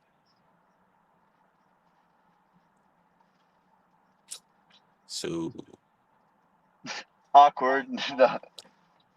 Very awkward. Yeah. Yeah. Well, anyways, I mean, I came up here obviously because Blind was fucking spewing that blind rhetoric, and the blind rhetoric. Yeah, that's crazy. Blind rhetoric. The blind rhetoric would never do fuck. I tell you that I gave you better dick, but damn. But yeah, so obviously, I mean, I don't even know. I mean, he just fucking disappeared, or is he still in the chat, or like what the fuck? Like, I haven't seen him in the chat. Yeah, he was there for a little bit and he was gone. I like to think that he's still like trying to set up his like fucking fat ass fucking mic or some shit, like some fucking wild ass mic. It's like, just automatically. Yeah, the idea, I was like, I wasn't really doing any panels or anything tonight. We're just cooking through, going through some stuff in social media, and that's it. I don't really have anything quote scheduled for panels until we start opening up Opinionated again. Yeah, I was gonna say, so for the new season, you're about to open it up with panels and everything. So like, what do you think you're gonna focus on? I'm not gonna say. I'm not gonna say. Mm-hmm. Okay. I am not gonna say. We're gonna open it back up. It's gonna be, there's a lot of stuff that needs to be worked on. A lot of stuff I've been putting into place. A lot of stuff I'm still trying to figure out. So we're not gonna be 100%. We'll be figuring it. We'll be about a quarter way still building through and everything. But I'm okay with it. And I'm just happy that we're. I just want to start bringing it back. So yeah. That's pretty much it. The idea is that there needs to just be a strong focus, getting everybody back into the conversations, and running from there. I know a lot of people, they run panels day by day. For me, it's like it's not really that, because like I say to a lot of people, I don't mind people having arguments as part of conversation, but like this idea that everybody just thinks that they just need to do debates, it's like, ugh. Because a lot of people don't understand the difference between an argument and debate. They really don't. How about a discussion? If people actually did discussions, see, it's not a I do. discussion. See, it's not a discussion when you have a conversation about something that's really specific, and then we start just throwing ad homs and attacking the person personally and not the actual message. That's not a discussion. Agreed. Yeah, I feel like people just get overly sensitive, and you know what it is? It's just that whatever it is that a person is ultimately defending, it becomes less and less about what it is that they're defending, and it becomes more of like an attack on their ego. You know what I mean? Their identity. I don't even know if it's an attack on their ego. I think they came in, they already have ego. I think there's something with some people, it's not everybody, but some people have this idea that no one should be disagreeing with me. I am God. How dare you not agree with me? And it's like, That's not everybody who gets triggered on the internet. Yeah. Well, no, it's not everybody on the internet. It's those that think that they should be top dog. To me, I'm like, there are plenty of people out here. There's enough space for everybody to get money. But when you think is that you should have the most of something, well, shit's already gonna fall apart. But I mean, not for the thing. I said this even on one of my other streams where I said, like, let's be honest. Outside of say like people like say like the Rage and Tomato, most people, you're not gonna get a big following unless you've learned to develop a rapport to build to get other people who are outside of your space. Most people who are in this quote panelverse can't figure that out. They only stay within this space, so therefore they're only stuck to a finite amount of people. It is what it is. Yeah, I mean, that's just kind of the nature of Imagine this. I've been struggling to find a way out of that. Yeah, Oh, that reminds me. That's why I came up here. That's the thing, Denizen, and that's the part that I'm dealing with. I'm like, yo, I didn't even agree to be here, and y'all trying to keep me captive. Like, you're trying to keep me a hostage. But You guys were talking about the algorithm and like, you know, directions you want to take your show creatively. That's the whole reason I came up, was to kind of listen to that and then try to glean some information and knowledge. Oh, good luck gleaming it for me. I mean, I know there's a lot of people who've already done it and they've done it well. I'm reviewing people all the time. So like people within the space, people outside. Actually, less now. People within this space. So I'm always looking at people outside the space and what they're doing and why it's important. I'm like, I've been doing that. I should just do more of that. Which is why I do a lot more of my solo streams. But also, I'm like, I should go back to my editing, because ever since I got really big, not big, but ever since I got really engrossed in doing streams, my editing skills have suffered. So I want to go back to that as well. I want to go back to doing the things that I actually enjoyed before getting any sense of notoriety. Because I think those are the things that are going to sustain you. And I realize if I'm just stuck looking after all the people who just do all the same things on different people's panels, I'm like, I'm no better than them. And that's not what I was here to be for. I was not here to be like people in the panelverse when I never even agreed to be part of the panelverse. So that means I need to do things different in order to be able to do more.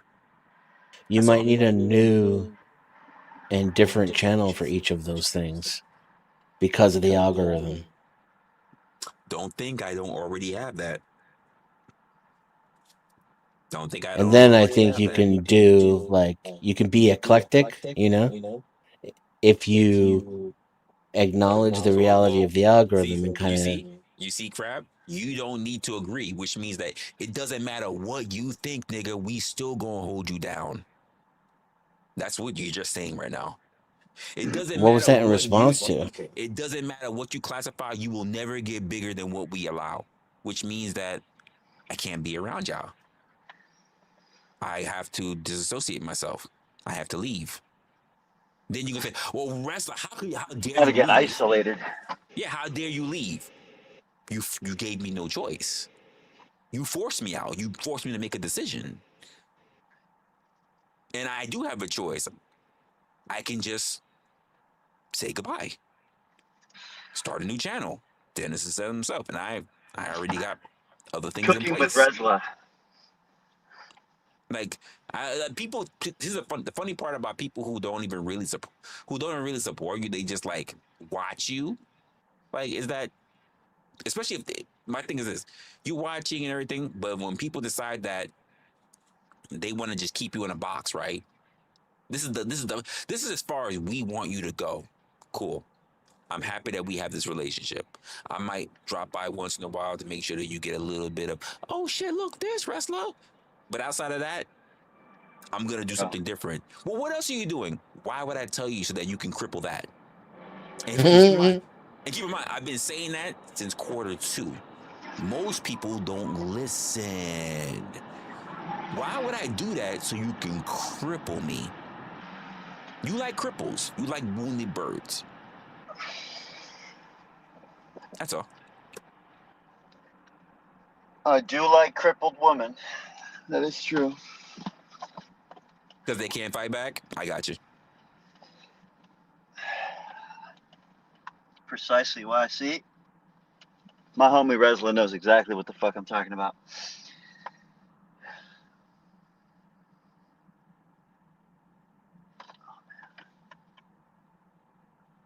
I mean, most people are okay with that. And keep in mind, I don't give a damn if you want to support your favorite content creator. Here's my thing. When you decide that you want to put people in a box and then you say, well, here's my my favorite content creator, right? But then we turn around and say, this person could do better, or this person is one of my favorite content creators, if they just been more like the other person that I like. They're not supposed to be. You're not supposed to have two of the same thing. You have orange juice and you have milk. Milk's not supposed to be like orange juice or vice versa. That's where you got it fucked up. So that means got to go to a different store.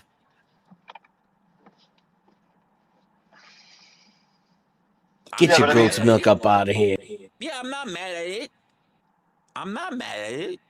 I mean, if the one thing I said, and I say this for so long, but people don't listen because they just want what they want. So when you want to hear only what you want, you don't pay attention to what anything else is being said. When I say like, hey, if you're not getting what you want, you need to go somewhere else. Oh, yeah. Okay, Resla. Just let me know when you're screaming at somebody. See, they're not listening. They're not listening. Hey, when you're not being celebrated and you appreciate the people you have, when you're not the smartest person in your room, you got to go to a whole new room. I hear you, Resla. I hear. Just start screaming. So I got nothing to say to you. I mean, keep in mind, one of the closest homies that I had was literally on my platform yesterday when we were doing the DBD. He says, Resla, you don't like to argue? Nigga, I've been talking to you for almost 3 years. You know I don't like to argue. But you're still asking that question?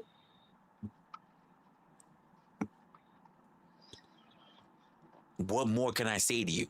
You stop wasting your breath. Yeah, I mean, I guess people find like an interest because it, like, you know, you host debate, you host panels, and when one hosts like, you know, live panels, conversations happen, and out of conversations you'll get debates and like sort of like back and forth, and they stand out. That's why people ultimately like fixate on them, because it's notable to them. You know what I mean? Like, never once did I ever have. Here's the funny part: you can watch all of my catalog since 2023 all the way to now. Never once have I held a panel that turned around and said, "I hold panels to do debates." no, I get what you're saying. You're right. Like, yeah, you're right. You're not a debate. You're not a debate channel. I get what you're saying, but you understand that when you host a panel with like different people that all have different like opinions from one another, what do you think's going to manifest?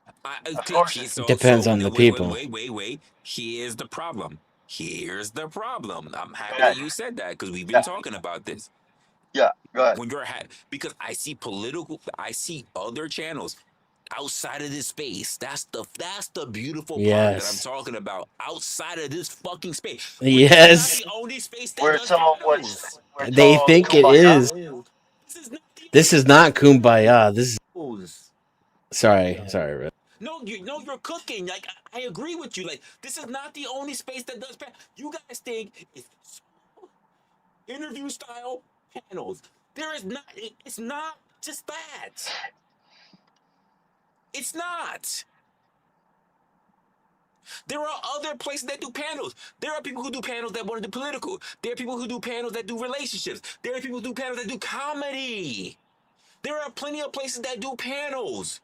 It is not simply the motherfuckers that just want to be up here with the same motherfuckers that just turn around and talk about, let's talk about religion. Let's talk about trans shit. Let's talk about politics. Okay, I get what you're saying. So it's really about the topics.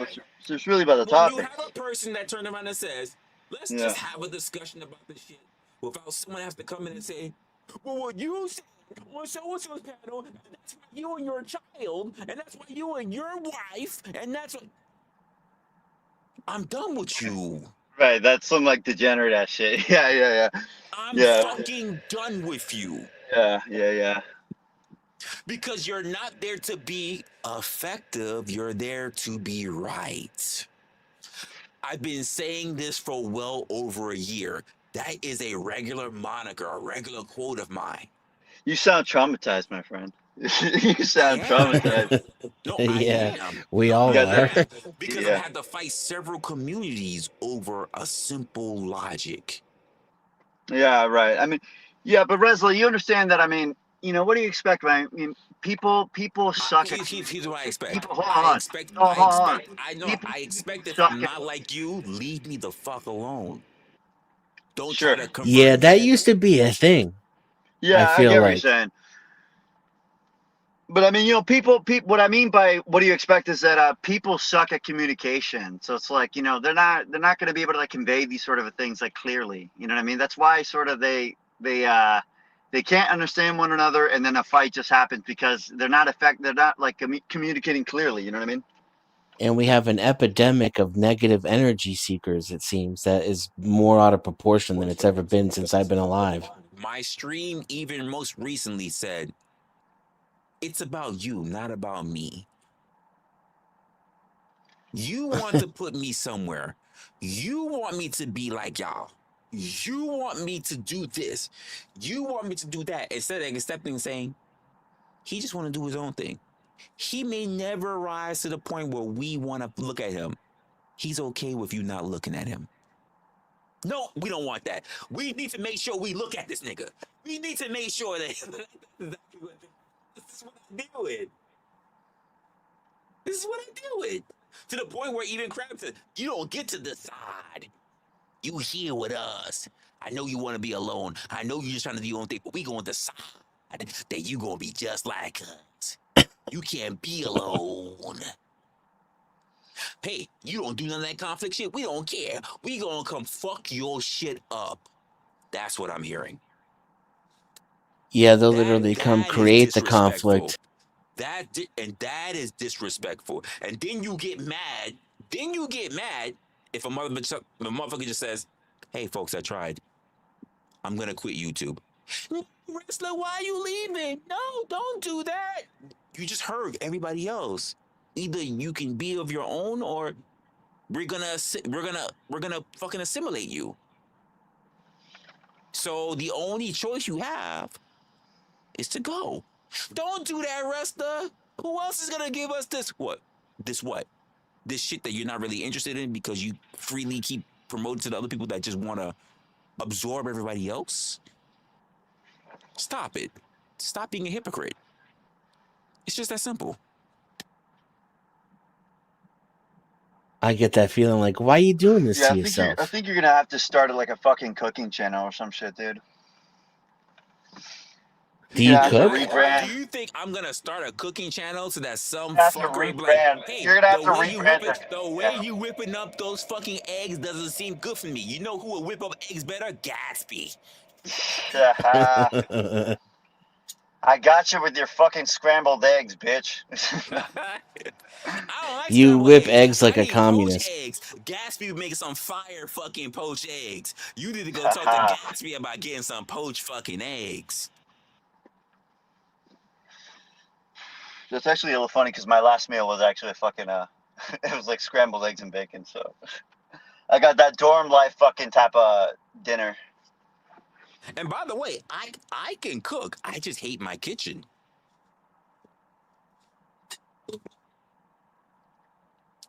I just hate my kitchen.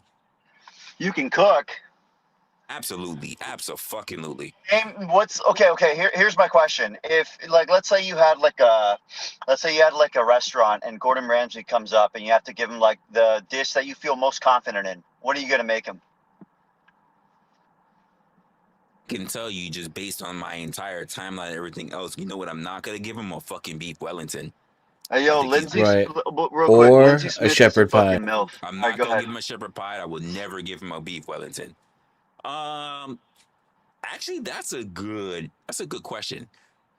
For Gordon Ramsay, I'm thinking something closer to seafood. Pasta for sure. Probably not. It would be white wine, but it would also be savory. So we're talking about butter. Maybe dill or parsley. You know what? I think too easily people might say shrimps. So I'm thinking halibut. Yeah, I think I might do that. Stop lying. You can't. You got that fancy type of cooking shit, dude. Yes, I do. Shit. Okay. Fuck. Yes, I do. I almost doxed my location. No. But let's just say if I want to, I literally, it's not far from me. It's not too far for me to go to the seaport. I can get my fresh fish. Can you make a beef Wellington? Yes, I can. Can you make a real Wellington type of motherfucking? I don't think I've actually ever fucking had beef Wellington. I'm not gonna lie. I mean, honestly, I don't know what you're talking about. There's only one beef Wellington inspired by a very president that we had, beef Wellington. Mushroom, mustard.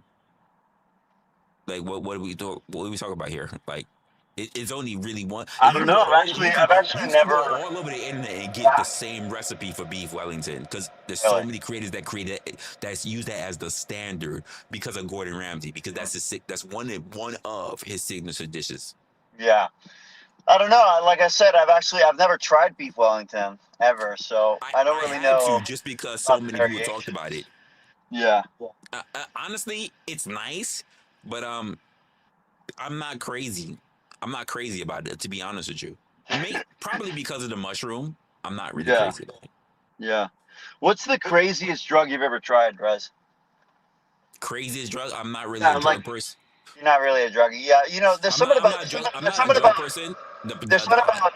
There's something about. The highest drug I've been on. Yeah. The highest drug I've been on is ecstasy. Ooh.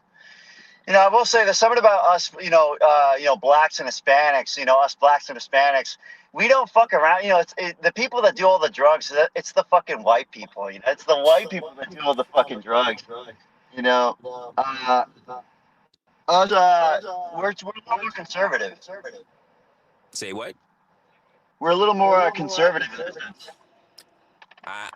Could you say that to me when I'm living here in New York City? Well, what's that? Could you really say that to me when I'm living here in New York City? I mean, are you a druggie? I mean, do you? I mean, there are plenty of liberals that are on drugs. There are plenty of liberals that are on drugs? Absolutely. Yeah, sure.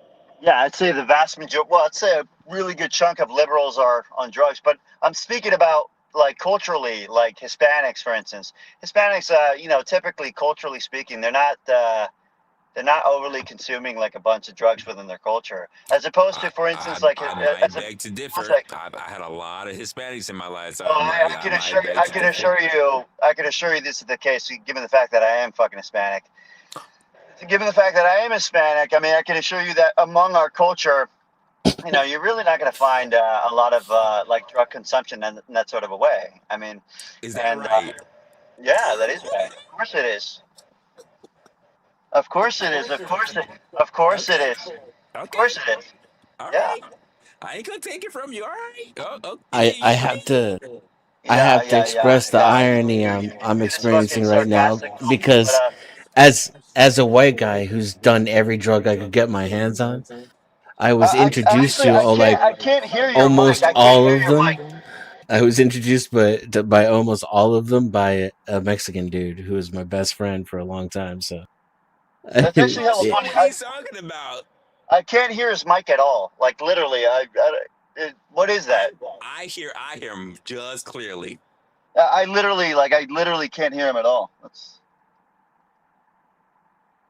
I can hear you, Rez, but I can't hear him at all. I'm not saying anything important anyway. It'll be fine. I don't believe you.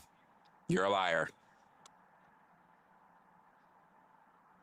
So wait, Rez, what did Dennison say? That as the resident white guy on the panel, the person that he's done so many kind of drugs, and the person who's introduced to him has literally been a Mexican.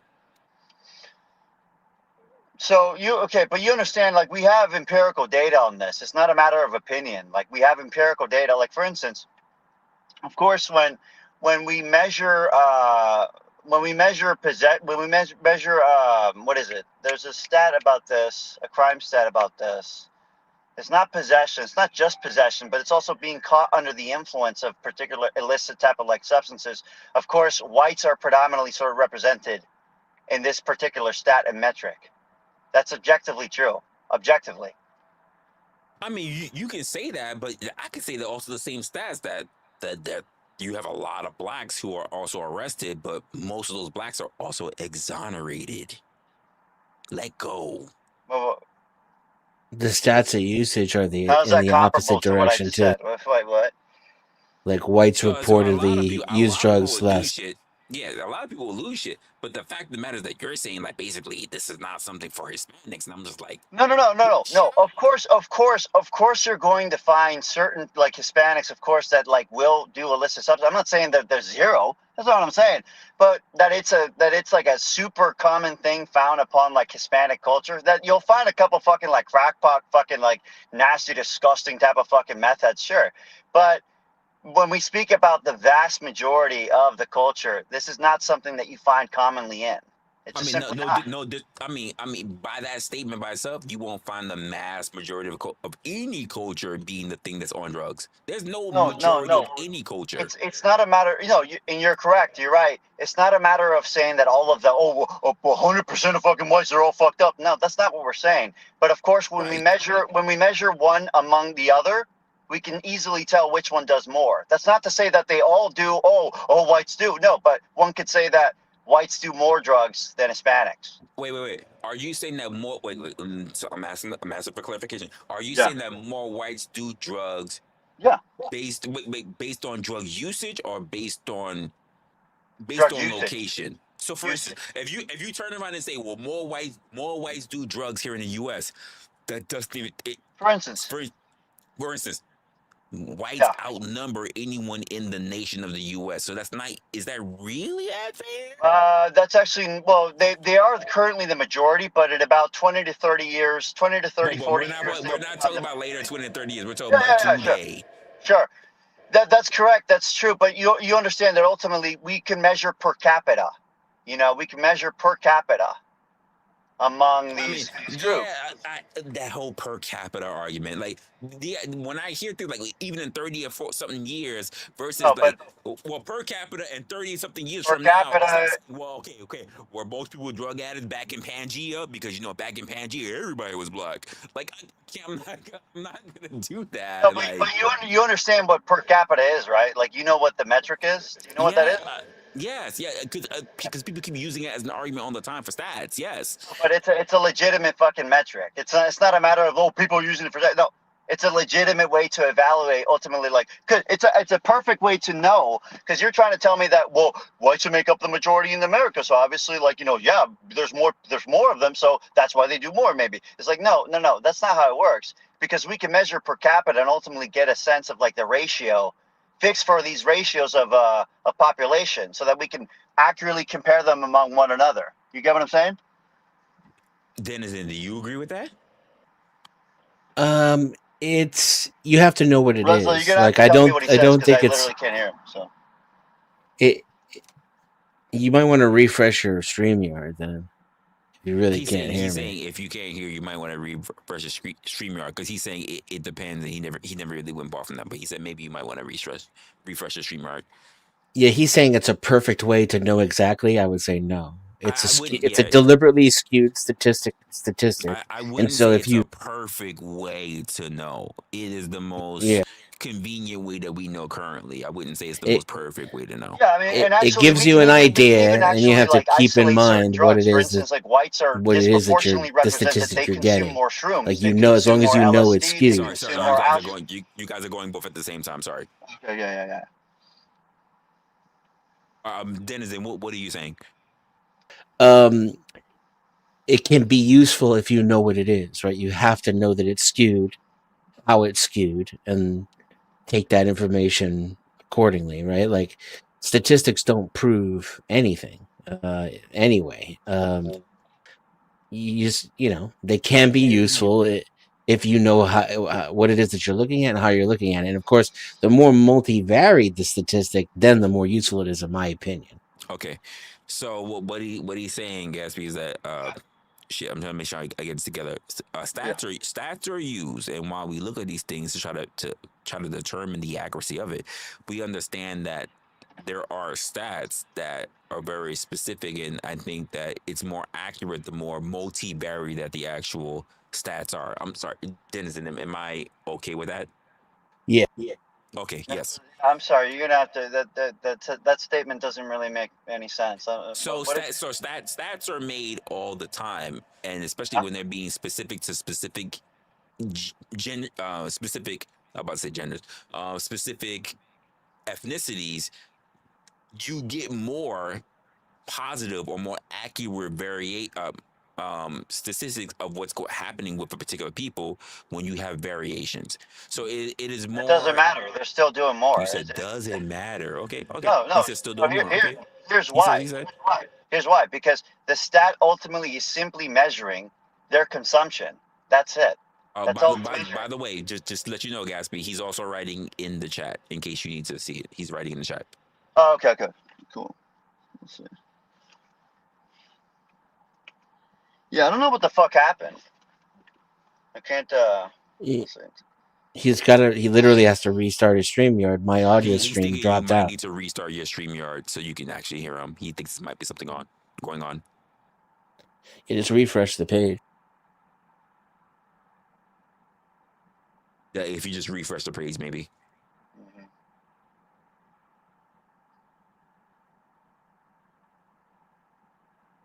Yeah, and about the multivariate analysis, yeah, I'll right? try that. I'll try one Shit. second. All right.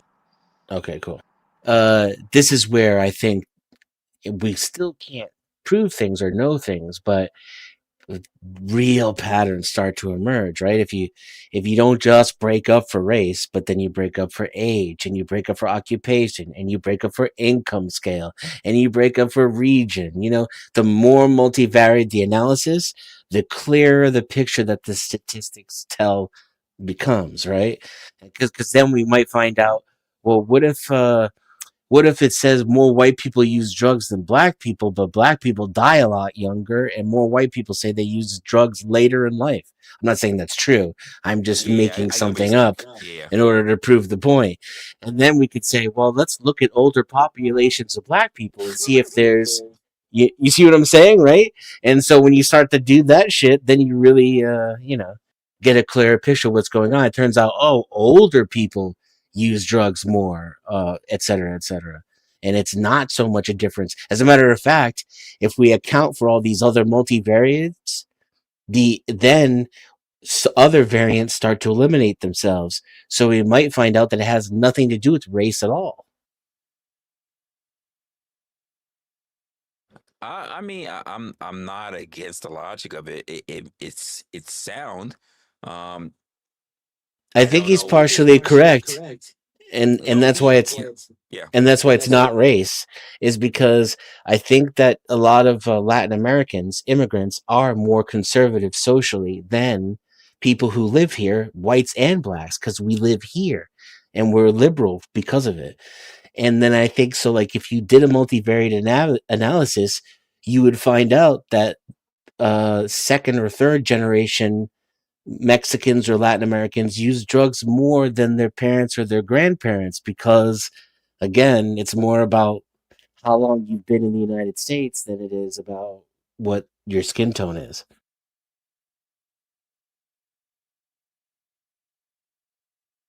Wait, what do you mean by this, Break?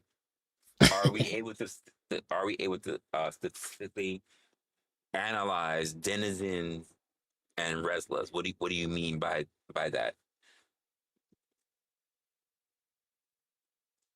Sir, the only drug I have to do with is drinking. What drug? what exactly do you mean, Brick? So would you? I'm looking up forward to see if you said anything. No, you didn't say anything beforehand. What do you mean by that? You know what? It seems like you want to do this. Let me drop this.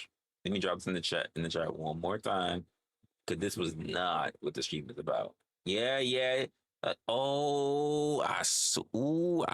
felt a little trigger. I felt a trigger when it happened. I'm gonna let it go. I did feel a trigger when it happened. That calling for the link, but yes, go ahead. Hit the fucking link. Ooh, I felt that little KM. I felt that little bit of a trigger happen to me. I was like, ooh. Okay, you know what? I'm gonna drop this. Yep, I'm gonna drop this. Like it's hot. Come up and explain. I'm not gonna lie. Like, if a brick got an attitude, drop it like it's hot. Drop it like it's hot. I was listening to KM. I was right there. And I'm like, I was like right there, and I'm like, it's not his fault. It's like, it's not his fault. It's not his fault. Like, it's not his fault. I'm having a conversation. The link was for two people. We have other people up here. Like, it's not his fault, but I almost slipped. Like, I was that close to slipping. Like, hey, Brick, it's not you. But I almost slipped. I almost lost my shit. Like, I almost lost my shit. I ain't gonna lie. He's lying. It's you. It probably is me. Usually it's me. You just blame me. It's easier that way. Most people do. All right, Gatsby. Oh Oh God, here we go.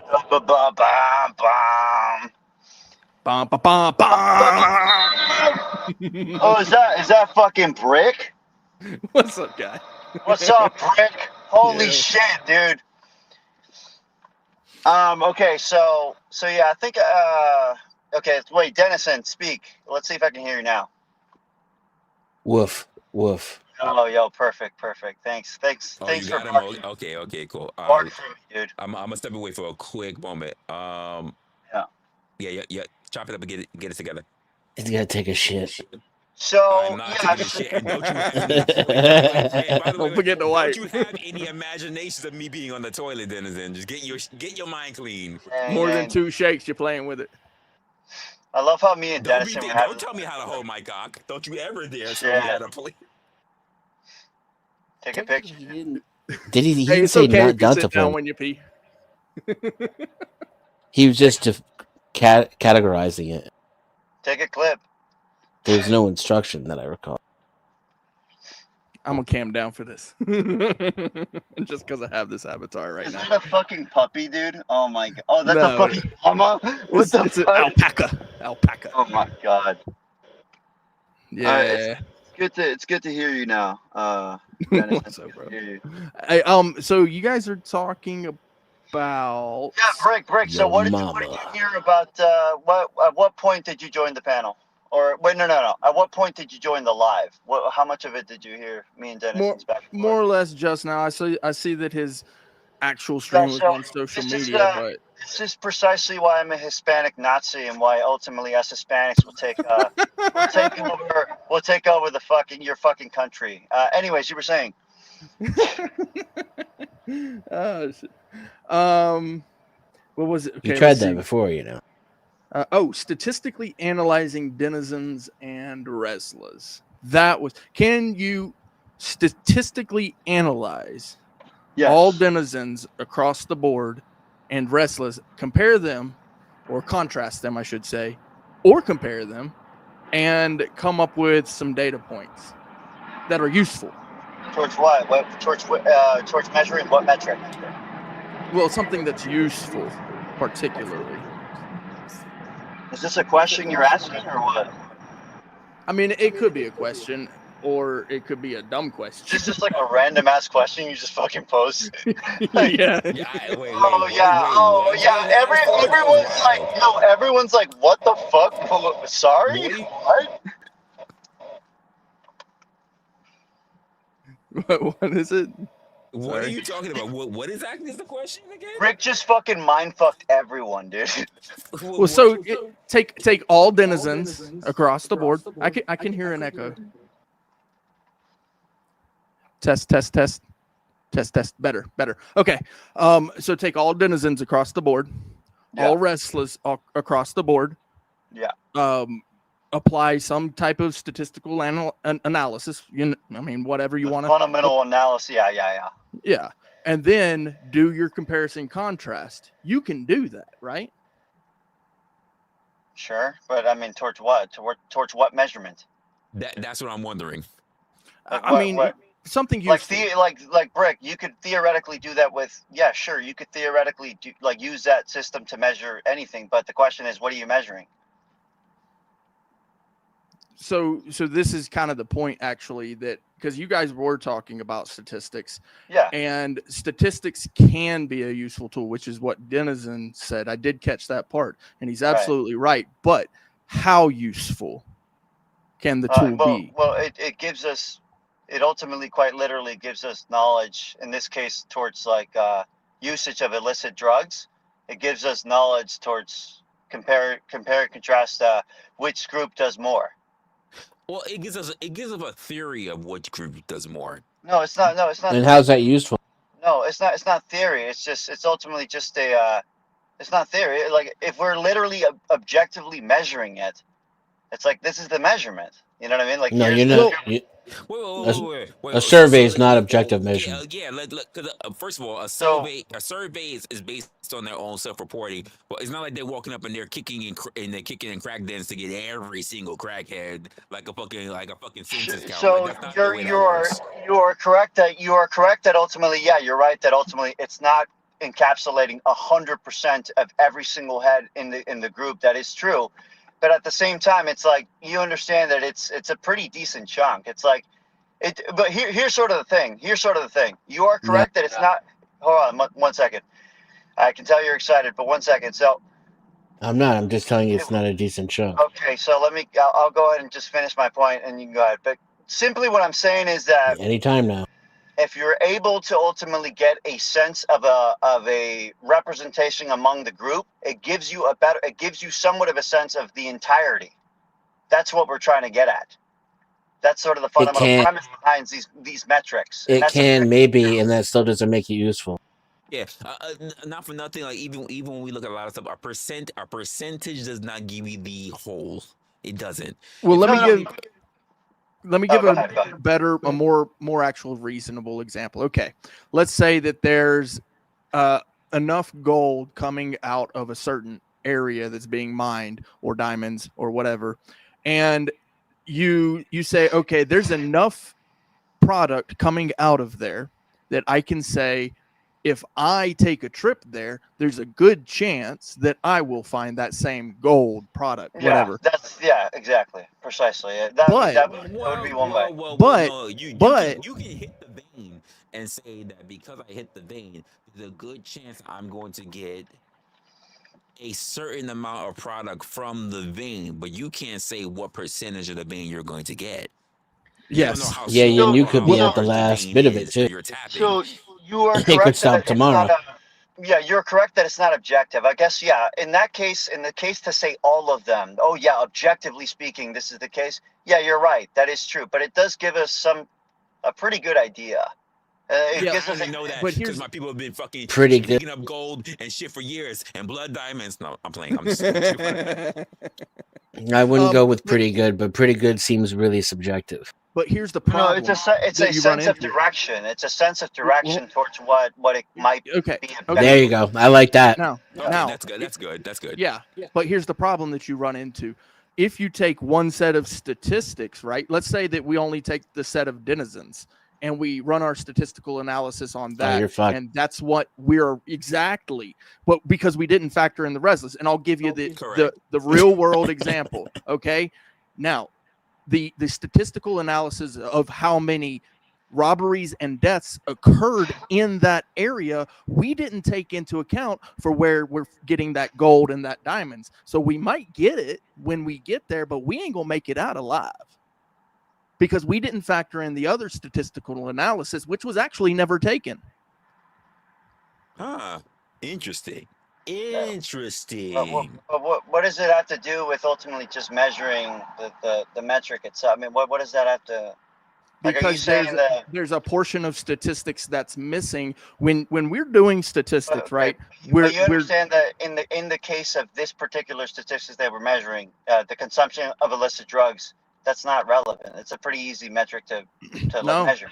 No, it's not, because here's the thing. So yeah, we can say that. What's difficult about that? What's intricate about that? It's a pretty simple measurement. Well, first, you're going off of people's admission. Exactly. Yep. If white people are more likely to do drugs, maybe they're more likely to be honest about it or more likely to lie about it. Well, I'll give you another one. How many dead people are running into those statistics and saying it was me? None of them, because they're all dead. Wait, hold up. Gatsby, I hear what you're saying. And for the good part of it, I want to say there's like a good 60% I'm going to agree with you on, right? The issue that I have with human beings is that human beings lie all the time, the same way how the stats that you're looking at for what you're talking about, the human beings lie all the time, the same way how we talk about eyewitness testimony. It's really not that good. It's actually not even about surveys. You understand that ultimately we're taking into account crimes as well. It's not just a matter of possession of drugs, but it's also about like people that are ultimately arrested when they're under the influence of a particular drug. that's not a matter of opinion. If they're quite literally, measurably, objectively high under arrest. Question for you. Yeah. No, because I need to know this for clarification. When we say that people are being arrested under the influence of a particular drug, right? How does one, when we're at the time of the arrest, how does one factor in which specific drug that these people are illicitly under? How does one identify what drug they're on? So let's just say you're picking Denizen up, and the cops are saying he's on the coke. You're picking up Brick, and Brick is they're saying he's on the meth, and you picking me up, I'm on the fentanyl. Yeah. So your question is, how does one identify what drug they're on? Like, really, how do you know? Well, I mean, you understand there's tests for that. Like, there's quite literally, there's tests for instance, like weed, THC. There's tests for methamphetamine. Hold on one second. Hold on one second. So there's tests for, you understand that ultimately drugs have chemicals of which can be identified. For instance, like amphetamine, that's a chemical. That's also a drug. Amphetamine is a chemical and it's a drug. And there's a way to test for the presence of this chemical. Like, so how do we know that? How do we know he didn't just take Sudafed? That same principle, that same principle idea, you apply to every other drug. You identify the chemical of which ultimately makes up the content of the drug, and ultimately you therefore produce a test to be able to measure for the chemical. That's precisely how we test for it.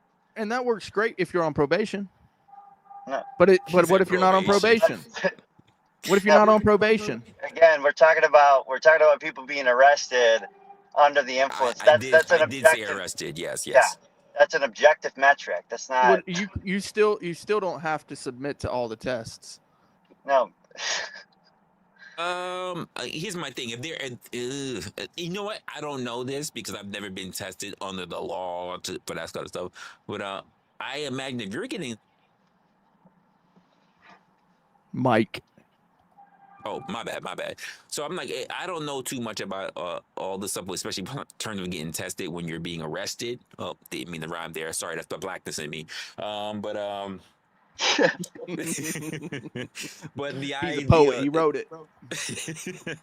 But the idea that if you're going to be tested, why wouldn't you be tested for all other illicit substances as well? Like, you for would. instance, like, yeah.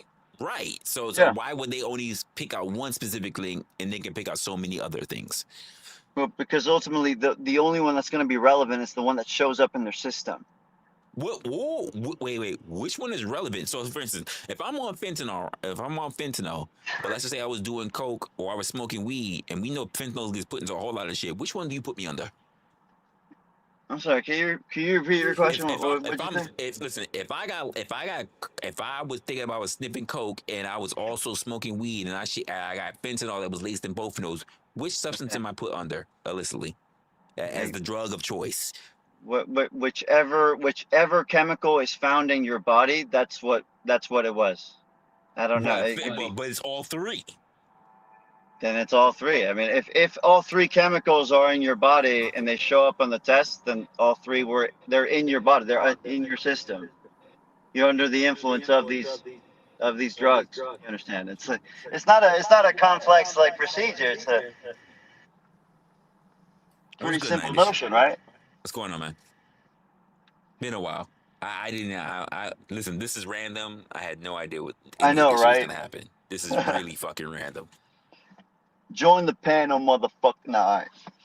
Hey, I'm with UKM. I need to definitely change up the channel. Join the panel, motherfucker. But in all seriousness, so when you take statistics, super serious, yes. When you take statistics and you say, okay, there's this chance that this person could be on this drug, what statistics are you using when it comes to the prior to? Are you talking about prior to the arrest, what you are suspecting the person of being on? Because statistics don't really show that. That's just intuition. No, I mean, obviously there is a percentage of arrested, ultimately, of people quite literally being arrested under the influence of a particular substance, of which would be two charges. It would be the charge of possession and being under the influence of this particular drug. Well, under the influence, there's public intoxication laws, there's driving under the influence, But having certain drugs in your system is not illegal. Yeah, that's an industry that's about quotas and arresting people and all the other stuff. And we got to accept what that is. But It is if you're in public or driving. No, intuition and statistics can be skewed to whatever you want them to be. Exactly. You can play games with that stuff all day long. Yeah, but you understand, you're sort of posing. When you're getting arrested, which one would it actually be? Because these people are moving based off of intuition. They don't really know shit at the time. And they're not using statistics either. They're not testing you right there. Unless you're doing breathalyzers, they're not testing you for any other illicit substances. Right. So, but you understand that there is a percentage of crimes of people that get arrested and ultimately, like, they're suspect, like, while under the while on whatever the fuck it may be, while under arrest, they're suspected of being under the influence of a particular substance. They get tested and they come up positive for these illicit drugs. But To be honest, they're doing a bit of a guesstimation as well. Yeah, but listen, fake Gatsby. The fake Gatsby. I don't know who you are. Hold on. No. One second. I'm only going to say one thing, and you got it. Go ahead, they have quotas that they have to make, so they can get. They got to meet markers. So I don't really think they care as long as they make their quotas. Hey, you're right. They have to make their quota. And by the way, to anyone in the chat, you can say that my mic ain't shit. Here's what I'm gonna say: hit that fucking Cash App and buy me a fucking mic. If not, suck it. You're gonna have to deal with the mic you got. So what the fuck did he say? That it's not part of a quota? You understand that it's ultimately it's irrelevant whether it's part of a quota or not. If it comes up positive, they're under the influence of this particular drug. Whether it was because the cop did it because of his quota, it's irrelevant. If they run a fucking like drug test and it comes up positive, they're under the influence of that particular drug. I mean, what does it matter if there's a quota behind the motives of why they were tested? If it comes up positive, what I'm saying to fake Gatsby is this: police officers are the most DV people around. Sorry, America. How old is this guy? Is this guy like 60 years old? Actually, he is right statistically. I'm like five. Okay, all right. I'll be nice. Statistically, officers commit DV more than any other group in the country. Yeah, because they're extremely angry people. So when it comes to dealing with society, that's why they have a. Listen, I understand there are drunk drivers. There are people that's doing all these things, but they still have a quota they have to bring in. And also, they're just humans. America, listen, drugs, alcohol in America is American as apple pie. Most of those officers drink like fish when they're off duty and probably while they're on duty. Okay, well, what does that have to do with what we're talking about? No, listen what I'm saying. We keep trying to make people like magical or right, and we just people. Sure. But again, what does that have to do with? That's all. It has everything to do with what we're talking about. It has everything to do with what we're talking about. So could you, I'm kind of like, I'm failing to see how it is relevant to what we're talking about. Why don't you see the relevancy of what I'm saying? Well, I'm asking you to, clearly I'm failing. I'm to see talking the pretty relevance. clearly. Making it seem like you're. Okay. Listen, don't get upset, fake Gatsby. Don't get upset. No one's Listen, upset. let's just have a conversation. I'm just telling you that I'm failing to see how it's relevant, and I'm asking you if you could please iterate how it's relevant. I just. Well, explain to me how it's irrelevant. Well, I can't explain to you how it's relevant because ultimately, what even is your point? That cops are getting drunk in their free? What does it have to do with what we're talking about? What?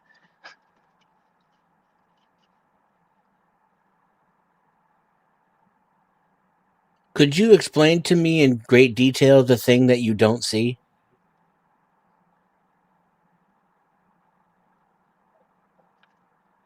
Hello? I'm done. I'm dying. I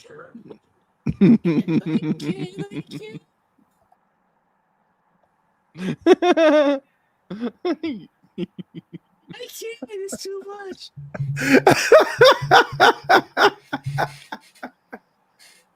Listen, I apologize. I don't know why I do this to people. I take it back. You're the real Gatsby. I'm sorry.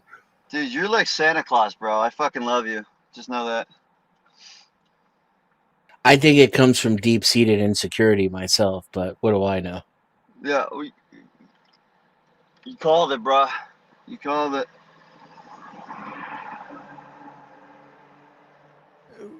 I don't even know what to say right now. It's just crazy. Yeah, wait, what the fuck is going? Are you guys like trolling me or something? What the fuck is going on right now? Resla, what are you doing to me? What are you doing to me, Resla? What I'm doing to you? I did nothing. Oh my gosh, I can't. I didn't listen. This was not supposed to be like this. I know, say right? that from the beginning. Oh my gosh. I know.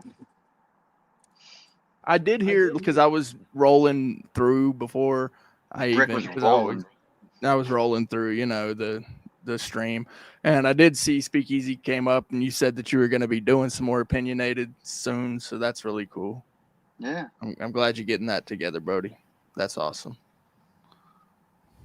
Yeah, there's a lot.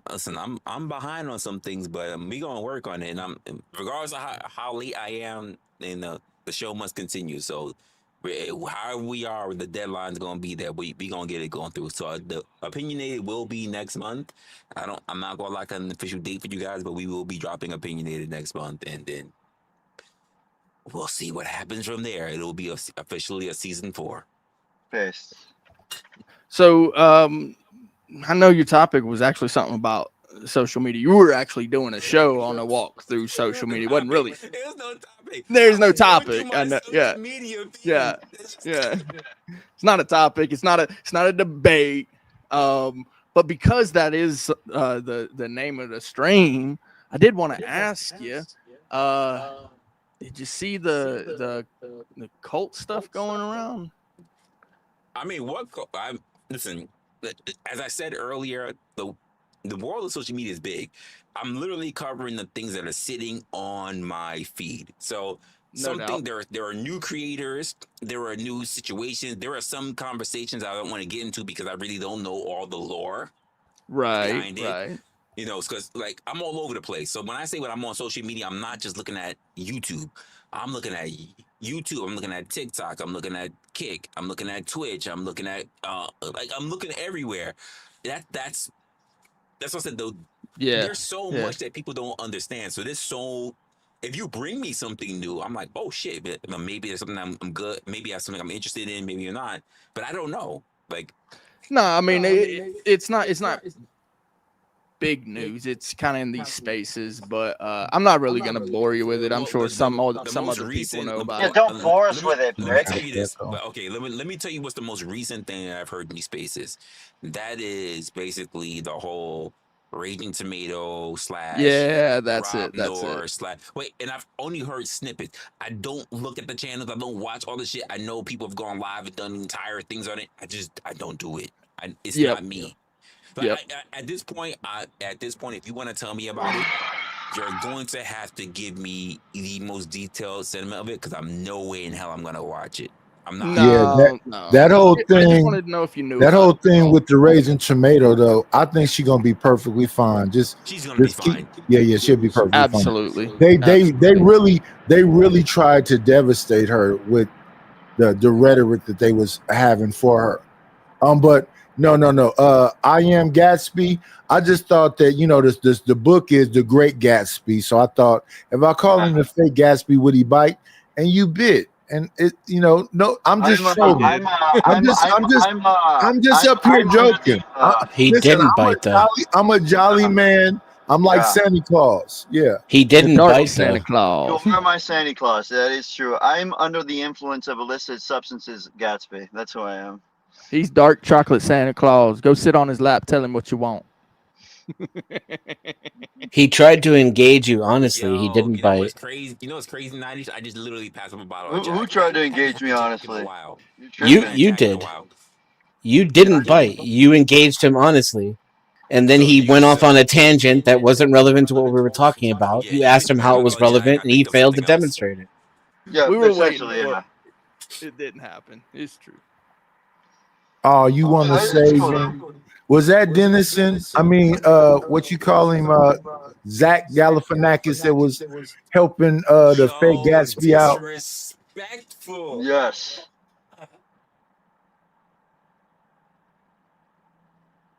Knight, did you see my Why avatar? did you do that? Yo, that's crazy. Because it hurt his feelings, what I just said. So he wants me to feel like how he feels.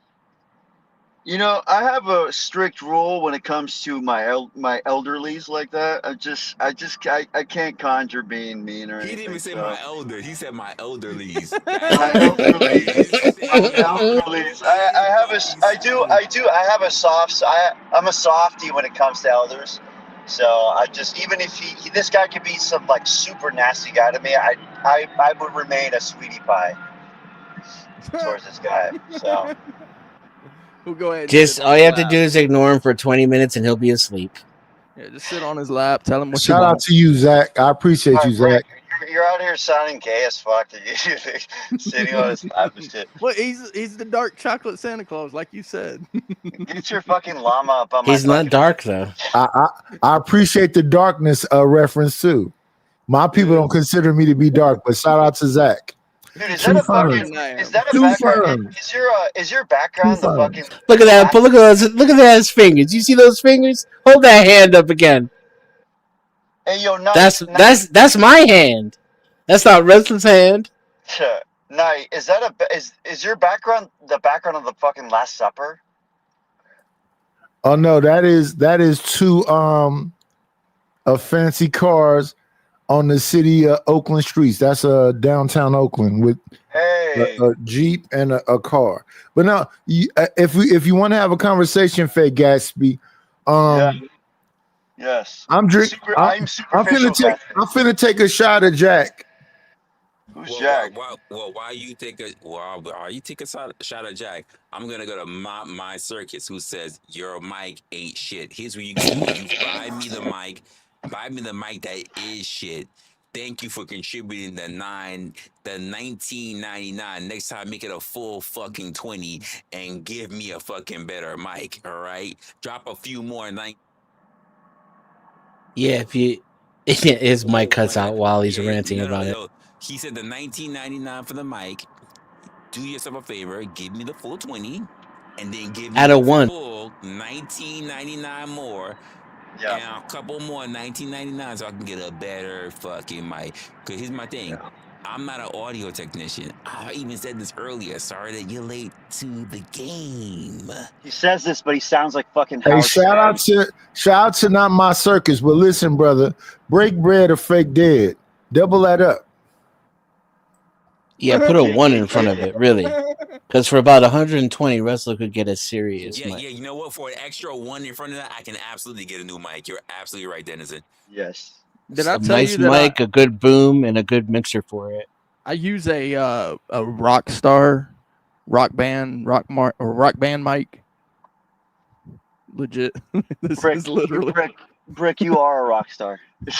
rock band. See, the problem is, and I told you before, I even gave listen, we were talking about it even earlier. I am a person that comes from a visual effects when it comes to production. Audio was never my strong suit. I've been saying this for over a year. Like, unless you're saying that you want to fucking send me to sound school or whatever the fuck they want to call it, audio school, like, motherfucker, like, you're going to have to deal with whatever I can learn. Pay for the money. Yeah, it is what it is. Brick, are you calling yourself Clay now? Hold up. I say this to people all the time. Because you know what? You never asked me? You never asked me about my fucking visual skills. So many people ask me about my fucking camera, and I'm like, the camera's not the work. It's everything I do around it. So pay for my sound engineering, and then you can get the best sound too. God damn it. Go ahead, Nightish. No, I think you have a beautiful monologue and what you're talking about trumps. Yeah, it could be a better mic, but are y'all listening to what he's saying? No. That's a question. No, because we can't That's hear the question that I wait a minute. Who just did that? Was that Clay? Because I was finna talk to Clay. Clay, wait, Brick, are you calling yourself Clay now? I've always been Clay. Oh yeah, you should keep it to Clay because when I think of Brick, that means like a turd. Oh my really? God. Yeah. Really? Oh my God, That's really? Dude, he came in fucking swinging. Really? Dude, Knight is here for fucking fire, bro. He's here. He's here for the beef. Well, you know, like that one never really crossed my It's mind. more like Beyond Beef. Beyond beef. There's a lot of soy.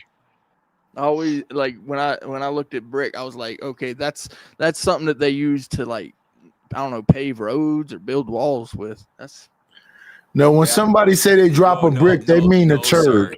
Sir. No one builds roads with bricks. They build stones with bricks. They build roads with stone. No, it's not called cobble brick. It's called cobblestone. I understand. It's not called cobble brick. No, hold on. There are cobblestone roads, but there are actually also brick roads too. There's a yellow brick road. You shouldn't take offense to the fact that when somebody say I'm about to drop a brick, they mean a turd. It is what it is. No, Let's move on. Let's move on. No, we ain't moving on. No, because when I hear drop a brick, I'm actually, like, in my mind it goes to like weed, like a brick. Oh, he's talking about the brick. He's talking about the keys. So he's trying to say he's dope. You're not, sir. It's that compact Mexican dirt weed that's brick. Your phrase, this is cocaine. Your phrase drop a brick. Like, I'm gonna, 1 second, sir. Let's talk about it. Respectfully, looking at a ginger could never be considered dope.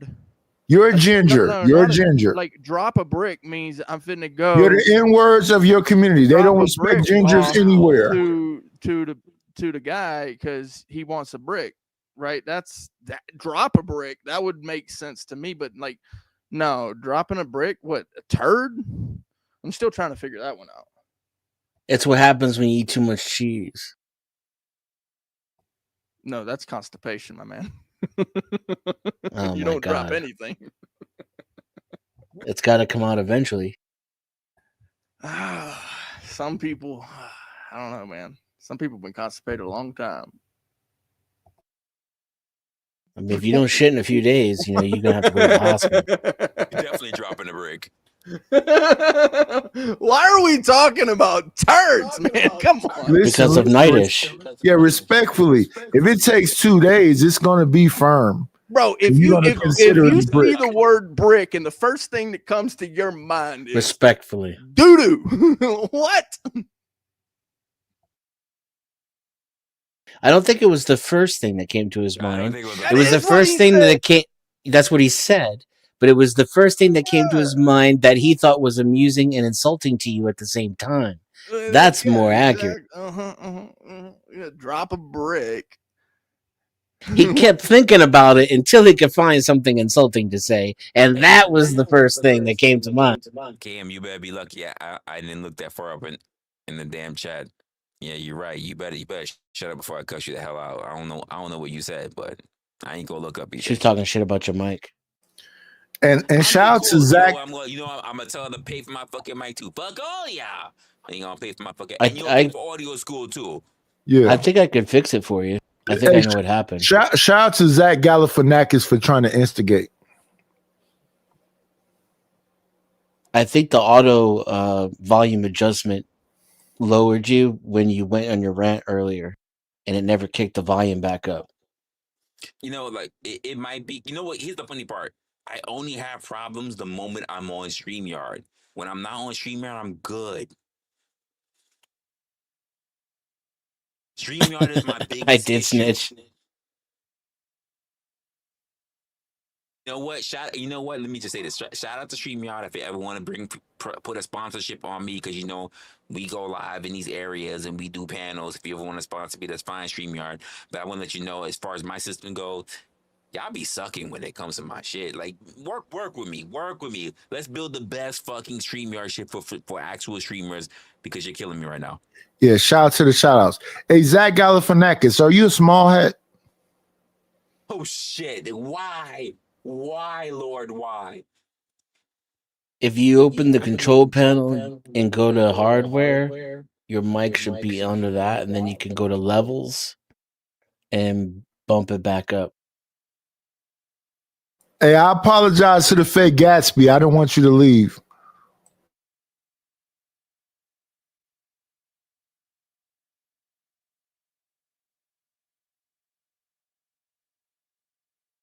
Why are you thinking about doo-doo night? Dead quiet. He said, I'm leaving. I'm done.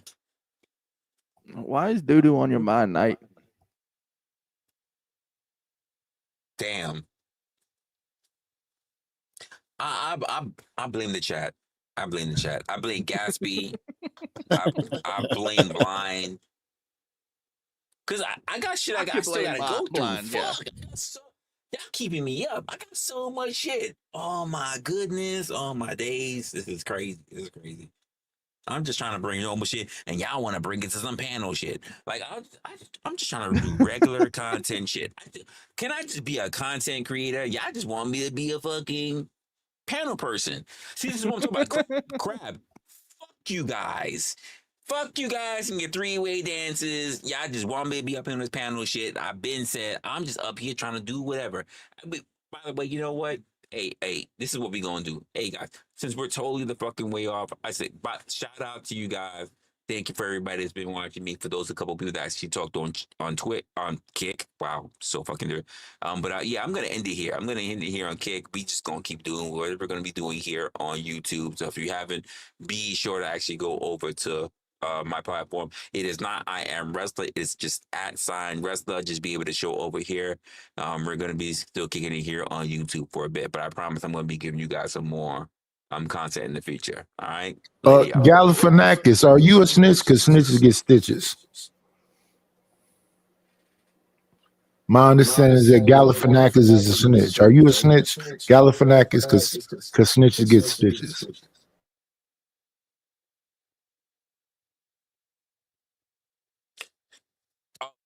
Really? You blame? Wait, who do you blame? KM. Who you blaming in the chat? I blame a lot of people. Listen, this was not me. I just wanted a conversation between two guys, and then one didn't show up. One tucked tail and ran. He ran. I was not expecting this. He ran. He ran like people say she ran, but he ran. No, don't. No. This was not supposed to happen. This was not supposed to happen. I still got a show. He gone. He been gone. And then the dude I was saying was a turd. He chose to have a llama as an avatar. Do llamas spit like camels? That's an alpaca. Oh, that's an alpaca. Yes, alpaca. Okay, so do alpacas spit like camels? Llamas are alpacas too. He's right. He's right. So is it all the same family? Turd Ferguson. Is it all the same family? Turd Ferguson. Fuck you guys. Oh my gosh. I mean, he's got some poop on his mind. I don't know.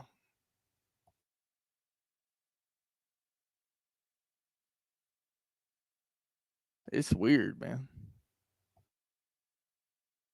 Listen, I loved you in that movie Gator. It was fire. I have no idea what you're talking about. Yeah, because I'm yeah. Burt Reynolds was in the mountains, and somebody was playing a harmonica, going squeal. You know what? You gotta love it. You guys got 15 minutes. It's called Deliverance. There was a banjo. I am going to go back to my stream. You got 15 fucking minutes because this is not making no goddamn sense.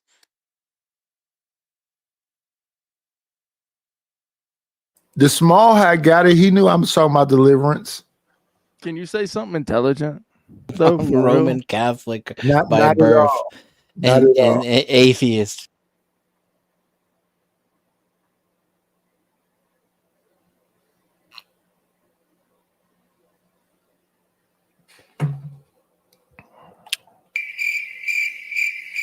This is why, folks. This is why. What is why? You shouldn't have let. It's an alphabet. It's an alphabet. There was a discussion until you let the troll on. How dare you, sir? And even those two people are not here anymore.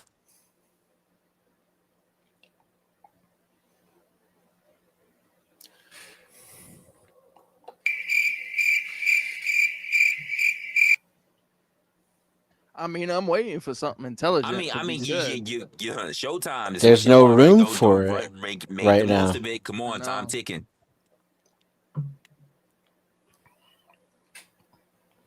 How's about, is the earth round or is it flat? Oh, is that what we're doing? Neither. Okay, cool. Shit. All right, here we go. Here we go. It's shaped like a rock. It's made of water. Come on, y'all. We don't want to have dead air. That's why I kept playing the crickets. Listen, they say it's an asteroid. They say it's an asteroid heading towards us the size of a city. Who is they? Let's talk about that. Who is they? Uninformed people on YouTube. That's who they is. Knight was over there listening to him, I guess. He is them. Oh, that Knight is they. Is that how you identify? He's a they, them. I'm not finna explain what my pronouns are. We just talk about, well, I identify as king of everything, so pay homage. No, we already acknowledge you. You're a turd. I identify. You call yourself Brick, and that's what people drop in the toilet. So we acknowledge you. Let's talk about the small head over there. Zach Galifianakis. I'm an atheist. Zach Galifianakis sound like you could my name's Denizen. I'm an atheist. I never seen a knight with no sword until now.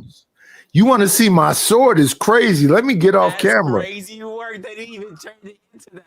That's crazy work. Nah, you don't. I'm not going to show you my sword, Brick. You don't have one. That's disgusting. You don't have no, one. Sir.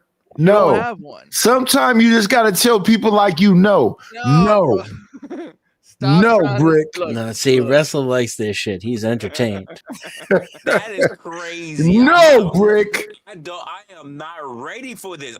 Listen, you got minutes. You let him up here. No, you got. Listen, y'all on a time frame. Oh, here we go. Y'all on a time frame. I'm gonna go back to what the fuck. There we go. Get it out. Get it out. Get it out. Hey, there's your girlfriend. Mel's got glasses on. Hey, there's your girlfriend, Melanie. There's your girlfriend, Knight. Yeah, shout out to Melanie. I'm really just here to test out my new background. How's it look? That's Knight's gonna go get him a sword. It looks like you're farting sparkly fox farts. From my head. It actually does. Oh my god. Get control of your panel, wrestler. Don't tell me after you came over here and also helped to contribute to this bullshit. Don't you tell me. Helped. No, I never said nothing about sparkly farts. He's the conductor. I never said anything about sparkly farts. That was definitely the small. He's the first clown out of the car. Are you kidding me? Yeah. Swordless Knight. This is what we don't want Dennison to be. We don't want you to be fake Gatsby. We don't want you to be harassed. We don't want you to be harassing. I don't know why I like calling me a small hat or Zach Galifianakis. Listen, it's baked in there somewhere, I'm sure. You do sound Melanie is up here, but don't be Pepe Le Pew. Bro, and then the gaslighting really too, got a you know. Pepe Le Pew stuffed animal for Cosmic Fox right now. Aren't you just sweet? I think I'm cuter. Well, I think he's trying to give it to you. Whoa. Hello. Not whoa. I'm just reading the room. I think Mel's in a committed relationship, Nightish. With myself. Put the sword back in the sheath. Put the sword back in the sheath. Stop talking about my sword. Why does Melanie have on red and blue glasses like 3D? What's she trying to see bigger? This is crazy work up here you got going, wrestler. Because I got perspective. It's not what Mel's trying to see bigger. It's what Mel's trying to see in high definition. because I lack natural depth perception. Well, listen, Neve, you can't deceive me, Neve. Oh, wow, I'm Neve now. Wow, I am fucking done with I'm Queen Neve now. That's crazy. That's wild. Isn't Neve like more nasal? Okay, I can't do Neve's voice actually, but she's a bit more nasally. I would be able to tell the difference, but I don't blame other people. She accentuates a lot more too. But Dennison, you do understand, right? You do sound like Zach Galifianakis, at least. I can give Knight. Oh no, I didn't get it. But sure, now it makes sense, maybe, because I don't know. I can't hear myself from the outside. You didn't get it, but you think it makes sense only once Mel tells you it? He's never said it. What do you mean? If any explanation from anybody would make sense. But I didn't get it. I think I've said that to you before, that you sound like him. I've never gotten that before. I put a picture, an avatar to resemble my face up, and Nightish said it looked like Zach Galifianakis. Oh, okay. So that's what I thought he meant, and since I didn't see the resemblance, I never really got it. Well, Knight is shy, so he had to go. Or how it's an insult either, right? Because he's pretty funny. Dude's rich and famous. Have you seen some of his more like he's not stuff? Ugly. Like the stuff he did for like Tim and Eric and stuff. He's not ugly, really but funny. he's what? What?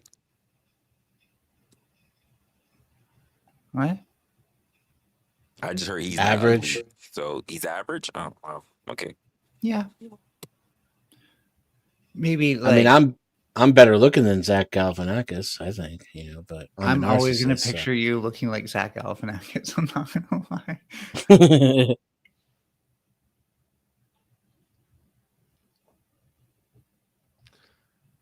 No, but so like from inside my own head, my voice doesn't sound anything like that.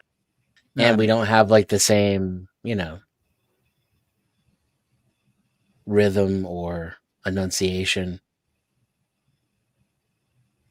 Or fame. Yeah. Is Or it between fame. two ferns? That's the That's the Between Two Ferns guy. And shit, I wish I was that funny. Fuck. He's got a very like ADHD form of humor. That shit when he's what is it? Brad Pitt spitting that gum in his Dude, that was brutal. That shit I was almost like for a second, Brad wanted to hit him for a second.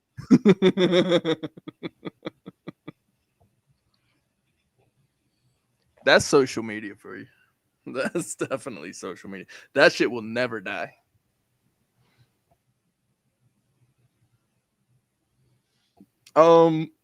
I guess we ain't really got long anyway, so I know Resla needs to get on the bed. He needs his beauty rest.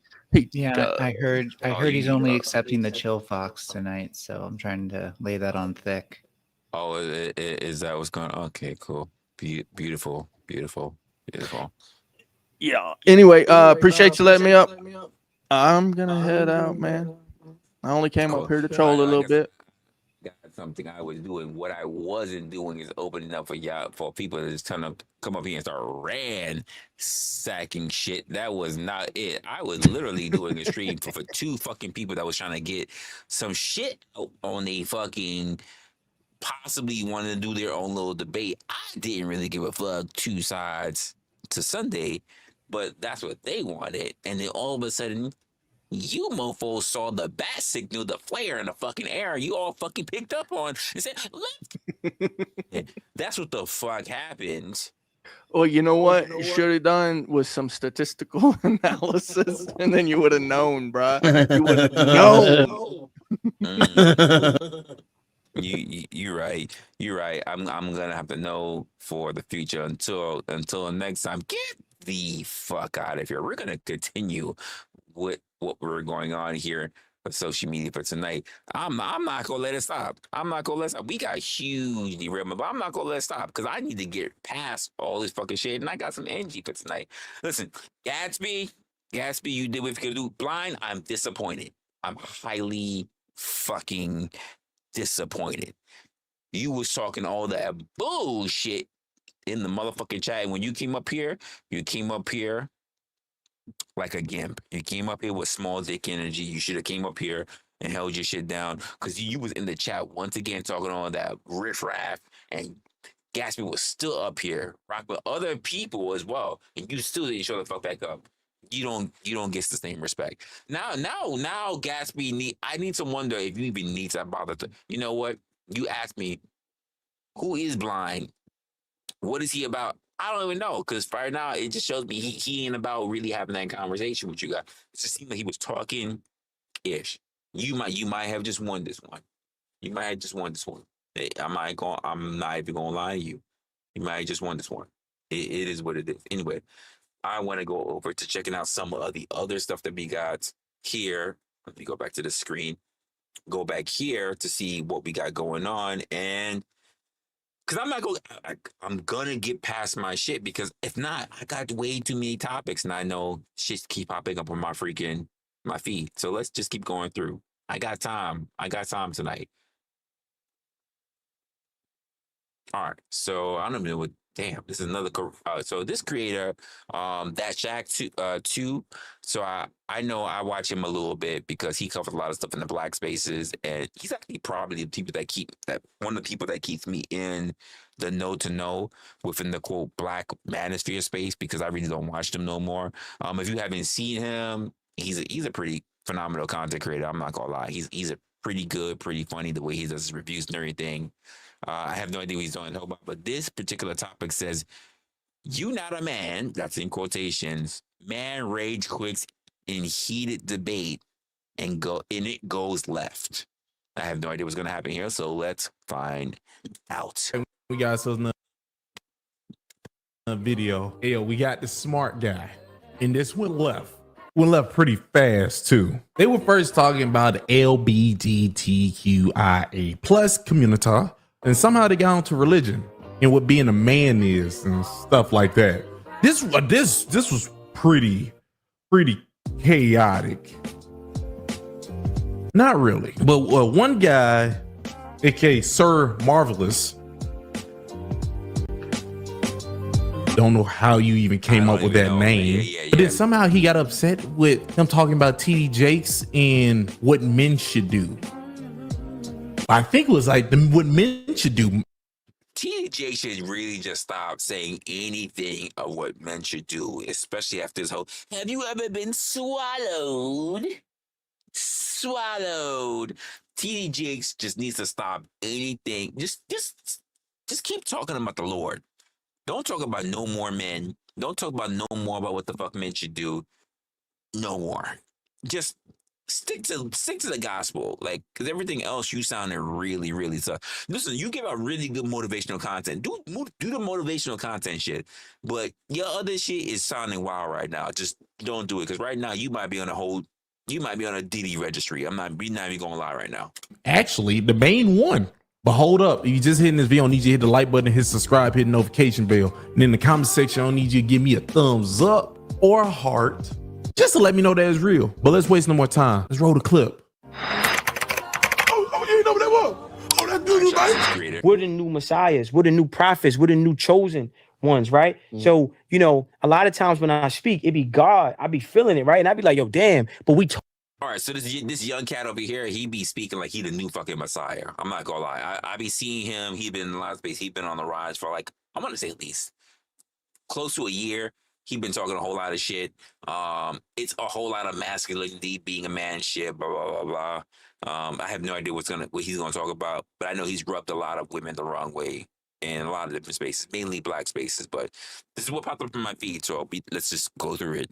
Told that ain't no more messiahs. We told that all these that have conversations with God, or God gives them type of a premonition or visions, doesn't even happen anymore. Hey, Burns, I said this to a couple people. If my mic is a problem, do yourself a favor. hit that Cash App so we can get my mic fixed. Because outside of that, I don't know what you expecting. How you think I should be doing all of the work and then you guys do nothing but you complain and then think I should fix it? How about you help contribute? Berms. Help get the shit fixed so that we can get some better content in here instead of just complaining. I'm just saying, there's several people that try to say, "Oh, your mic." Well, help to fucking mic. I don't know why. Like, you want shit, but you shouldn't have to do shit. I'm just saying. Yeah, I see it all the time. I be trying to fight it. That's why I told you, you doing this, you should do that. That don't be me. That be God using me, bro. And I ain't saying that in a TD Fakes kind of way. Yeah. You know what I'm saying? Yeah, because TD Fakes was that Diddy, he caught up in that Diddy City Willie. I'm saying? Allegedly. So ain't no allegedly nothing, man. Them dudes is weirdos, man. Listen, I'm saying? I want to, before we pivot. TD Cakes, man. That's his new name, man. That's what, listen, TD Jakes. I love TD Jakes. I met TD Jakes. Roughest hands I ever felt in my life. That's how I knew he worked his way up here. He worked his... my dad is a mechanic. I know rough hands. TD Jakes got the roughest hands I ever felt in my life. I remember TD Jakes on the clown. TD Cakes, huh?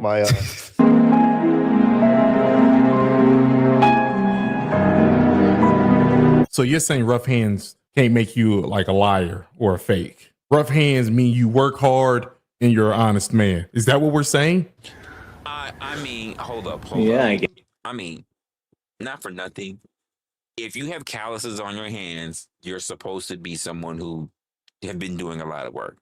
I don't know anyone who works in the gym that doesn't have rough hands, calluses. I don't know anyone who works on a farm that doesn't have rough hands, calluses. I don't know anyone who works with their hands. Again, I worked a whole lot of jobs where basically I was often offloading trucks for a long time. I've been picking up a lot of weights and shit from time to time. Now my hands are definitely not as rough as they used to be, but I used to have a shit ton of calluses and everything on my hand. So, yeah, that's kind of a thing. Yes, so yeah. That logic is so wild. It's really my mind, brain fart. And why, after he said that, why is everybody talking about all the good times they had with TD Jakes? Where do we do this at? Is that a real thing? Johnny's a liar. Hey, yo, Johnny, great guy. Love the guy. We had great times. He gave me his bike one time so I can get to the store, come back. Great man. That was a good man. That's what we do? And my mom used to take me to the tents to his revivals and stuff. Yeah. You know what I mean? Like that's the thing, we are multiple people. You know what I'm saying? And I understand that there might be things. We're always looking for ways to take down our moguls, especially our black people. Listen, I can't don't do that. Don't do that. Hold on, but we're always looking for ways to take down. Diddy is a piece of But I'm not talking about Diddy. I'm not. If you around, listen, TD Cakes. So you believe black people always try to find some way to take down black men, but Diddy, he's not black. He's the devil. That's your logic. Yeah, that's some really weird logic. Will I say that there are definitely black people that try to take other black people down? Absolutely. Are the people that should be looking at trying to take down Diddy? There are probably people who do that, but not for nothing. They try to do the same thing for like R. Kelly or even, well, I was about to say that, but that's not true. But I would say Chris Brown. There's always people that just try to go out of their way to see that they can be the people that take down somebody else.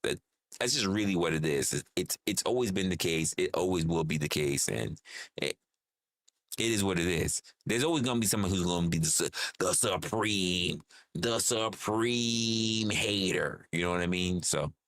Smart is talking about Diddy and TD Jakes. So technically, you're supposed to say, if you want your logic to make sense, you're supposed to say, let's not talk about TD Jakes and let's not talk about Diddy until after the trial. Then it will make sense. But you're all right with talking about them right now. So it's all right to do it to some, but the others, you're the devil. That logic, once again, don't make no sense. Either you do not.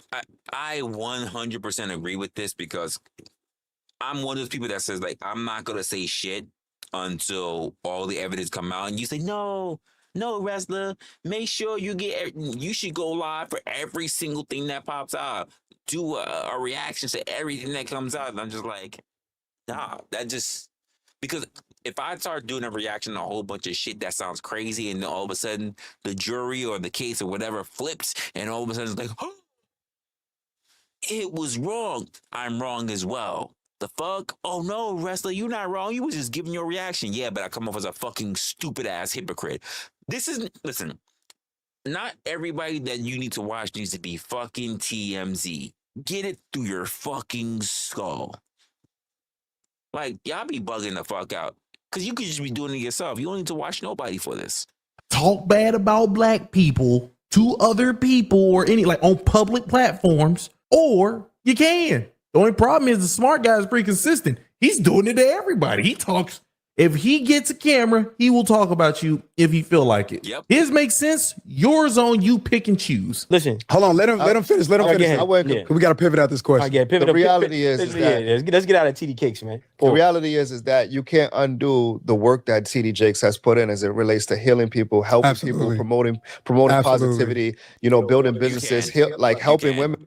You can absolutely undo everything that TD Jakes did. All you have to do is one thing. If you find that TD Jakes has touched children,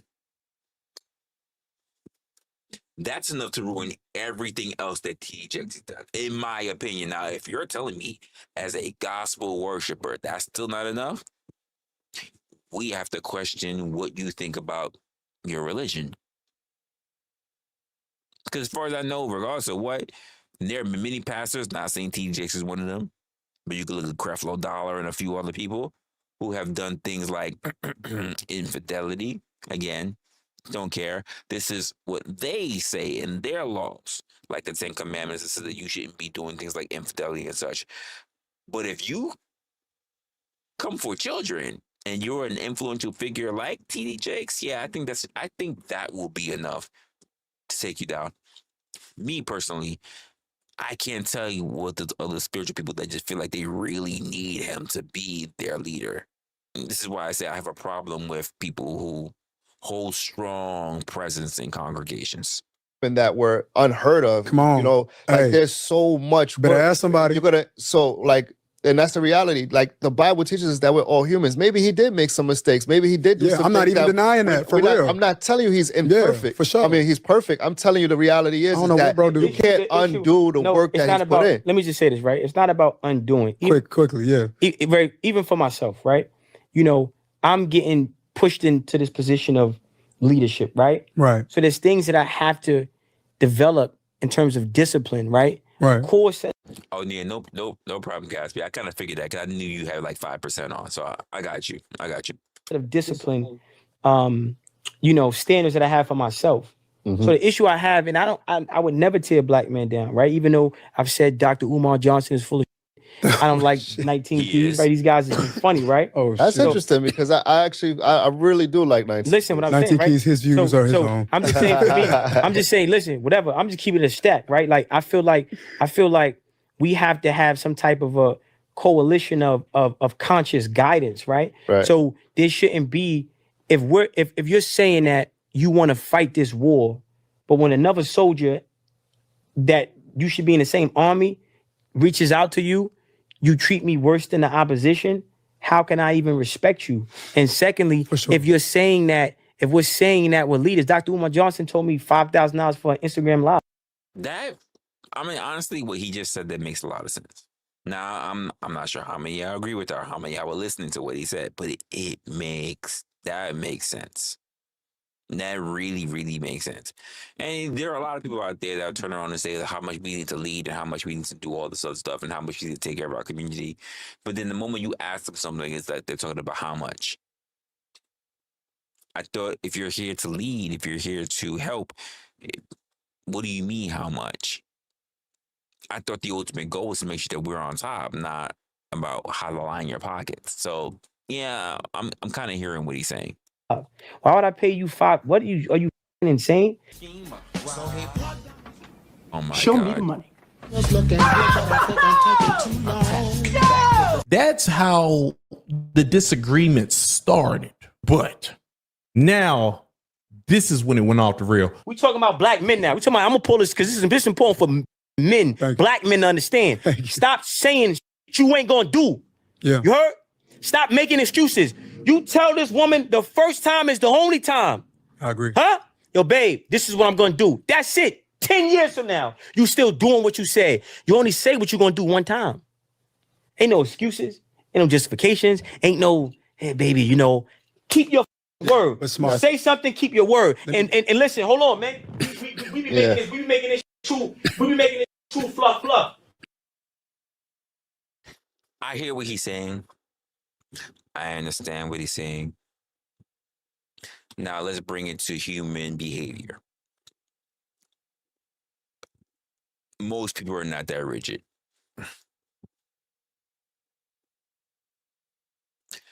If you're going to be that rigid, my man, you will never be with a woman. I'm just gonna be fuck being with a woman. You will never be with anyone. You will. Now I'm not talking about relationship. I'm talking about business, all this shit. Like you're gonna have a really big problem if you can't learn to be flexible. If you can't learn to be nuanced, if you can't learn to understand where your gray is, because everything is strictly black or white, you will lose out on a lot of opportunities because you don't know how to negotiate. I'm not talking about the conversation in the immediate moment, but the conversation that flows through life.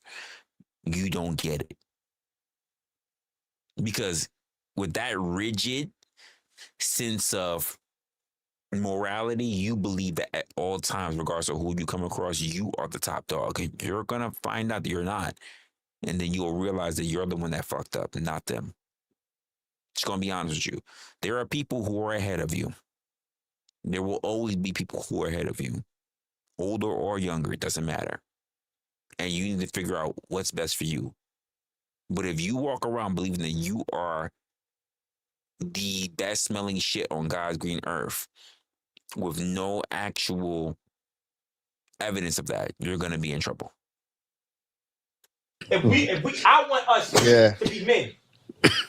I want black men to be in the power. And one of the things I had to learn, this was accountability for myself. I was making excuses. Right, yo, man, I'm independent. I'm doing this on my own. Why? How many men are out there screaming that they're independent? It's just, that's a question for me.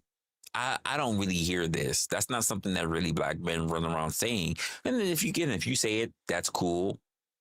That's cool. That's cool.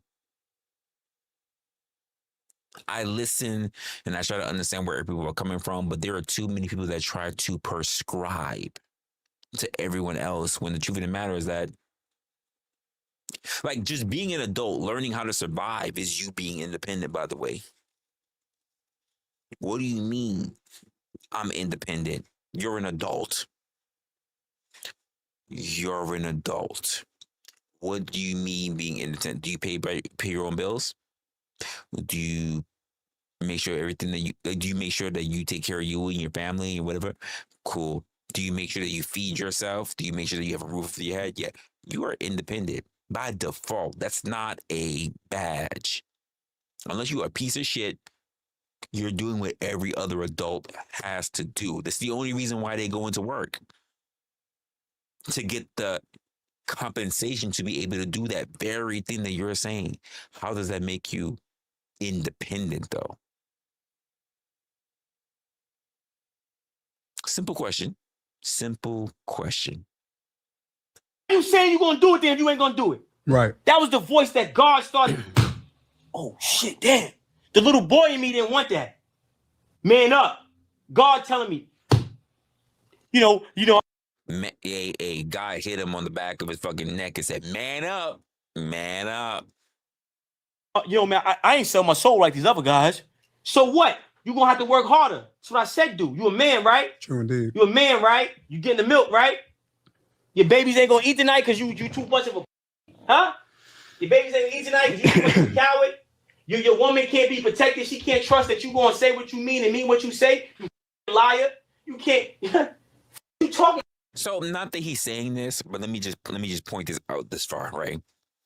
When you run across people who have the kind of statements that he has, I'm not saying mindset, but when they make the statements that they have, right, and they make everything so hyperbolic, you saying you can't do this by it's the by any means possible mindset. There's a good and there's a bad from that, right? Is he not also saying that there's some people that by all through all good and means mindset might do criminal activity that might take from others in order to make sure, like he said, your woman needs protecting by any means possible. You just have to, all you have to do is add by any means possible right there. Your kids is hungry. You gonna tell me you ain't gonna give them that milk? By any means possible. Your woman needs protected by any means possible. You gonna make sure that fucking electricity is not gonna be built up, not gonna be paid for by any means possible. You gonna make sure that you ain't got that you paid your rent at the end of the month by any means possible, which is why when they do what they can, because not everybody makes the way. Sometimes people just need to figure things out. Sometimes people need to hit rock bottom. But if you have somebody that just says by any means necessary, that means literally the terms by hook or by crook.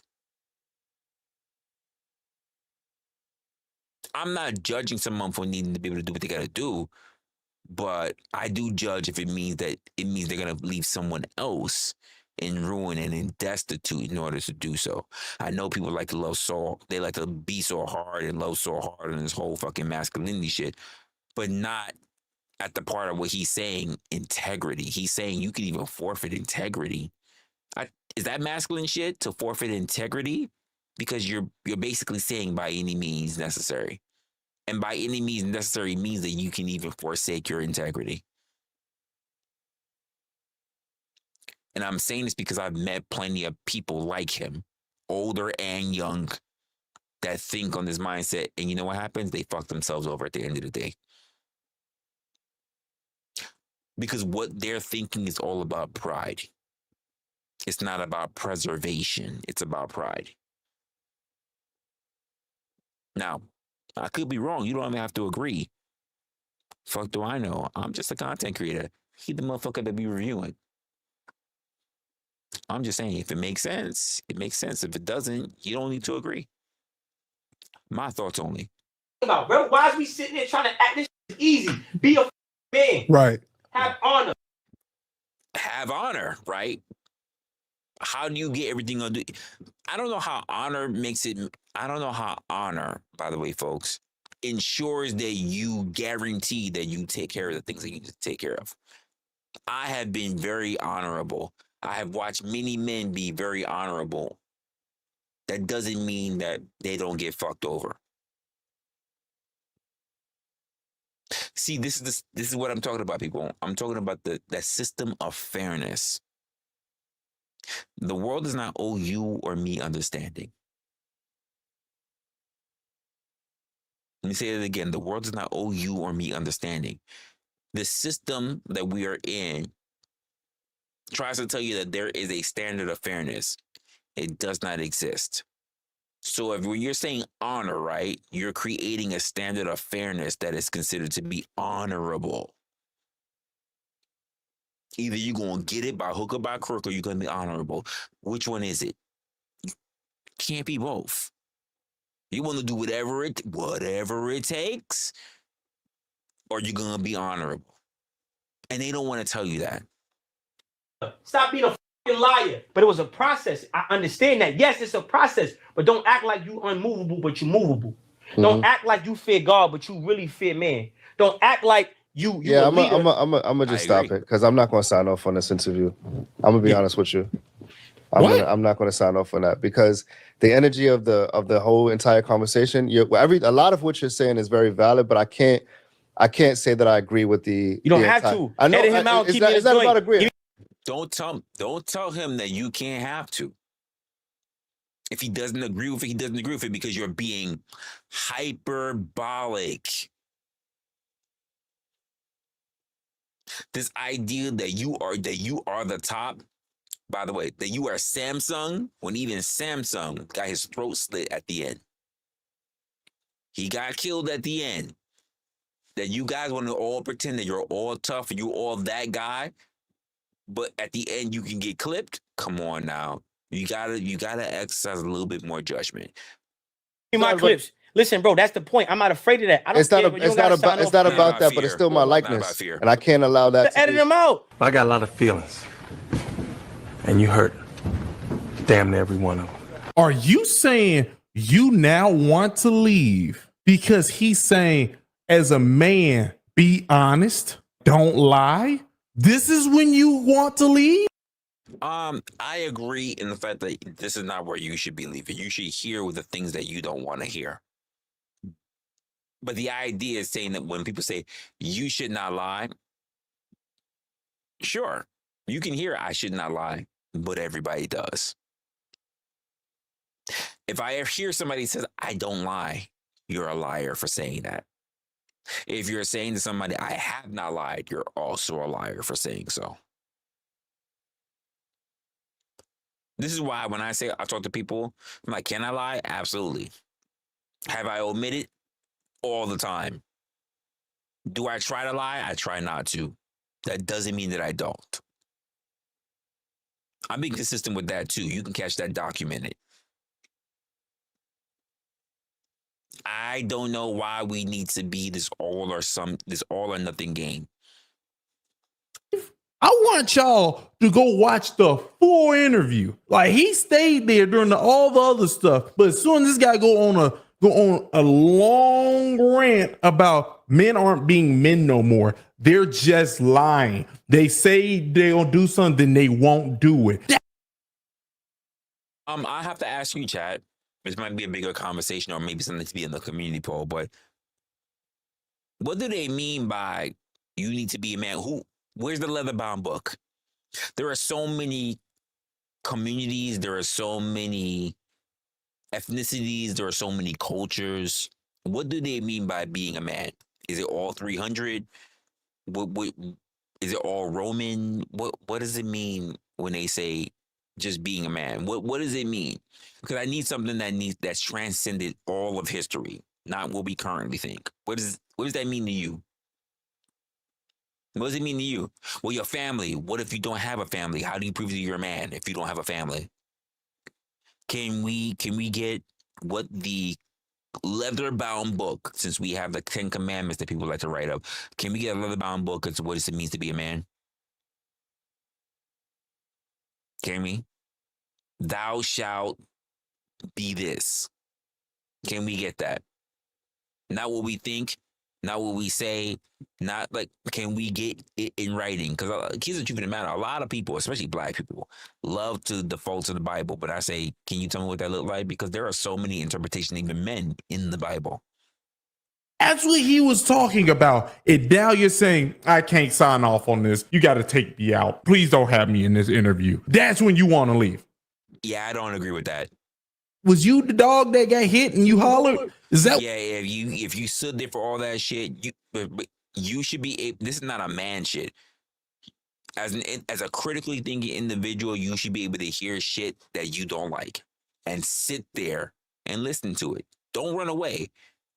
Sometimes, even if I hear things like, for instance, folks, sometimes I hear the news and it's full of nothing but negative shit. Gaza has been blowing up. Here's what's going on in Israel. Here's what's happening in social media. It's going on black people. It's going for white people. Here's what's going on with taxes. Here's what's going on with the poor. Here's what's going on with immigration. Sometimes your job is just to listen. You don't need to respond. You just need to listen. Listen to understand. You don't need to do something. You just need to have an awareness. Don't run away. It is better that you have the information to pretend to close your eyes as if it didn't exist. That's just my philosophy. Feel free not to follow anything. I'm not prescribing anything to you. I'm telling you what I do. Well, this is bang. Well, you're gonna have to edit it out. Then let me say this. Edit it out. Hold on, real quick. Let me say this. 100% respect. Yeah. If that's the case, send me my clips. No, hold on. If that's the case, let me just reframe cameras real quick to just me and him. Yeah. And we'll just finish it out real quick. Yeah, that's totally fine. Yeah. If that's what you want, I can respect that. But I gotta be removed from the interview though. I respect it. Yeah. It is what it is. This happens all the time, man. All right. So look. Let's get to it, baby. If some part of this don't make sense, edit it out because your man ain't want to be in the joint. I'm saying the other guest ain't gonna be in the joint. I'm going on my page saying listen. If any part of this don't make sense at some point, it don't matter. This is the beginning. Keep my shit ain't the beginning. Keep my clips in it and make sure it's not the beginning for you. It's not the beginning for you. It's the beginning for me. But it's not. I got you. I agree. He shouldn't be doing that. He shouldn't be cutting himself. You shouldn't be getting all engrossed in the interview and all of a sudden you want to cut the fuck out. Like I'm not really with that. Honestly, I'm not. It's rubbing me the wrong way. It's not some masculine shit. It's a matter of business integrity. So many people will sit through shit that they don't need to hear. But you decide to sit down and do an interview. If you didn't already know the person that you were going to be sitting down with, you shouldn't have fucking sat down in the first place. She's like, oh, we going to talk about all the other shit, blah, blah, blah. Oh, we going to talk about this right now? Cool. I'm going to go take a leak and don't show the fuck back up. No, so they be like, well, I feel a way about this. I need you to cut that out. Yeah, I'm not with that. I'm not with it. I'm going to take care of you. Yeah, you know the message is going to change. I'm saying if you don't want to be in the joint, why are you even sitting here to be in the joint? People get the change. People get to change their minds. Photobomb the video, like I don't know what's going on. No, it's fine. It's fine. It's fine. I'm editing everything. It's all gonna be fine. It's perfect. It's perfect. Listen, that shit ain't. It's not fine. You're fucking up business. You're fucking up business. You're fucking up the money. Whenever you're ready. Yeah, it's all good. It's all good. Listen. By the way, we still got to see it because he thought he was gonna be covered. We still got to see it. Oh no, wait. Let me Yeah, for sure. Not shaking your head, man. We ain't like what? I ain't faking phony, bro. We don't do that. Listen, man. Thank you. I ain't faking phony, man. You what type of guy? This is what we talk about. We ain't faking. I don't. By the way, I'm not agreeing with the guy says on the couch. Not the guy who got up and ran. I'm not fully agreeing with what the man said on the couch because I don't fully agree with what he's saying because he's being hyperbolic. At the same time, motherfucker, don't be sitting here thinking you gonna give him daps. Like, no. Don't shake his hand. Don't do none of that shit. Just get the fuck up and dip. Don't do that. Let bro. I'm supposed to handshake you. You talking about cut the editor? I'm not handshaking you. Because why you in Harlem? I ain't gonna speak to you. Avoid me the same privilege. You see me in Harlem? Don't speak to me. I'm gonna speak to you. I'm not fake. Why the respect? You can agree to disagree. One more time, you do. And I don't care about none of it, nigga. I'm a real nigga, boy. I'm a real nigga. Yeah, the white girl pull him apart. That's crazy. What? I'm a street nigga. Now I'm not gonna. You ain't no street nigga. I can tell. You ain't a street nigga. You can get dropped. I ain't gonna lie to you. He's pretty accurate. At first, I was like, "Ayo, maybe you overreacting a little bit." I said, "You just try to have my interview pretty much cut out." Hold up. Did you just ask me, is the panel still up? Where the fuck was you at?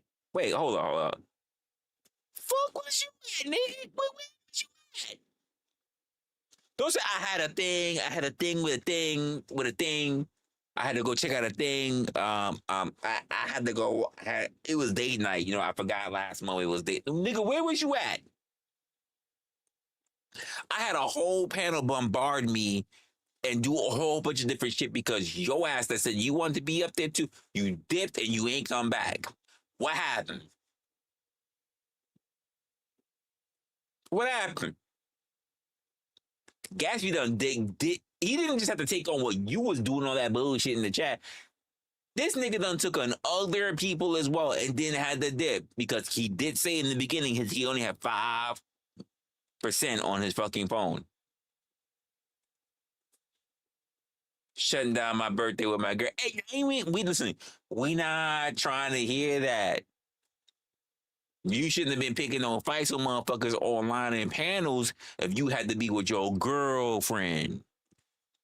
You shouldn't have been doing that. You should just kept your mouth fucking shut. We picking on fight with motherfuckers online trying to do some shit with some business, and you got your girl. And no. I ain't trying to hear about your birthday. I ain't had no fucking party. I ain't trying to. No. And you said picking fights with motherfuckers online. No. You know, hey. Gatsby got T-Move ass phone. Hey, his T-Move ass phone work. What about yours? You said Gatsby got a T-Move ass phone. His phone still work. What happened to yo? What was your connection? God damn it, that's craziness. No. No, sir, no. Now, that's what he would have did if he was in charge. You actually want to cut things out when you don't like it, even if it's still information being passed around. His information was men need to be men. Wow.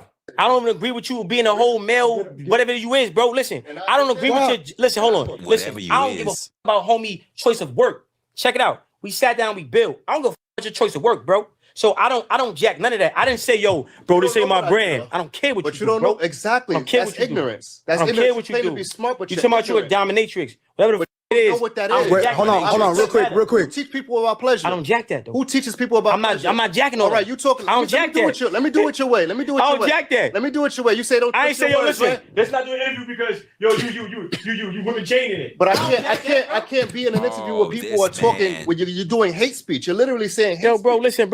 And I understand that. Then that's it. Then it is what it is. You stand where you stand. I stand where I stand. That don't change with me. Yeah, but that don't change with me, bro. That don't change with me, bro. You stand where you stand. I stand where I stand. I don't change. Yo, I'm not. I don't bend, boy. I'm cool on that. I don't support what you do. I never said, yo, I can't sit next to you. I've seen. Based off what he's saying, you into like the dominatrix thing or whatever it is. You into that you into that kinky stuff. That's what he's saying. Yeah.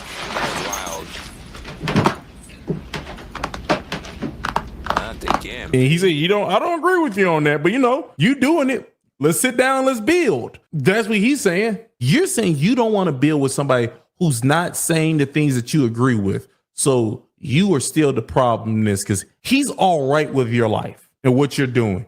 Let's sit here and build.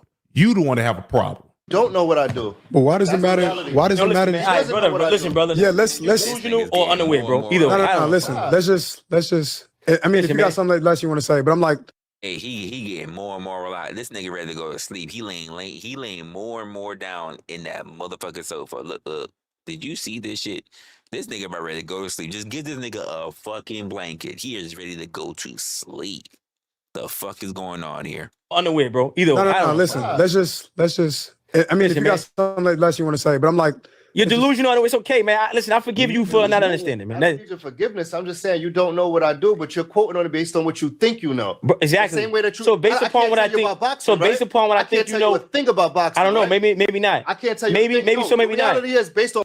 I don't know. Are you saying kick the guy who's on the side, or kick the guy who they're interviewing? Which one you mean, LA? I don't know which one they should be kicking. Like honestly, both niggas is been for me. Both of them is just they both.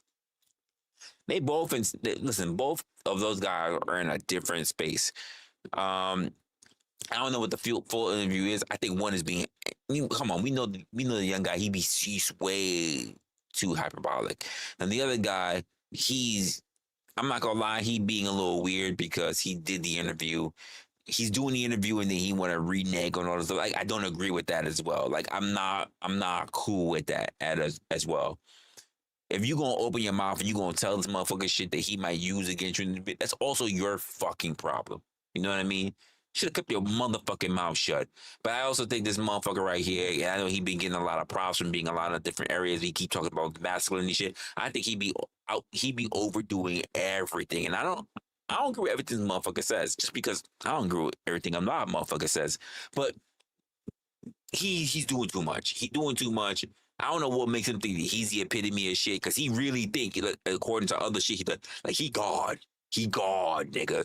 Well, you can be God. I just want to let you know you're not my God. You can't, and just like your Lord and Savior, you better keep your fucking mouth shut. People came for him too. Like, I'm not gonna lie. I'm not gonna lie. Don't do that.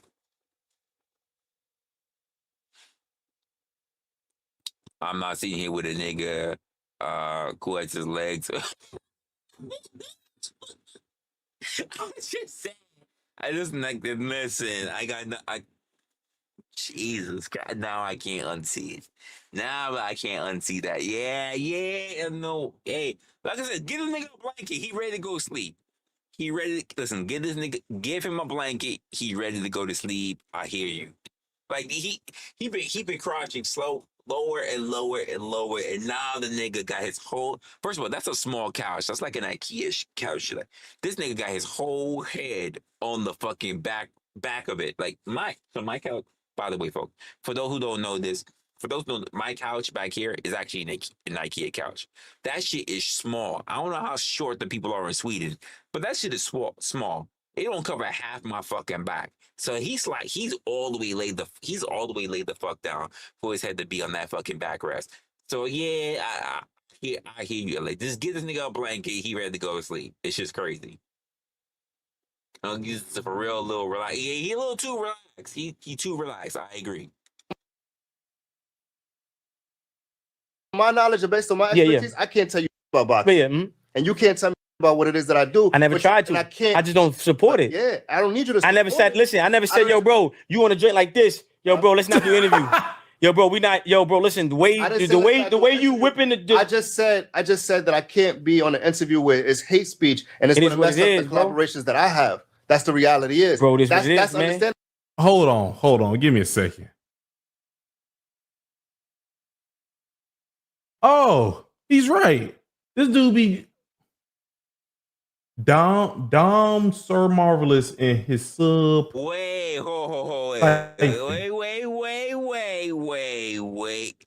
His name is Dom Sir Marvelous. When he introduced him, he just said the guy that's named Marvelous. His name is Dom Sir Marvelous.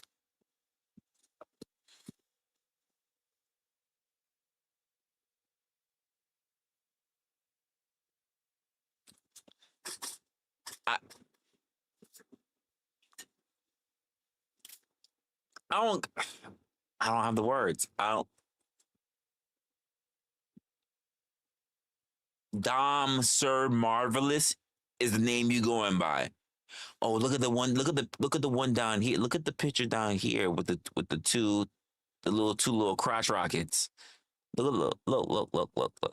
Holy shit. Yo. Oh no. I don't have the words. No, I don't got the. I'm not gonna say shit. I don't got the words. World of Swingers in. No, I have no clue. I have no clue. That was weird. I have no clue.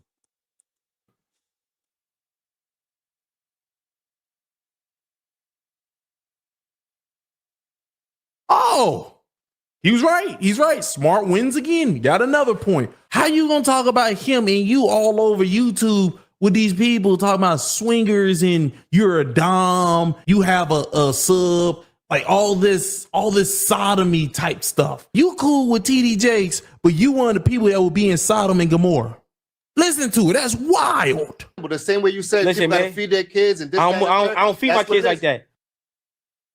It's not about All right, so listen. That's the proof. That's me. Listen, let's separate right quick. Listen, bro. I'm Muslim. I believe in God. Y'all, this not gonna be in the episode. Whoa. He say he believes it. Wait. He said he's Muslim. I don't know nothing about this black space. Some of y'all might never tell me. Some of y'all been watching. Some y'all might know. Like, did he just say he's Muslim? But shit, they were talking about some Sodom and Gomorrah shit. Like, fuck, man, I can't remember. Like, fuck. I don't feed my kids like that. It's not about. All right. Okay, that was the point I was thinking about. Nigga, you said you didn't want to rock with him. You didn't want to talk with him. You wanted to be clipped out a whole bunch of different shit. Why the fuck are you still sitting there? Where's your principles? Why are you still sitting there? Why are you still engaging with him if you don't want to be a part of the podcast? Why are you still there? Come on now. So listen. That's Oh no. The other guy, he doesn't even call. Listen, the guy with he spread fucking eagle. That's just weird to me. When he spread fucking eagle, he don't even call him TD Jakes. He call him TD Cakes. TD Cakes is what he called him. He don't even call him TD Jakes. The motherfucker who's there laid out, look, he ready to go to fucking sleep with his legs sprawled the fuck out. One in New York and one in fucking California. He called them TD cakes, but the motherfucker sprawled the fuck out on someone's leather couch. All right. To prove that's me. Listen, Nah, let's separate right quick. Listen, bro, I'm Muslim. I believe in God. Y'all, So, this not gonna be in the episode. It's all good. Mhm. We having a conversation. Right. I'm not no slave to nobody, bro. I work with God. I'm saying I don't bend. I don't never, and I never will. Homosexuals don't pay my money. White people don't pay my money. White people don't pay my bills. Listen, person like, yo, I don't support that. And I don't need your support. If you feel that's what you feel, cool. Listen, when the LGBTQ attached with Black Lives Matter and executive orders, I don't care about the groups. I know of you people. don't. So listen, bro. I don't care about the groups because a lot of that time is just politics. Sat next to me to begin with because you know I'm always speak how I speak, bro. True. This is There's a difference between being strong and being don't hateful. quote scripture. Whatever. Well, this My thing is don't quote scripture and then want to backpedal. It's not about. I don't remember him ever backpedaling. I'm not gonna lie. Sometimes I don't know. There's a situational kind of thing going on, but sometimes if you're gonna be a little strong, you might come off a little hateful. I'm not gonna lie. To be a little strong, you're gonna come off a little hateful. I'm not even gonna lie about it. You can. That doesn't mean it's your intentions, but you might come off a little hateful. But again, if you don't want to be there with people who are like that, you got a whole other different thing that you're trying to do. Why the fuck is you still sitting there? Get the fuck up, keep it moving. Not about background. There are people out here persecuting and killing and hanging and stabbing and shit because people like you are saying that. No, that's true. It is true. That's true. It is true. That's true. What are you talking about? Homosexuals deal with. You mean to tell me that people No. dragged and fucking killed? Deal with is worse than a black man. He never said that, bro. Now you goaltending. Now you goaltending now. That's not. Come again. It's a phrase. It's moving the goalpost, sir. I'm okay. I thought it was lost like goaltending. What the fuck, goaltending? What the fuck is that? It's some black shit. You know what I mean? But like this, listen, Google it. Goaltending. It's like I understand it more than I can explain it. Forgive me for that. But like, no. But you gotta Google it. But listen. Either way, you trying to say that just because black people went through more that you're moving the goalpost. What I meant to say. You're moving the goalpost. Thank you. The reality is that anybody being persecuted and attacked and all of that. He's not spinning it, bro. The reality is that He is spinning it right now. He is now saying because he is speaking what is the words in the Bible and in the Quran. You're saying things that cause people to get stuff to them. I don't want to say the word.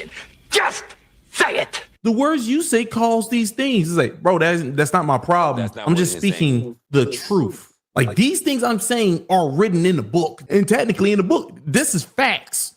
If my facts do what you're saying right now, that's not my problem. You're saying I shouldn't speak the truth because it could cause something like this. That's not my problem. Goddamn right. That's a better choice of words. That's a better choice of words. Hold on, can I please let me mediate real quick? Don't police. And then let's disperse so we can just keep what's going to be kept. But like what he's saying is that he doesn't want to be present in this anymore because he says like you sharing your opinion, how you feel, how you live your life. He feels like it's hate speech hate speech, and that gets in the way of his business. Something that he just said a moment ago, right? Is he saying you speaking down on people who actually get give me the word. People who get hurt for their way of life. Even persecuted? That's what you're trying to say? No, exactly. Come on. You don't see it, you don't recognize it. Listen, and he said the how. No, but listen, even though listen, somebody's going to take that exact. Hold on. Let me mediate. But you're still responsible. Let me for mediate. your words. You said words. Let me mediate. Let me mediate. And you mean to tell me that nobody has been? You've been. I've been what? I'm telling you that people get hurt based on your language. And they do. I'm saying just consider. See what I'm saying? Listen, I'm not here. It's done. Once he said that, it's done, bro. Yeah. It's done. I'm Muslim. Okay, so he said he's Muslim. Here's my thing. If he stated his case that he's Muslim, this is what he's gonna do. If he said this is his case, what he's gonna do, what he's gonna be about. I don't understand why you're still there. Why are you still there? Why are you still arguing with him? Why are you trying to convince him? Let him go. Let him go. do your thing, go somewhere else. Why are you still there? That's my thing. Why are you still there? Fuck off already. You talking about his hate speech. He said he has his position. You don't agree with it. Just fucking keep moving. What are you talking about? This is crazy. This is crazy ass work to me. You do what you want to do. Let me tell you something. When I read the Bible, when I read the Quran, I'm trying to follow it to the T. I'm not. God said it was wrong. So have you? God said it was an abomination. If I what? Go ahead. So you mean to tell me that you just without sin? You just without sin. I'm not. I'm asking you because you. This nigga. He's right. You keep twisting things. Why you keep doing that? Stop that. These are the words. This is in the book. I'm following the book the way the book was written. You keep wanting me to change words. I'm not changing them. These are the words that was there. If you don't like what it is, that's your business, not mine. If this happens because I speak the truth, that's your business, not mine. I'm not changing the words to make you feel better. That's all he's saying. Because the reality is the Bible does say that there's no one sin that's more than the other. That's a damn lie. There's no one sin that's more than the other. That's what you. What? So, boy, you got some more reading to do. You're unaware. So teach me. So teach me. So teach me is what he said. That's crazy. I'm open to being taught. The unforgivable sin is blasphemy of the Holy Spirit. I want you to know that. That's not true, what you just stated. They're not all just the same level. They're not. There's actually an unforgivable sin, sir. That was wild. He doesn't even know it. He just said it like he knows. Parent, you know why I'm transparent? I'm showing somebody who wants to see this, who may be on the fence about, should I go with God or do the devil? Because guess what? Never let desperation change your destination. Never let frustration change your destination. Never let temptation change your destination. See, this is how I'm moving. So I understand that. Guess what? Language makes a difference. Language makes a difference. What? It does. And I said it right. Listen, I said it right.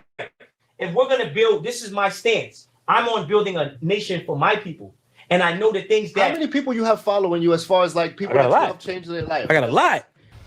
That's so irrelevant. Like, it's so irrelevant. What does that have to do with anything? Are you trying to discredit him? Like, what is that? Are you just reaching for stuff? Sir, just because you're into doing creepy things, you know, like, I like that. Because you into those things, don't just start reaching. Aren't you supposed to have left already? Why are you still here? What I do is, I watch my interviews, and I understand tonality is everything, right? I understand it's not what you say, it's how you say it. Of course. Let's unpack this. First thing I said was, look, we as men, right? If you're in a position of leadership, you have to be practicing what you're preaching. Right. That's what I said. Secondly, I said, yo, if you're teaching something that has extreme repercussions, if it's taught incorrectly, then be what you're teaching. So if you're teaching boxing, right? I'm gonna give you an example. Yeah, but Jesus didn't go around doing hate speech. You just finished talking about 19 Keys, TD Jakes, and literally everybody else. But the reality is, but that wasn't. That's why I'm so glad we recorded this, because when you play, most people, when they defensive, and this happens to me a lot, right? But it's and they play it back, they apologize to me. It's not about apologizing. Okay, listen, check it out. I said, listen, I box, right? So if you get hit with a body shot, right? You get hit with a body shot. Boom, right? A good body shot, your whole body shut down. You can't move, right? There's kids that you will see, if you see the video of somebody sparring, right? It looked like a just didn't even hit him hard. That shit felt like a bullet hit you in the head, right? And the person on the floor in pain. And I've seen coaches go, come on, man, get up, get up. They don't understand. You ain't never been hit with that shot. You never fought. You just, you were good. So yeah, what you teaching is correct form, but you can't teach from experience that you got to take a moment. When you get hit with it, you got to, bro, this shit, I'm telling you, it just shut down. Look, you got to look, hold on, look. You got to take a knee like this. You got to take a moment. Coach is like this. Come on, man, you scared? Get up. He never, right? So how is that relevant to calling TD Jakes TD fakes? I don't get the relevancy. Listen, what I'm saying is, bro. Jesus. I'm trying to get you to tie it together. I'm trying to tell you this, brother. We got people who say one thing when the camera's on, but do other things when the camera's off. And you've seen this with your own eyes. You've seen TD Jakes do something with your own eyes. That's enough. Put down the mic. Okay, now. Okay. All right. Jesus Christ. Oh my days. This is crazy. It's crazy. There's too much narrative shifting. It's crazy. Now, there's more consistency on one side, even though I don't like the way how they're articulating themselves. They could do it way better, but this is not a communications kind of thing that I'm trying to run on. But the other guy, he is insufferable. He really is insufferable at this point. Why are you still sitting? Oh my.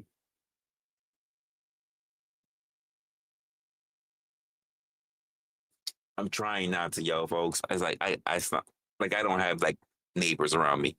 Holy shit! Like this guy is really insufferable. This shit is crazy to me. Why?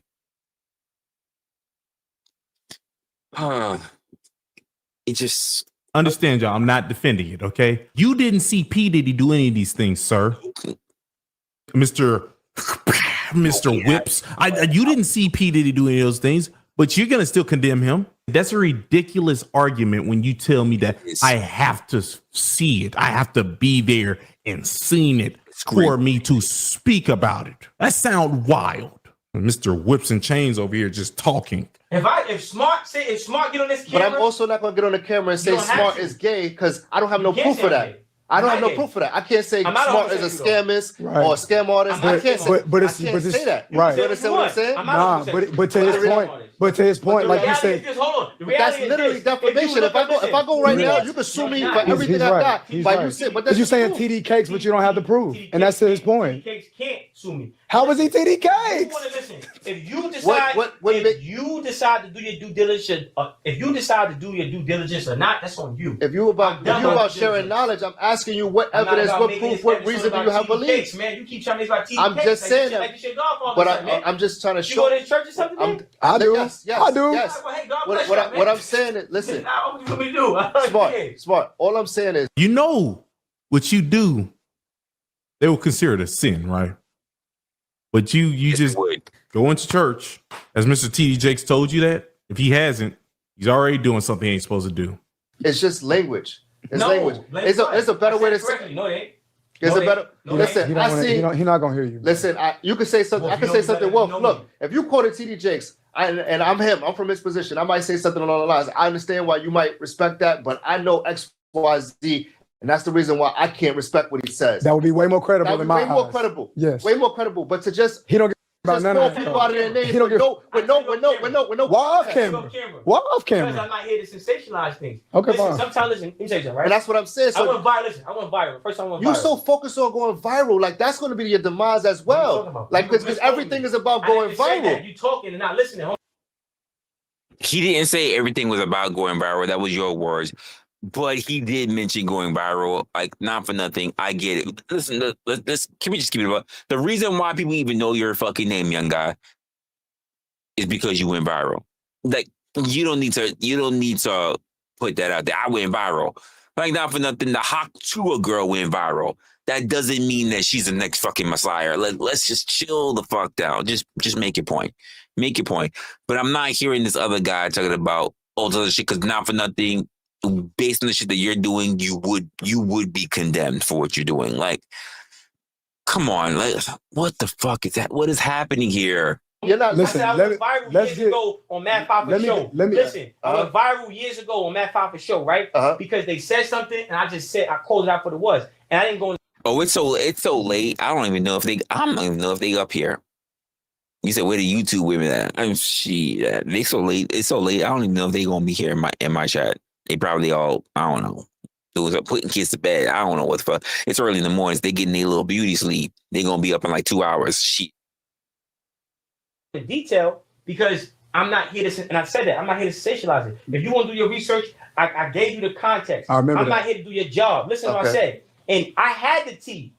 I got receipts. I got all types of shit, right? I'm not here for that, bro. I'm not perfect, right? Yeah. However, I'm getting better every day. And I don't take on attributes that I don't have the discipline behind closed doors to live up to and live by. So for me, right? This is my compass. I have a moral compass, right? And I go first, whatever God says, I don't care what man says. I don't care what my mama. I don't care. Listen, I don't care my grandmother. I love my grandmother to death. My grandfather, may he rest in peace. He passed away. My grandfather would come out of the grave and be like, "Yo, man, if you say anything against God, I'm not jacking it." So that's my moral compass. And I understand that. And this is what God said. But I also want to ask you one question. For sure. Where in the Bible or the Quran do you have proof of Jesus walking this earth being hateful to somebody? Bro, I'm asking you that's a real question, not a hypothetical. You got more reading to do. Please educate me. Hold on, Jesus please. never knocked down. Real quick, He asked me a question. Guys, one scripture, one area in the Bible. He act like he won't be on the episode, man. I'm asking you. Right. No, I'm talking to you. I'm talking to you because I'm trying to if learn. If you stay this long, we'll put him on the episode, man. Because he want to be on the episode, man. If you gonna stick around? He been sticking around. He ain't go nowhere. Then he only grabbed his jacket. He only grabbed his jacket. He hasn't gone no fucking where. He's literally gone nowhere. That motherfucker only put on a jacket. He's still there. I don't even know why he talking about I don't want to be in the episode. That nigga's fucking there. What the fuck are we talking about? And I kind of have to agree with you, LA. It's difficult for me to trust somebody who got a leather fucking hat on. And by the way, that hat is absolutely a snapback. It's not even like a fitted. It's a snapback. Yeah, like that shit is crazy. It's crazy. You said solid regulation. I don't know if everybody's that solid when it comes to it. Like there are some people that they can only hold on to it for so long. Now, not for nothing, it's easy to hold on to your side when you got somebody with you or the other person is absolutely in a bad position from the beginning, like this motherfucker because he's the dom. But it's just crazy right now. Like you said, Jesus did check gamblers and absolutely he did. He checked the gamblers, not just the gamblers. He checked money changers. He checked priests he thought they might have been professing things the wrong way. He did. But like a lot of these guys, like they're not speaking. Like I know they talk about God, but they're not really speaking on behalf of God. Especially the guy who's sitting on the couch because he's Muslim. He's not speaking on behalf of God. He would be speaking on the Prophet Muhammad. He's not speaking on God. He's not speaking on Jesus as you know it. He's not speaking on Jesus. He's speaking on he would speak on the teachings of the Prophet Muhammad. He would not be speaking on Jesus. So there's that. But again, to the other guy, get the fuck off the couch. Get the fuck out the studio. Why are you still there? We gonna listen, man. They don't stick around. You want to stick around to be in the episode. If not, then it gets skedaddled. They ain't gonna change. Thank you. You got more reading to do, homie. I got you. Yeah. Way too long. Go read your Bible, man. You talk about Jesus. Jesus did knock down Jesus did went in the whole idol shits and kicked down statues and knocked off the wall, bro. Go read the Bible. You be all right. Thank me. Listen, I said you welcome later. Yo, G, don't do that, man. Yo, G. He can't shake his hand? Nah, nigga. See? That's nigga. Don't jack it. If I ain't shake his hand, how you gonna shake his hand, bro? He gonna come back. Dog. You're not the enemy. Nah, it ain't about that, bro. I'm moving unison, bro. G, listen. You say you move in unison. Well, unison, I felt type of way. It's our brother. Listen, I never said it wasn't my brother. But you say you can't shake his hand. You say you don't respect him. You say you see him in Harlem, you're not gonna speak to him. That's not unison. I'm not gonna be fake. That's not unison, though, brother. Listen, man. That's not unison, gang. He trying to save us. He's trying to save us. I'm not gang. Sorry. We'll have another. What's all another day? Another day. I mean, you do your co-sign episode. You know what I'm saying? Co-sign. What is that? Co-sign. I'm just saying. You goal setting, man. You goal setting, man. I'm goal setting. Goal setting. I'm goal setting. All you gotta do is use my parts. You know what I'm saying? I got you. Hold on, bro. Listen, bro. Yeah, I'm into that. That shit is wild. It's wild. Oh my goodness. Why? What? Is it really? Is it that serious? Like, to be honest, is it really that serious? Nah, there's a lot. To the person that they interview, I never know his fucking name. The young guy who trying to be like he God. He the next coming. He the next. I don't listen to him like that. But even to the other guy who they're professing, but you already sitting there and as a heathen, quite frankly, according to how the people that you want to speak to. Like, you don't have a position either. Your shit is done. Like, well, I don't understand why you guys are sitting there turning around doing that. But shout out to the channel. The channel is the Shaq 2X. He shows up in my algorithm a lot, but normally he's looking at like Peef, the Peef Let's Talk show. He's looking at Anton Daniels because Anton Daniels got a whole panel thing going on. It's a black space kind of thing. And if you're interested, shout out to him. If you're interested, sign up to his channel as well. Actually, this conversation was a year ago, but it recently just popped up in my feed. So, like I said, I'm just killing a lot of stuff that's sitting up in my feed right now. That's just crazy. I have another one.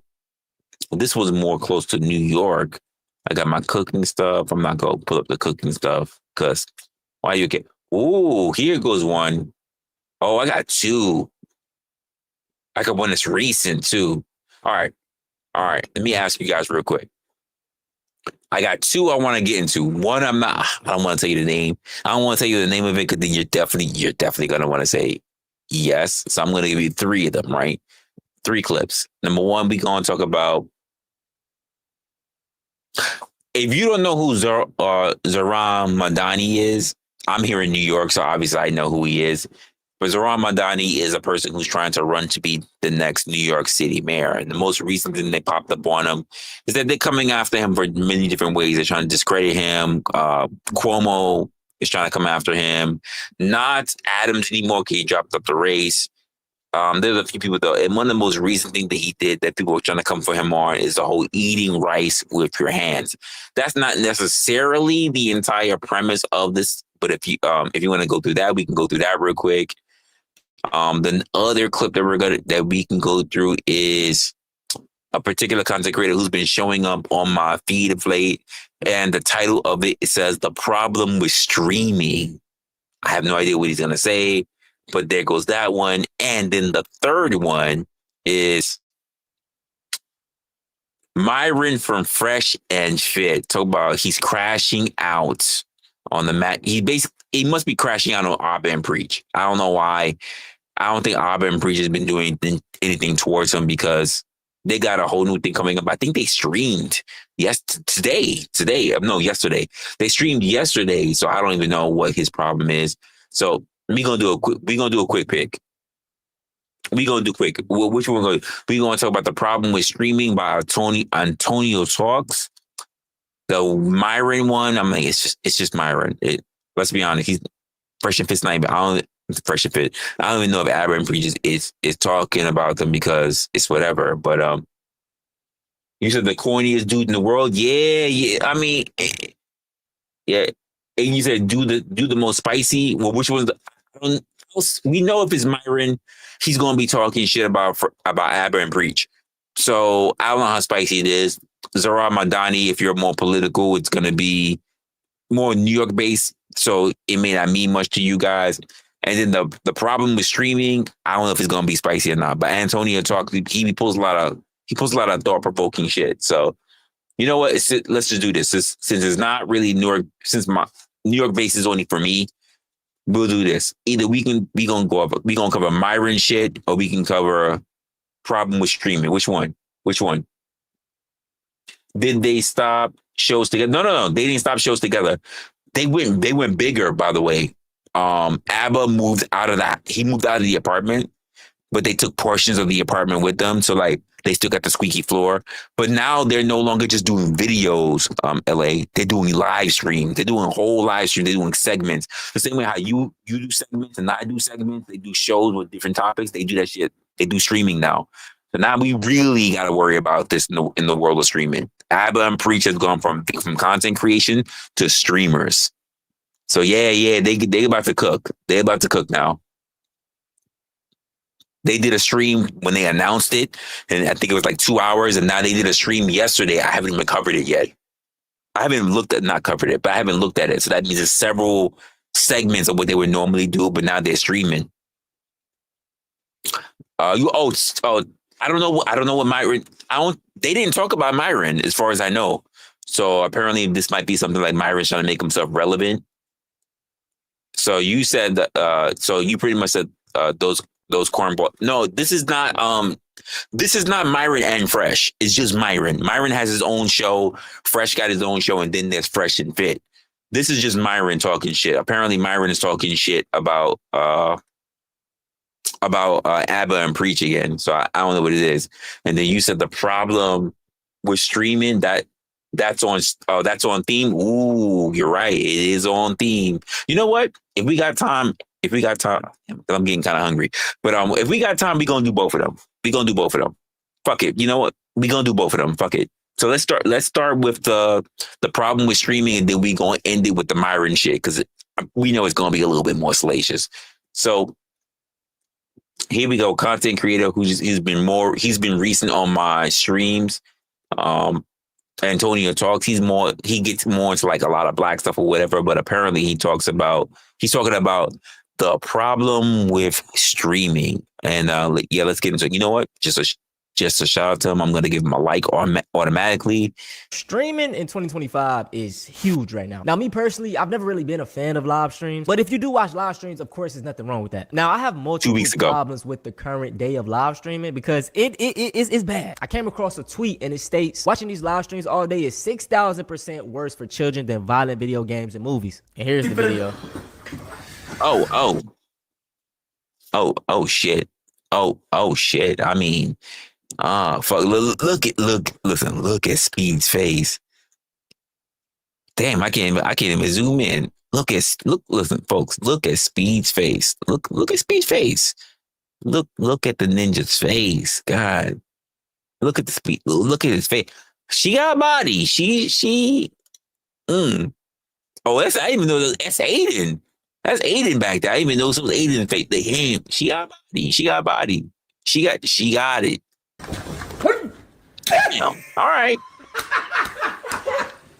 Hey, Speed. Hey, Speed. God bless America. Now, to be fair, this clip was like 2 or 3 years ago. Right now, Speed has completely switched up his game. He does like IRL streams traveling in different countries, so he doesn't really partake in this type of activity anymore. But still, this was bad. And that's the problem with streaming nowadays. Its main focus is sexualizing women. Let's take people like DDG and Deshae Frost. They do a lot of content with women. And the core people consuming this content is little kids. From ages to like 10 to 16, 7, man, maybe it goes up, but in the range of 10 to like 15 years old. This is absolutely destroying the way that they perceive. I keep seeing this. Everyone is someone's daughter. That's how they got there. Everyone's someone's daughter. The fact of the matter is, do you care? Do you care who the father is? That's the question. Do you care who the father is? All right. Hey, every woman is some man's daughter. Do you care who the father is? Shit. Women, instead of seeing them as an actual human being or a person, it makes you look at them as just an object for sex. And that's why we are seeing a rise of such incel men. I probably put the stat up, but it said like a lot of young men nowadays are like virgins at a higher rate than what it was before. Of course, there's nothing wrong with being a virgin, but also while being a virgin, they're like addicted to corn and stuff. And that is why the pipeline of incel to the red pill is so real. These young dudes don't know how to talk to women. They end up getting rejected. Then they think it's the woman's fault. Oh, so I'm gonna be a red pill now, Yeah. I have a problem with this. I have a problem with the young guys who are sitting there online, especially like on you. We seen it on YouTube, but when I say like I watch Twitch a lot, just to see what's going on with the community. When I see particular spaces like this, and they be losing their shit. They really be losing their shit. Like, how many young kids are just like, they're not getting no buns. But by the way, we already seen the stats that said that there are people, or at least 30% of men who make it to the age of 30 and they've never really had sex. I'm like, I don't know about 30%. That's a little wild. But there are definitely some men out there, not by choice, who have never really actually laid down with a woman because, quite frankly, they could just pay for it. I'm not gonna lie. They could just pay for it. But the stigma on men is that you pay for box. Oh, you weak. Oh, you can't do shit. I'm like, yo, you know what? I'll be honest. I'll tell you, just so you won't be the next school shooter or whatever, nigga, pay for the box. Get your touchy feelies. It's all good. I'm not going to shame you. Motherfuckers out there spending hella money on strippers. People who are on pole, stripping around, dancing, twerking up. You smell their pussy basically for free from the fucking stage. They sit there. pop the shit up and down on you, and you still not getting no fucking shit at the end of the day, and your dick is hard. So niggas just pay for it. For all the money that you was about to spend on the fucking strip club, yo, pay to get the box. Pay to get the box. I'm not gonna knock you at this point. I'm not even gonna do it.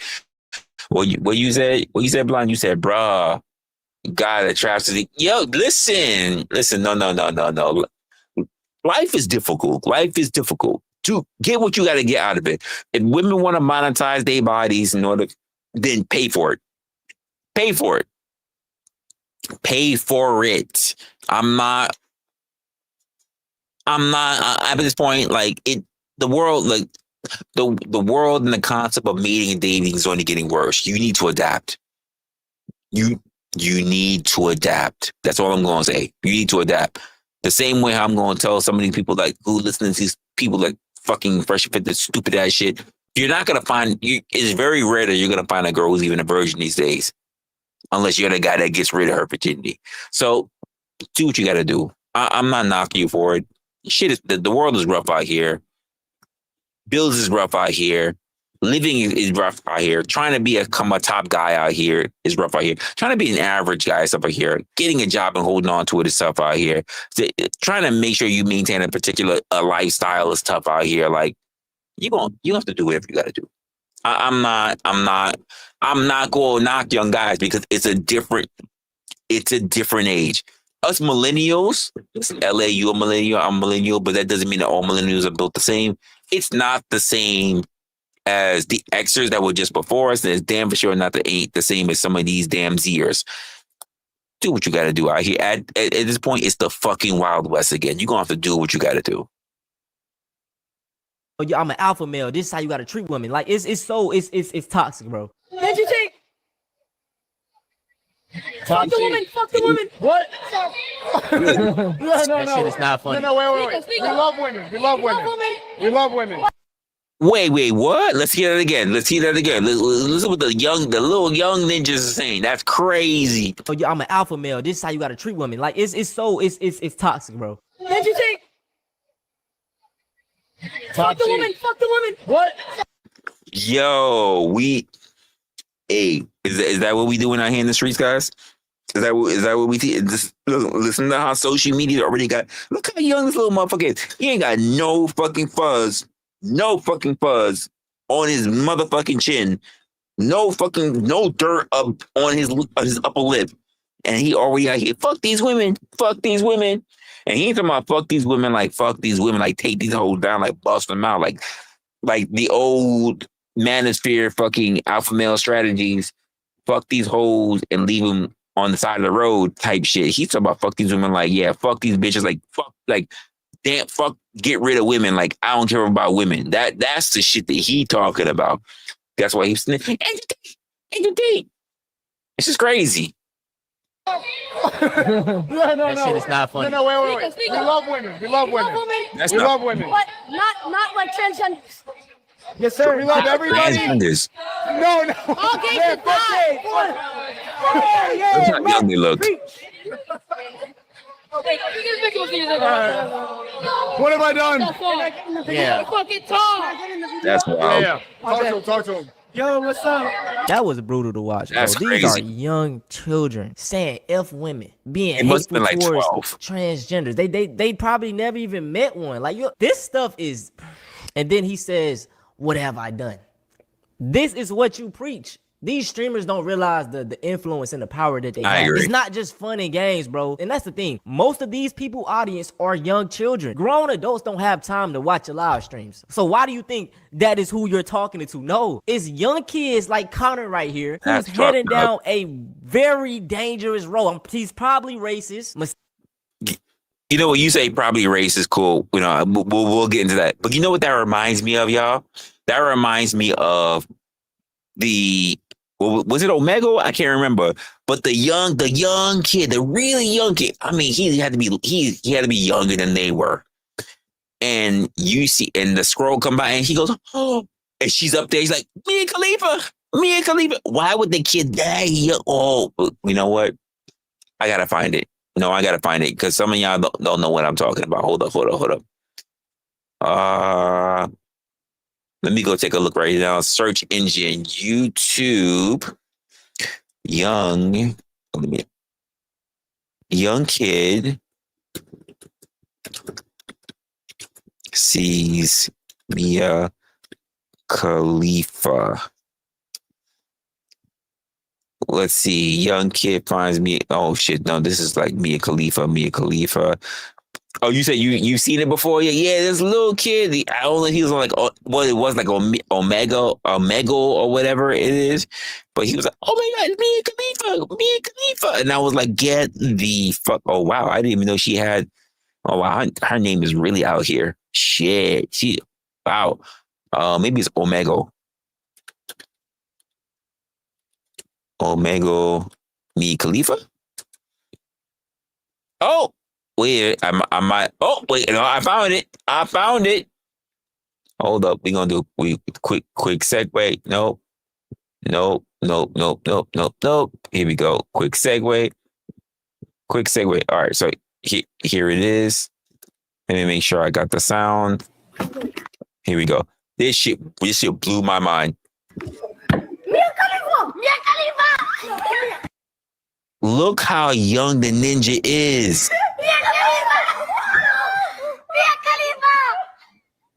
Look how young they are. Oh my god!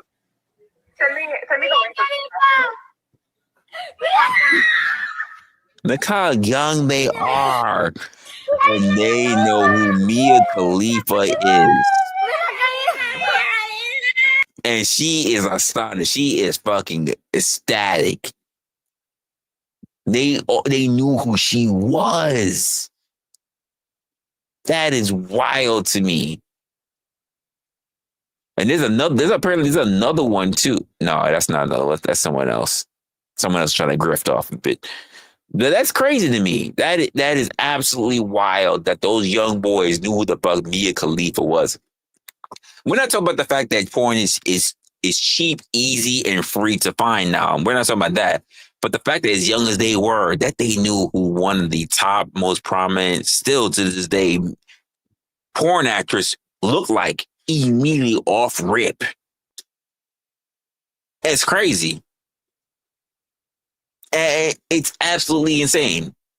Misogynistic already, and we see why it's such a rise of these type of young men.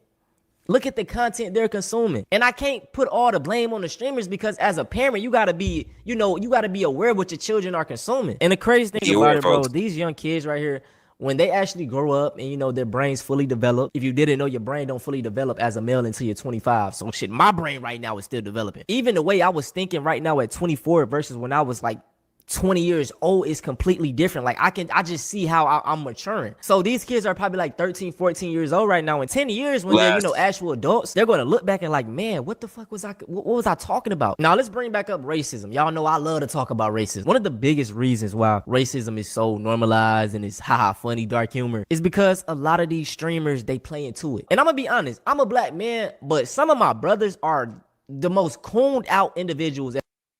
Listen, you said Mia Khalifa. Did you say Mia Khalifa from your hometown? Listen, I ain't got no words. I ain't got no words about Mia Khalifa. I'm on the fence. She's done so much damage. I don't even know where to start when it comes to her. I have no fucking clue where to start. They the main ones in these comment sections telling you, oh, it's not that deep if you say the N-word, bro. Let them say it. Like what's up with that, bro? We the only group of men that will sit here and let disrespect happen towards us on such a large scale. Of course, not everybody. Like I said, not me. I know any of my friends. I'm not saying we know tough dudes, but like, I'm the same way. Listen, I'm cool. I'm cool with a lot of people in real life. I'm cool with a lot of people even online. But the one thing I really I have to look at people sideways is when I start seeing disrespect. Like I'm not looking. Oof. It's such a tough conversation, especially you know what? It's a tougher conversation, especially when you are a streamer. Like I look at myself in a lot of ways, and the one thing I really didn't look at myself for quite a long time. I had to be told this that I am a streamer, and the only reason why I have to try to accept it as being a streamer is because I actually am streaming. But for the most part, I've always been a content creator. I've always thought about how to bring up my style, how to make my production better, how to make things look better, how to make things sound better, minus this thing, because I really suck at mics. But I've always thought about a lot of ways as to how I can bring up production quality for the people that are here for entertainment value. Not just for them, but also because I look at myself and I say, I could do better.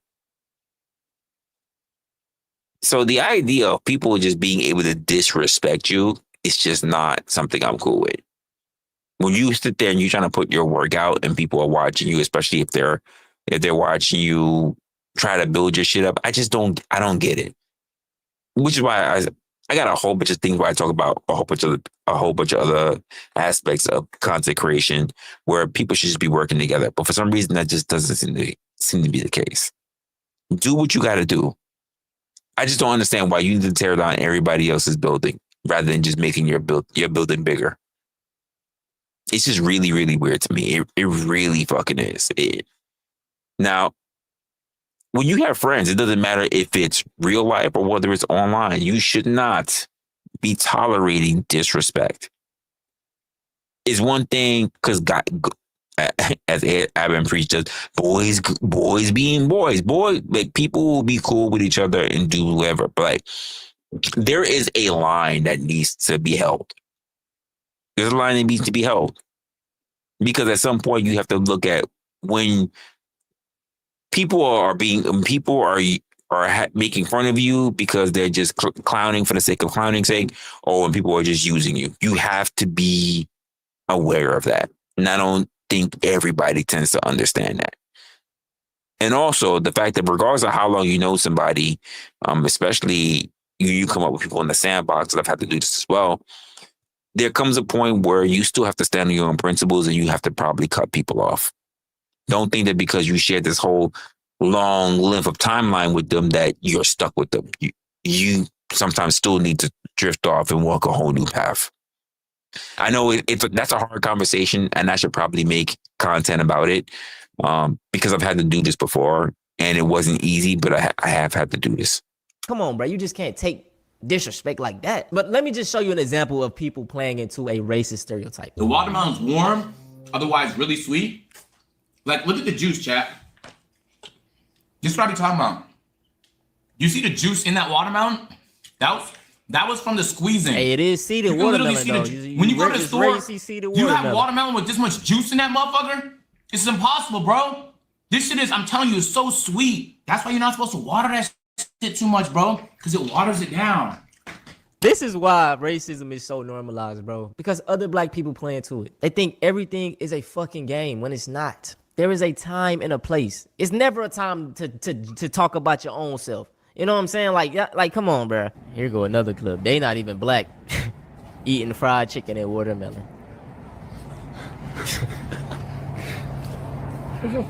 I don't even understand that. I'm personally speaking, I'm not even a fan of watermelon. I can eat it, but I'm not a fan of it. I'm not crazy about it. How is this funny? And you got like I don't even know if I have crazy laughing and shit. Like, what is funny about this? Streaming nowadays is like minstrel shows.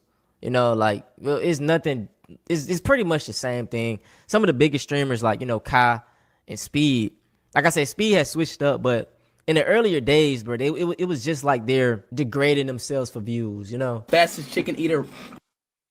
I mean, it's not just them. To be honest with you, like Kai's probably done it. Speed, or you can see in the picture, right? He cooks Speed's in, but it's not just them. Like, who remember the old guys from when we were coming up? What's the shit? Instagram with the Instagram come out. Who was it? Vine was the platform. Like, what's his name? Batch. There you go. I was slipping. King Batch. Like, he done so much, like, racial shit. Like, you know what I mean? Like, he's done the chicken, watermelon, and whatever else. And again, there are people who just do that. Nah, do I think you should or is necessary to do that? I mean, people are always going to do that. That has nothing to do with whether I should. At this point, I don't even think it's really a question of should you. People are going to do it. The same way how you'll have comedians that will turn around and wear a dress? Should a comedian, wow, that might be a word. That might be a new word. Should a comedian put on a dress and a wig or wear women's clothing or whatever? No. But does it happen all the fucking time? Should a person be stereotyped for eating watermelon and fried chicken? No. But are there people who do it? As you can see, as far as content goes, all the fucking time. Now, I like fried chicken. I don't eat it all the time. I really don't, because it's very rare. Because unless I fry chicken myself, which is really, really rare, I don't eat fried chicken. I don't go to chicken spots. I don't go to KFC. I don't do none of that. In fact, the last time I ate a chicken sandwich, my girl ordered it, and it must have been like 2 months ago. Outside of that, I don't know if the last time I actually had fried chicken, like a chicken breast or chicken wing or chicken thigh. Or I can't tell you because I just don't eat chicken. Even though I like fried chicken, I'm rarely in an opportunity where I can actually eat it. And I don't go seeking it out like, oh my God. And I'm not a fan of watermelon. I like fruit. I love fruit, but I don't eat watermelon. I don't eat cantaloupe. I just don't do it. Nothing wrong with any of that stuff. Some people it's for, some people it's not. And I cook a lot. And there are times, I mean, honestly, I'm not gonna lie. If I could have done my careers, because I've had multiple careers, but if I could have done all over again, I wouldn't have landed in the area that I'm at. I would have been a personal chef, not a chef at a business, not a chef in a restaurant. I would have become a personal chef. I would have tuned up my skills, and I would have become a personal chef, because I like to cook, and I like to cook even when I'm not hungry. So that's how I know, like, there's discipline there. I tend to eat while I'm cooking because I have to taste shit. I have to take pieces of things or whatever, and I'm good. Like, I wish I had really went into the field so I could have become a personal chef, because I literally cook. And they're like, "You're not hungry?" I'm like, "Nah, I just cook because I know that you guys need to eat." I've done that plenty of times, and I don't think a lot of people have that discipline because most people cook when they're hungry. You know what I mean? They don't cook because they need to cook to make sure that everybody else eats. I'm used to, I can cook for everybody else, not because I'm hungry. So I don't know. That's my little tidbit, because I do see a lot of people make cultural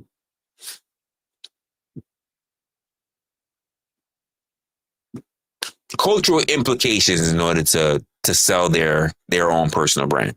Ever? Watch this. I'm about to eat this chicken so fast. Just watch.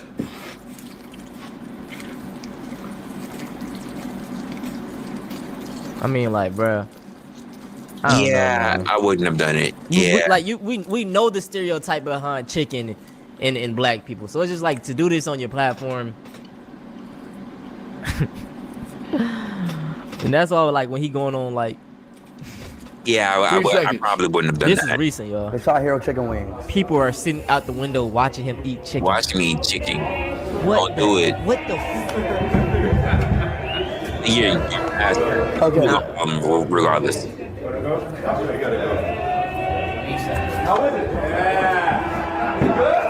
yeah! Why do you celebrate though? Damn! Harold did good, huh?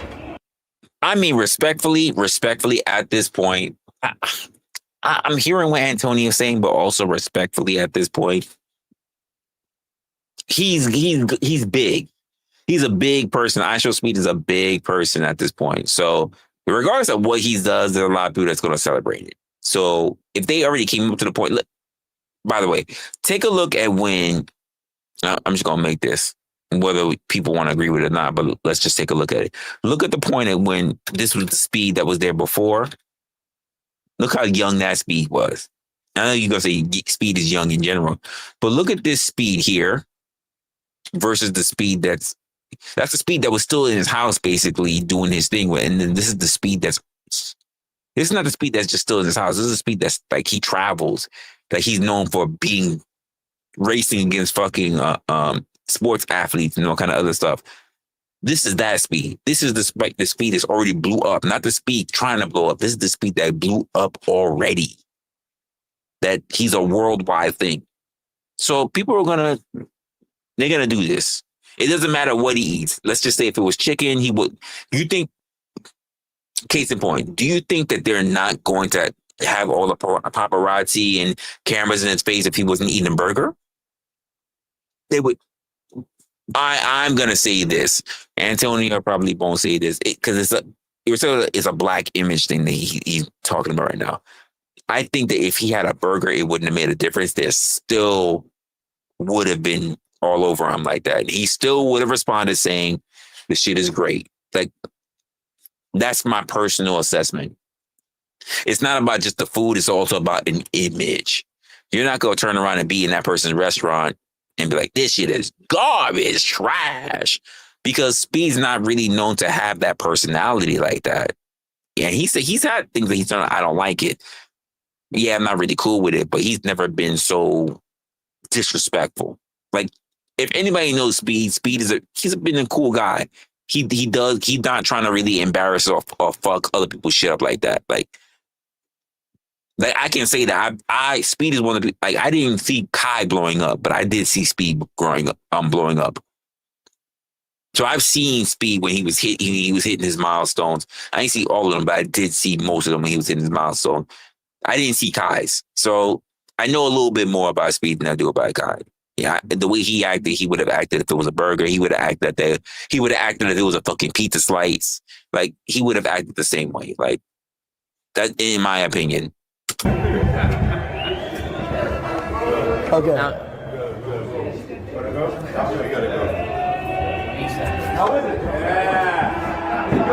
Hell yeah! Yeah, I don't think it's that serious. Damn! Harold did good, huh? They're talking about one more. Like, what the fuck is this, bro? This is good. This is good though. I don't know. It's good. Damn. Yeah, bro, this streaming stuff is kind of bad, and that's why I say we got to start praising different things in the black community, man. The black doctors, the black lawyers, the black dentists, the black engineers. I've been mainstream on that. So, Antonio, I agree with you. I agree. I wholeheartedly agree. We should be celebrating things like that as well. We should be going after the black doctors. We should be going after the black lawyers. We should do all that stuff.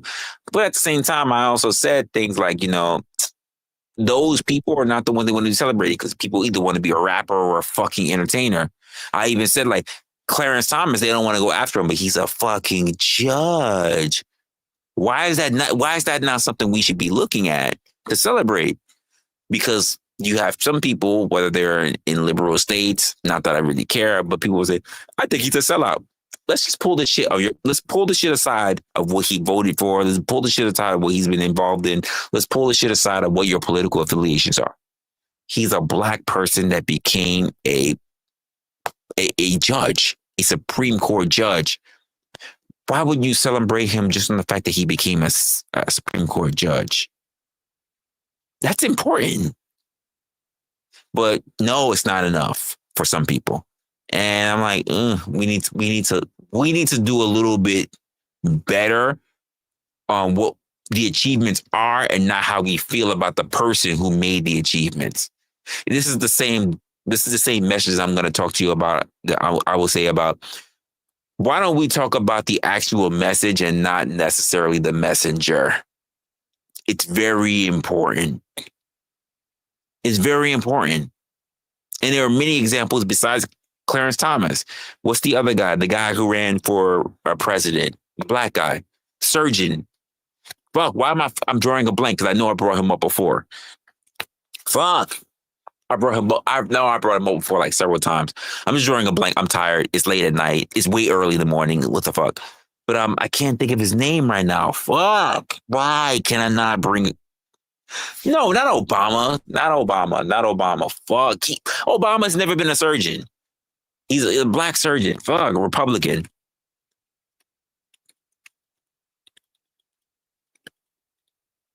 And he got flamed, by the way, folks. I don't know why I can't think. Ben Carson. Yes. Thank you for that line. Ben Carson, you're absolutely, yes. This man, he's not just a surgeon. He wasn't just a politician. He wasn't just also running for the one of the most highest offices in the land. But that man came up with so many fucking surgeries that were revolutionary, like people who follow his methods. He owned large pizza chains, and people got fucking pissed at him because he's a Republican and because of the way he ran. And yeah, teamwork, man, teamwork. Absolutely. Abso-fucking-lutely. Like, and I'm like, you're missing it. You're missing it. You are fucking missing it. It's just crazy to me. Look at the message of what you can do and stop fucking focusing on the messenger. Let's just say you don't like the ninja. Look what the fuck he was able to accomplish, which means that you can do it too. And I think a lot of people be struggling. A lot of people struggle on things like this. So, but I understand of also looking at the negative images of the things that hold back Black people. But you can't say that. Here's my other thing about the image of Black people. You can't also say that if you're not a saint, it just doesn't count, because then we'll never make it there. We'll never be good enough, because if you're not Jesus, and let's be honest, I've been said this about anyone, not just Black people. If Jesus came down today, you would criticize him you would still criticize him and try to put him to test and saying that he ain't the Lord. So we gotta draw the line. We have to have care. We have to have mercy, and we have to have a little bit of grace, people. We have to have it. Years, like, there has been such a rise in these people of color in the fields, and nobody really talk about it. The only thing they want to highlight is the basketball players, the streamers, we got to shift the focus onto these things so it make the other generations want to do them. And like I said, it's nothing wrong with wanting to be a streamer or wanting to be a, YouTuber or a basketball player, but I think it's time to prioritize other things. If y'all didn't know, I am a young father, man. I have twin boys that are 2 years old right now, and then I have a 9-month-old baby. I don't want them to be trying to be a YouTuber or a streamer. Like, even though, yeah, you could do that, but I want you to go to school for something big. Like, I promise you, like, they won't have to work. They can live with me until they got them set. And that is what I feel like in the Black community. Like, a lot of our parents, they push us off before we're actually ready. And I got to give credit to my mom and dad. You know what I'm saying? I stayed with them. I didn't have to pay bills or anything. And I feel like that's kind of why I got such a great head start with my life. And I was able to, build my family up. And even if your mom did kick you out when you was 18 or something like that, bro, break the cycle. When you have your kids, let them stay with you, bro, because prior to that, wait, this is important. I get it. You're so quick to want to get people out the nets because you're like, you know what? I've been raising you for 18 years. I can't walk around butt fucking naked. Is that you haven't been walking butt naked for 18 fucking years? Is it really that important? You haven't been walking around your house 18 fucking years butt naked unless you sent your kid to fucking summer camp. Is it really that fucking important? Like, can we just keep it a buck? Let's just go all the way back to times of being in the Western times, all the way back to in the 40s, since you guys love your 40s, 50s, 20s, whatever. Kids didn't leave the house that early. Let's go all the way back to Roman times. You weren't even considered to be, quote, a man. You were still in your 20s, still living with your fucking family. Can we get back? Can we get back to that? I'm not saying that we should celebrate people being there, but we don't need to push people out to be fucking up and not having anything in the future simply because their parents want to be selfish and now try to live years that they fucked up when they wanted to have kids. It's not the kid's fault. It's yours. And especially to you family members, by the way, who will kick the kid out at 18, who's a boy, but you'll keep the daughter until she's fucking 30 in the house. Y'all need to get your shit together. Y'all need to get it together. That is how these other cultures get ahead. Like, for example, like Asian cultures, like they stay with their parents till they like 30 years old, bro. And that should be normal. It should be normal. Granted, you don't have. What did I just say? What did I just say? This was a natural thing.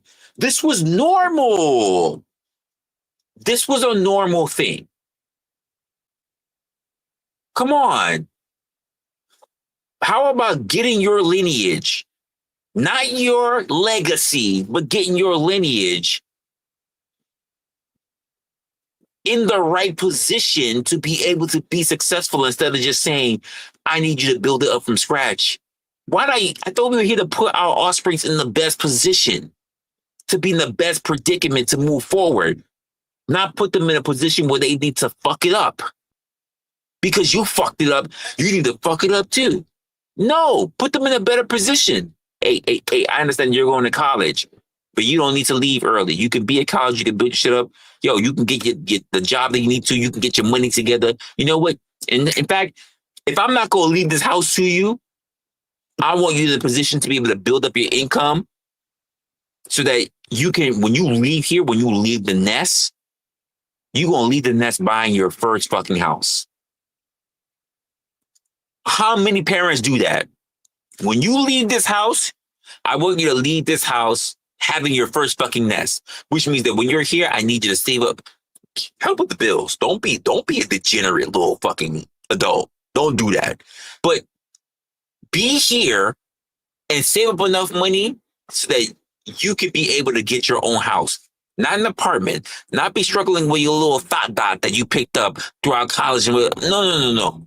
I need you to be able to get your shit together so that when you leave out, you're going to be ahead of the game.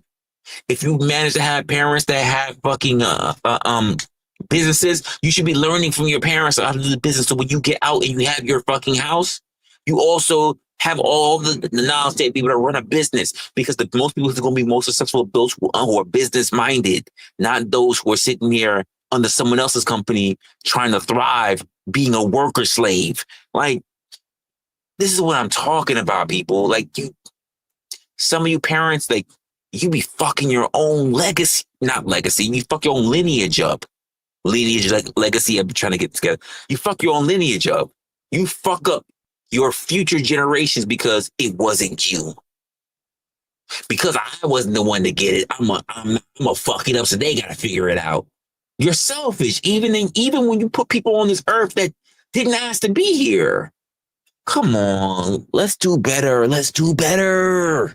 Have kids or anything, but if you don't have kids, and just come up, save your money. That's what we got to start. I get it. I know you're mad. I just told you what to do with your own family, but people, I'm tired. Don't fucking worry about it. Start doing, bro. I don't know how I get from that topic to this topic, but that's real shit. I will say this though. I want to get back onto the topic of streaming though, man. Streaming has come such a long way, or even just content creation. I remember like years ago, probably like not even 5 years ago, about 10 years ago, being a YouTuber or a streamer was corny.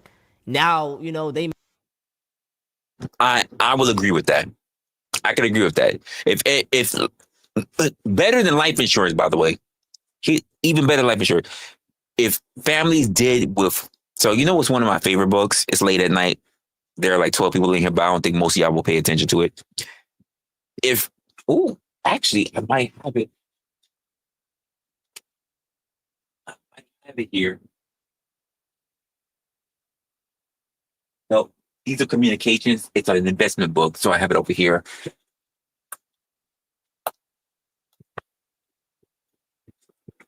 Here it is. If this is one book that really helped me when it came to wealth building, when it comes to families, or just how to think about money. This is a book that was written by Garrett B. Gunderson. He still does YouTube shit. I think he still talks about money and everything. But his book is called "What Would the Rockefellers Do?" Or what would the Rockefellers do? And it basically talks about basically how the Rockefellers build their empire, how they were able to build wealth within their own families by like investing into banks. They built banks, and then therefore everything that they built into that bank. So that therefore, even when they build up new leverages to pull out to be able to give to other family members, is all within that same banking system. The way he explains it is beautiful. He does way more justice than me. But one of the books that I read that really made me think a lot about wealth is what would the Rockefellers do? He did another book. It's called Killing Sacred Cows, but I don't want to really get too far into that book. But this was one of the books that I really found intriguing. And I got other finance books, but this is one that really stood out to me. But yeah, like you can say cutthroat capitalism, but until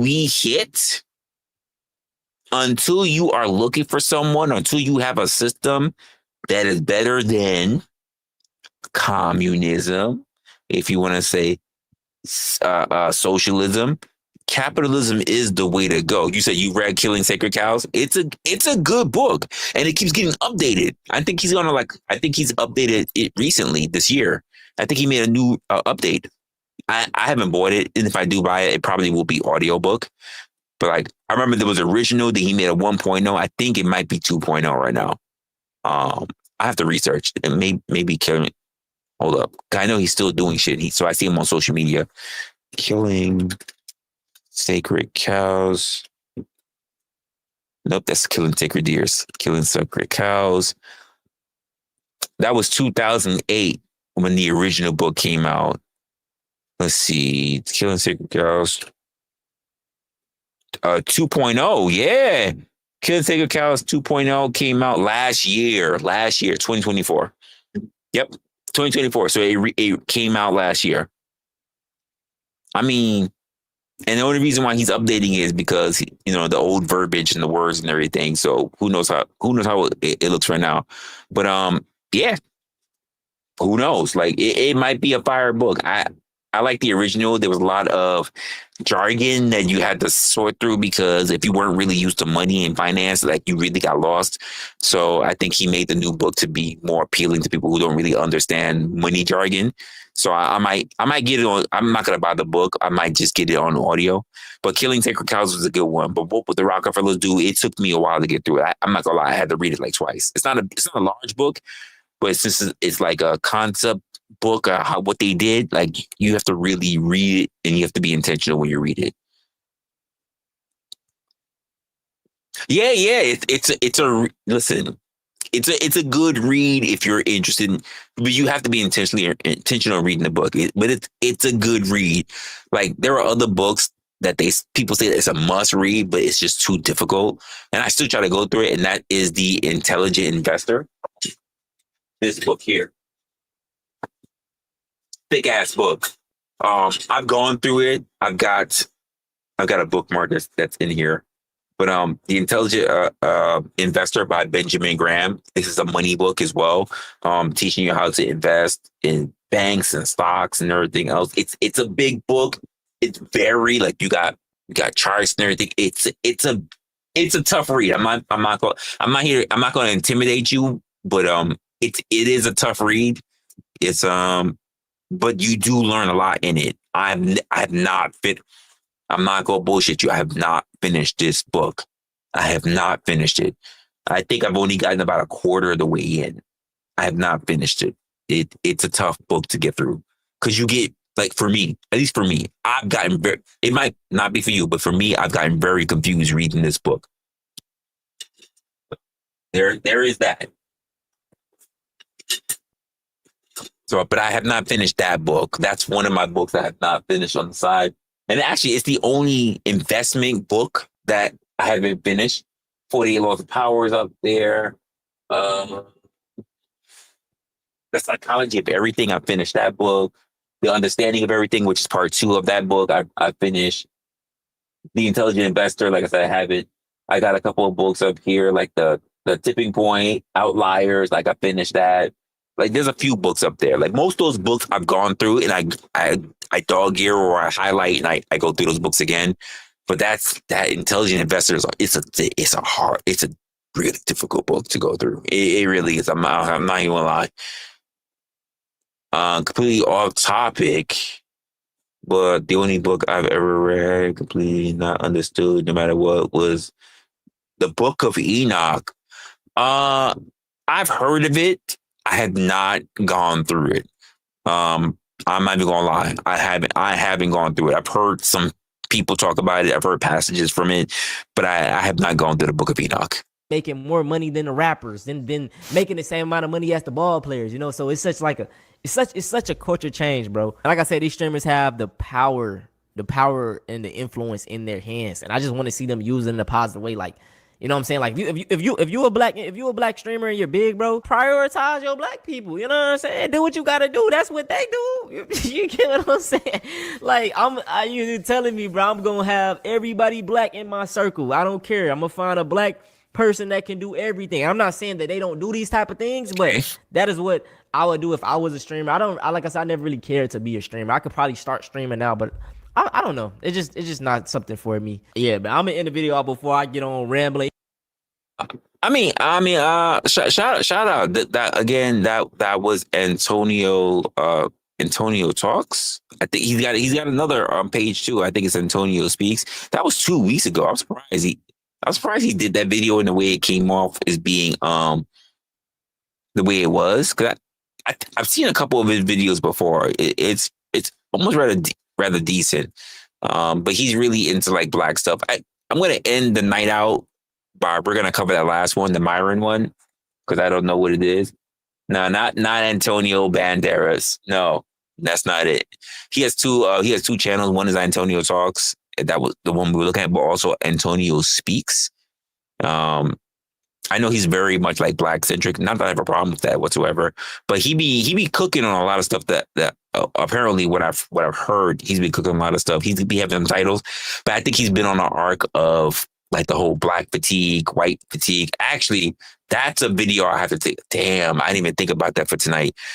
He has a video called white fatigue, as in white people are also experiencing white fatigue. I gotta go look up that video. Damn, I'm surprised I didn't pull that to the side. Yeah, that would have been a good video for tonight. But this is all the stuff I pulled up on this window. So after this whole window is gonna pretty much be closed. Here was something going on for Myron, and yeah, let's go check this out. This is the most recent thing. Like I said, Aberrant Preach has been doing streaming. I don't know what this is about. Let's see what's going on. Because these guys were dead before we showed up. Honestly, you guys can see, if you look at their social blade stats, they're getting like maybe 10K. They have like 1.3 million. These guys were dead in the water until we started making fun of them and we got into people with them. In 2021, that's not true.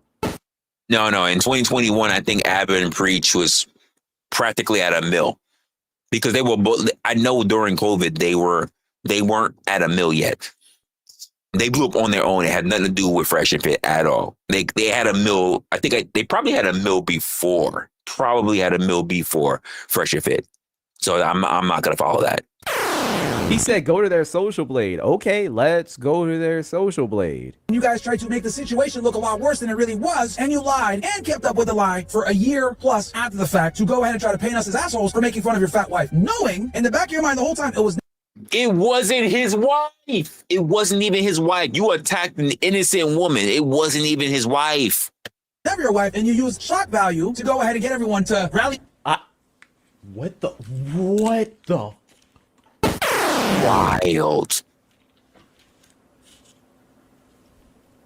The fact that they're willing to lie to their audience to make $1, I mean, hey. How did they lie to their audience? Oh my gosh. I feel like I'm watching a Stevie Knight video. You're just saying without providing any proof. What is going on? What is this a new fad? Is this what people do now? Is this how people make videos? You just say without actually providing like substantial evidence? What is going on? Well, I mean, not for nothing. If you've been to the internet, yeah, people do that. It looks like Myron is crashing out. Again! You idiots! Myron has recently put out a video about Aberrant Preach.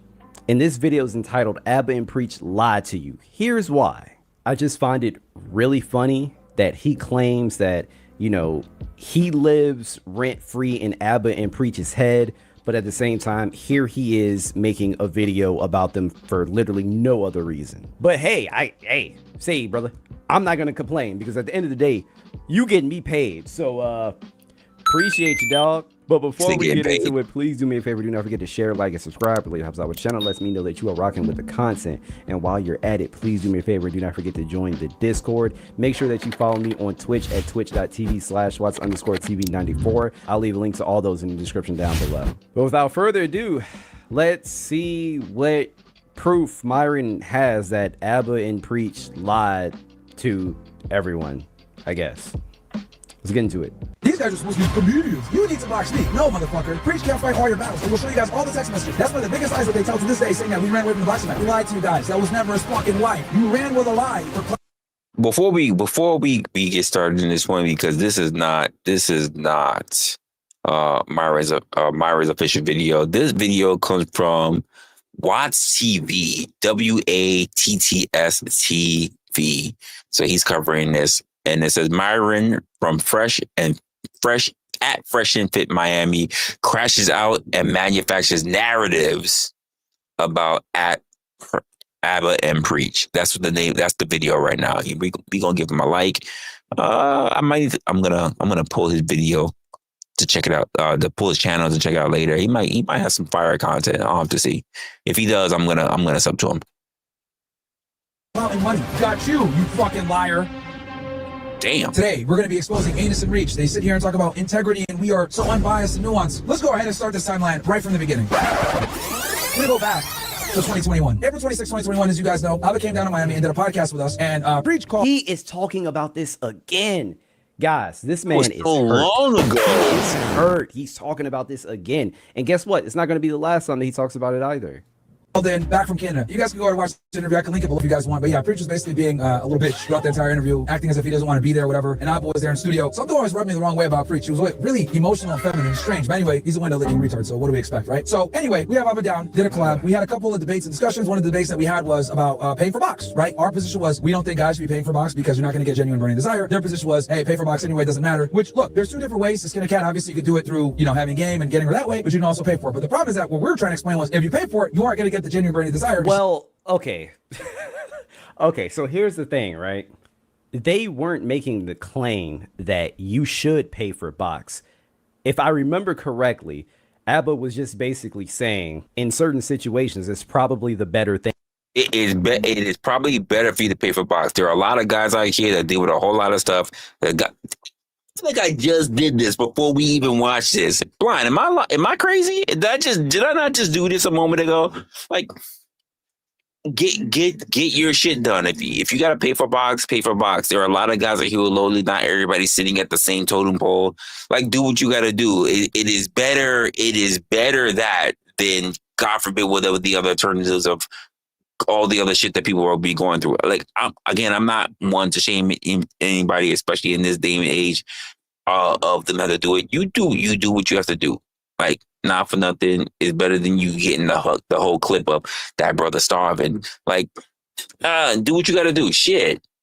To do. I mean, it's just funny because like both Fresh and Myron have gotten into situations that they wouldn't have gotten into if they simply paid for it. If you need an example, look at Fresh and the Asian chick with that situation. Yeah, that would have been totally different if that was just transactional. It's not going to respect it the same. I'm just going to have to respectfully disagree as well. You're not going to get her best if you pay for it. Nope. And if you're content with that, that's okay. Yeah. But, me and Fresh personally, and this is, each guy is different, right? Some guys don't care how they get it. Some guys are okay with paying for it. But like me and Fresh personally, we're like, we want this girl's best. You know what I'm saying? We want to own the soul. How do you determine you're getting, how do you determine you're getting her best?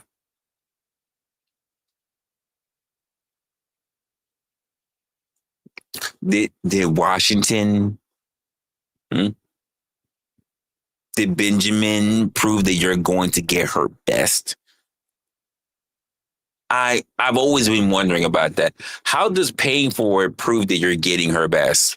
Especially if she's been paid before. If she's been paid before, how do you know you're getting her best? When you say her best, what do you mean? Just so I understand. Like a woman best sexually? The best sexually, the best compliance, the best submissiveness, and the best. But the thing is, if you're just hooking up with somebody, and this is just a hookup, you're not looking for like compliance. Like you know what I mean? You wouldn't necessarily care if this woman really respected you because it's just a hookup. Now, if we're talking about like an actual relationship, then that's a different conversation. Wait. Is that enough? Is that enough? When she lets you put your foot on her neck, how you tell? Is that really her best? What if that's not the? What if that to her that's normal? What if to her that's just a slight above? What if that's not really her best? What if her best, is her eating a guy's ass?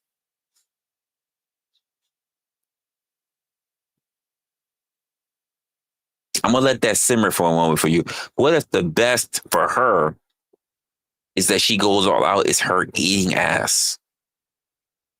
I hear you. Yuck.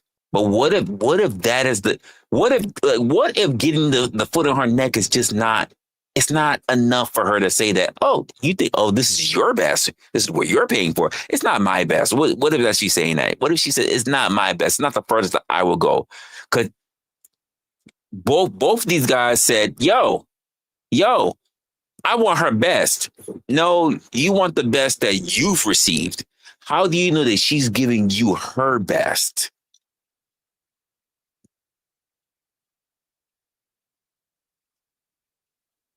How do you know? Because guys are very different. Some guys are very vanilla. Some guys are a little bit fucking extra.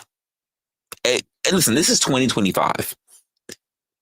This is 2025. Some guys are a bit extra. Some guys are very vanilla. Some guys are somewhere in between. Some guys like their women shaved.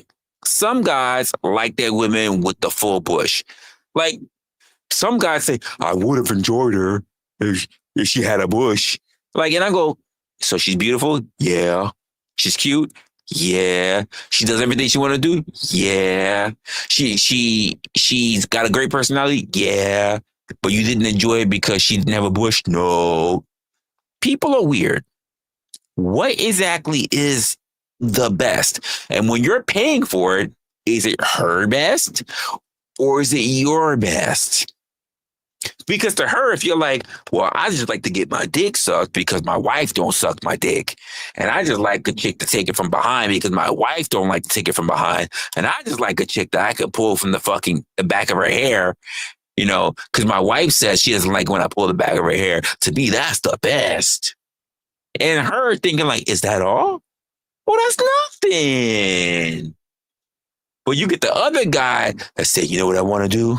I'm going to set my finger in your ass and I'm going to pull the finger out your ass. And then after that, I'm going to pull it to the front of your fucking face and fuck you from behind. And you got to suck that same thumb. And then after that, I'm going to toot my ass up in the air and you going to suck it. And you going to be all in my ass crack. And you know what she might say? That's a lot.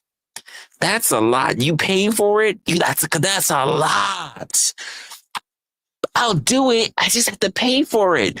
So you know right then and there, you're not getting her best. You're only getting what you pay for and what she's qualified for. I say this is another saying that I say to so many people. You get in life what you qualify for. Let me say it again. You get in life what you qualify for. Some people qualify for shit that is not average. And that's important. Some people qualify for things that are just not considered to be conventional and average. That doesn't mean it's the best that she's giving. It's just unorthodox. That's all. There are some girls that are willing to spit because they don't want to swallow. But if you throw enough Benjamins on her fucking forehead, she might be willing to do it. Does that mean it's her best? No. What she does to get the nut out is her best. What you consider to be the best is the fact that she swallowed. You guys. Like, so when I hear somebody like Fresh and Fit say, I want her best, or you hear someone like Fresh, I want her soul. Nigga, you paid for OnlyFans models. Are you sure you're getting her soul, nigga? Just a question. Just a question. Are you sure you're getting her soul?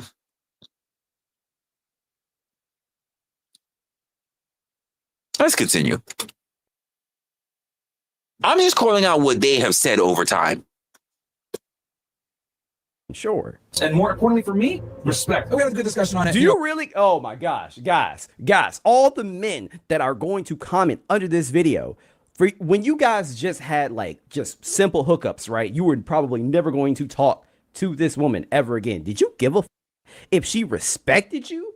No. The answer is no. Great to have you on some things that we didn't agree with, and it was pretty much done. And then on top of that, it was such a good discussion that I actually came back and did the after hour show later on that night. It was a good show. It was a good time. The collab in general was fun. I enjoyed it, even though Preach was being a little bitch. Bob was fairly nice and personable in person. Fast forward 4 months.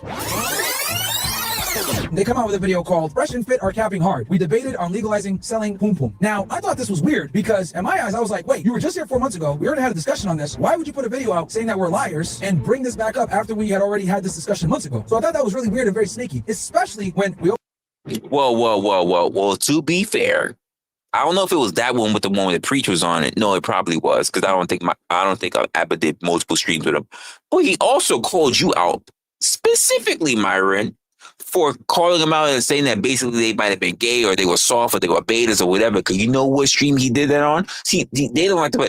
Myron said, "Oh, I don't remember," but you know, I remember because back then I used to watch Donovan Sharp, and you were part of a group that was called The Six.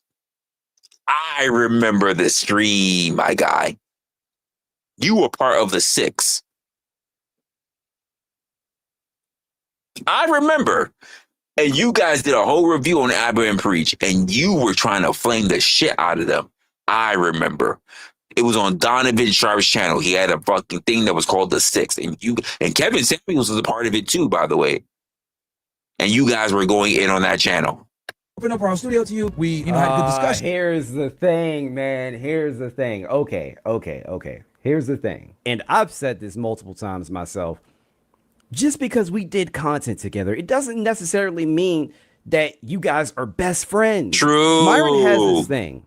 Like, if you work with him, he's going to think that you guys are friends now at that point. He's going to think that you guys have a really close relationship. That's not the case. That's why he's so hurt by this, because he thought they were actually cool. But bro, at the end of the day, it was just content. And if I remember correctly, they were just expanding upon what was already said within that interview in the first place. It's not like they said anything new. And you can't even make the argument that Abba or Preach was scared, because Abba pressed you and you didn't know how to handle it. You previously said that very Abba true. was blue-pilled. And you were like, did I say that? I don't remember saying that, He said it on The Six. He said it on Donovan Sharp's channel. There was a whole collab stream. I can't remember all the members of The Six. It was Myron. It was Kevin Samuels. It was Donovan Sharp. It was... What's his face? Fuck, I don't follow him. But it was Minister Jab. Ooh, I got that one out. Damn. Minister Jab. It was another one. It was an older guy. They fell out. They definitely fell out with him. But it was Steve the Dean. He's number 5. Who was the 6? Fuck. I forget how bare. Damn. Steve the Dean. And it was one more. Who the last person was? I'm trying to get a visual in my mind. It was one more.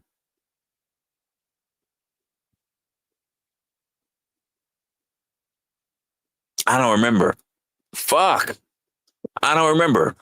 It was one more. What? Damn, I got 5 out of 6. That's not bad. That's not bad. But I got 5 out of 6. There's one more. There's one more. I can't remember who it is. That's gonna drive me nuts. I'm gonna get pissed. That's gonna piss me off. I'm gonna need to know who that last person is. But I got 5 out of 6. So I know they did that stream. Let me think. And then Fresh's dumbass was like, no, yeah, you did say it. So you can't even make the argument that they were intimidated or they were scared. Anyway, get back to it. I ordered you food and shit, let you store your stuff in my room. It was violating, bro. It was like very wildly disrespectful. I don't recall them hitting us up or saying anything about doing this video. It was very strange to release a hit piece on us 4 months after we already. Why is it that if you create a video disagreeing with somebody and you are literally pointing out the inconsistencies within their argument, why the is it a hit piece? Why is it always I don't a hit get that. piece? It does. We need to stop that too, because if you're literally pointing out something that was literally done online, it's not a hit piece. It's literally pointing out the things that were already put forth online. It's highlighting things that you've actually seen. It's not a hit piece. It's not a hit piece. It's already there. It's already seen. Do you know what a hit piece is? We had this discussion and everything ended off positively. So I was like, what the hell? But obviously, this is where I start to figure out that these dudes are snakes. And we're going to go more into that a little bit later. On August 16, 2021, we respond. I'll be honest with y'all, it wasn't our intention to respond that day. It was actually a credit card episode, funny enough. And what ended up happening was I think a super chatter called in or somebody asked us like, yo, what's up, Abba and Preach? Like, making this video on you guys, because everyone else was kind of like, what the hell's going on? Because they also thought it was weird that they would make a hit piece on us 4 months after we had already done a very positive collab. You know, we lay into them, right? We start roasting them. I start making fun of Abba and Preach. I start making fun of Preach, his fat wife or his fat girlfriend, whatever it was. We say some shit like, we're going to send him back to a vote. I can't believe all this time had went by and he still won't acknowledge the fact that that wasn't even Preach's wife. They attacked another separate comedian. She had nothing to do with anything.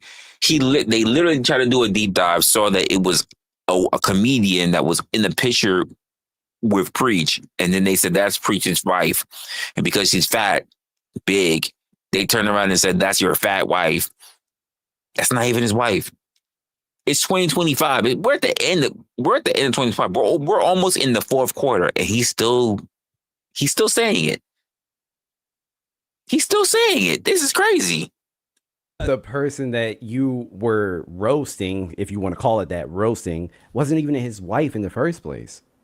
Thank you. We're just fucking around, right? Talking shit. Because these guys are supposed to be comedians. These guys are supposed to be funny and have a sense of humor. And we're like, yo, you know what? Y'all boxing. Yeah, but the thing is, your sense of humor is just pure racism. Like, it's not funny. If you want to talk about comedy and people having a sense of humor, like, comedy is formulaic, bro. You literally do not abide by any type of formula. It's just straight stupid racism. Like, it's not even clever. Right? I box Abba, Fresh boxes Preach. So real talk, man. We put out an invite. If y'all want to talk shit, come back in the studio. We'll talk about it, or we can box about it too. Because I'm in the gym now. You feel me? I'm feeling. For those who don't know, for those who are not like content creators, some people there are other tools and platforms like this, but Social Blade is one of those places where you as a content creator could pretty much see it's not accurate, so take it with a grain of salt. It's not accurate, but it pretty much will tell you where you stand as the content creator. They do comparisons as where you are compared to other content creators. I think they say things like how often you stream, what's the possible revenue that you could be making. It doesn't really say how much money you make, but how much money you could be making a month. It's really just a rough estimate or a guesstimation. That's really the right word. It's like guesstimation as to what you could be making. It tells you your rank, where your rank is in its own category of YouTube. So it'll say like your rank 2000 something. And what that means is like, basically, you know where you're standing, so what you can do and who is the person that you should probably look at to see why they are doing it, even though it has nothing to do with category itself. You know what I mean? So, and then they give you a rating where you stand content-wise, not content-wise, where you stand, I guess, in terms of your output, in terms of what they consider to be your revenue. Not that doesn't mean you've ever seen that revenue, to be honest with you. Where you are in terms of subscribers, potential growth, and where they place you within their tier list of the algorithm, right? You got to take it with a grain of salt, but they also tell you which niche that you sit in. And this is why I also tell you guys, I've seen this Social Blade thing channel before. And that's why I say, like, yo, guys, like, I don't get pushed in the algorithm at all because it's not even determined what my niche is. Like, just gonna keep it a buck. I think it's still to be determined or to be announced. You know what? And I'm gonna do this for you guys real quick. I'm gonna look at Social Blade. It's been a while. Oops, wrong spelling. Social Blade.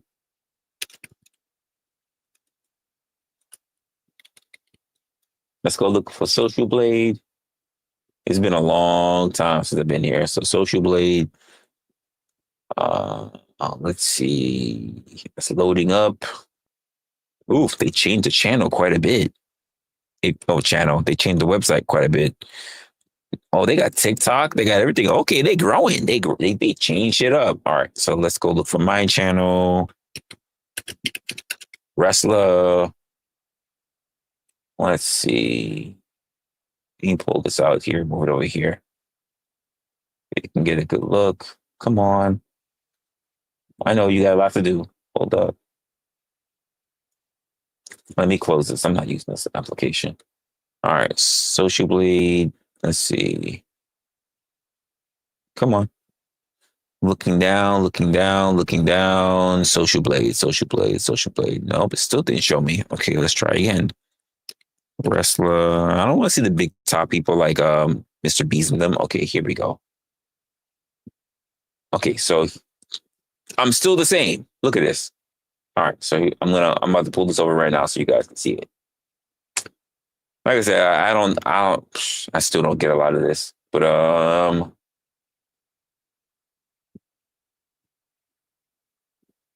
here we go. So here's what it says it looks like for me, right? Here's the ranking that it has me at. It says I have a negative C, whatever the fuck that is. Here's the ranking that they put you in, whatever that's about. My category, they still don't know what niche to put me in, folks. Still don't know what niche to put me in. So, and I'm not going to go into anything else because I don't want people to watch. I don't want people to look at the channel and then be like, oh, this is how I feel about whatever I did. Look at what's going on with Resla here. You can see I have 400 and something videos. You can see this is what they calculated as how many viewers I got, how many subscribers they viewed that I had. When the channel was created, not necessarily when I started doing shit.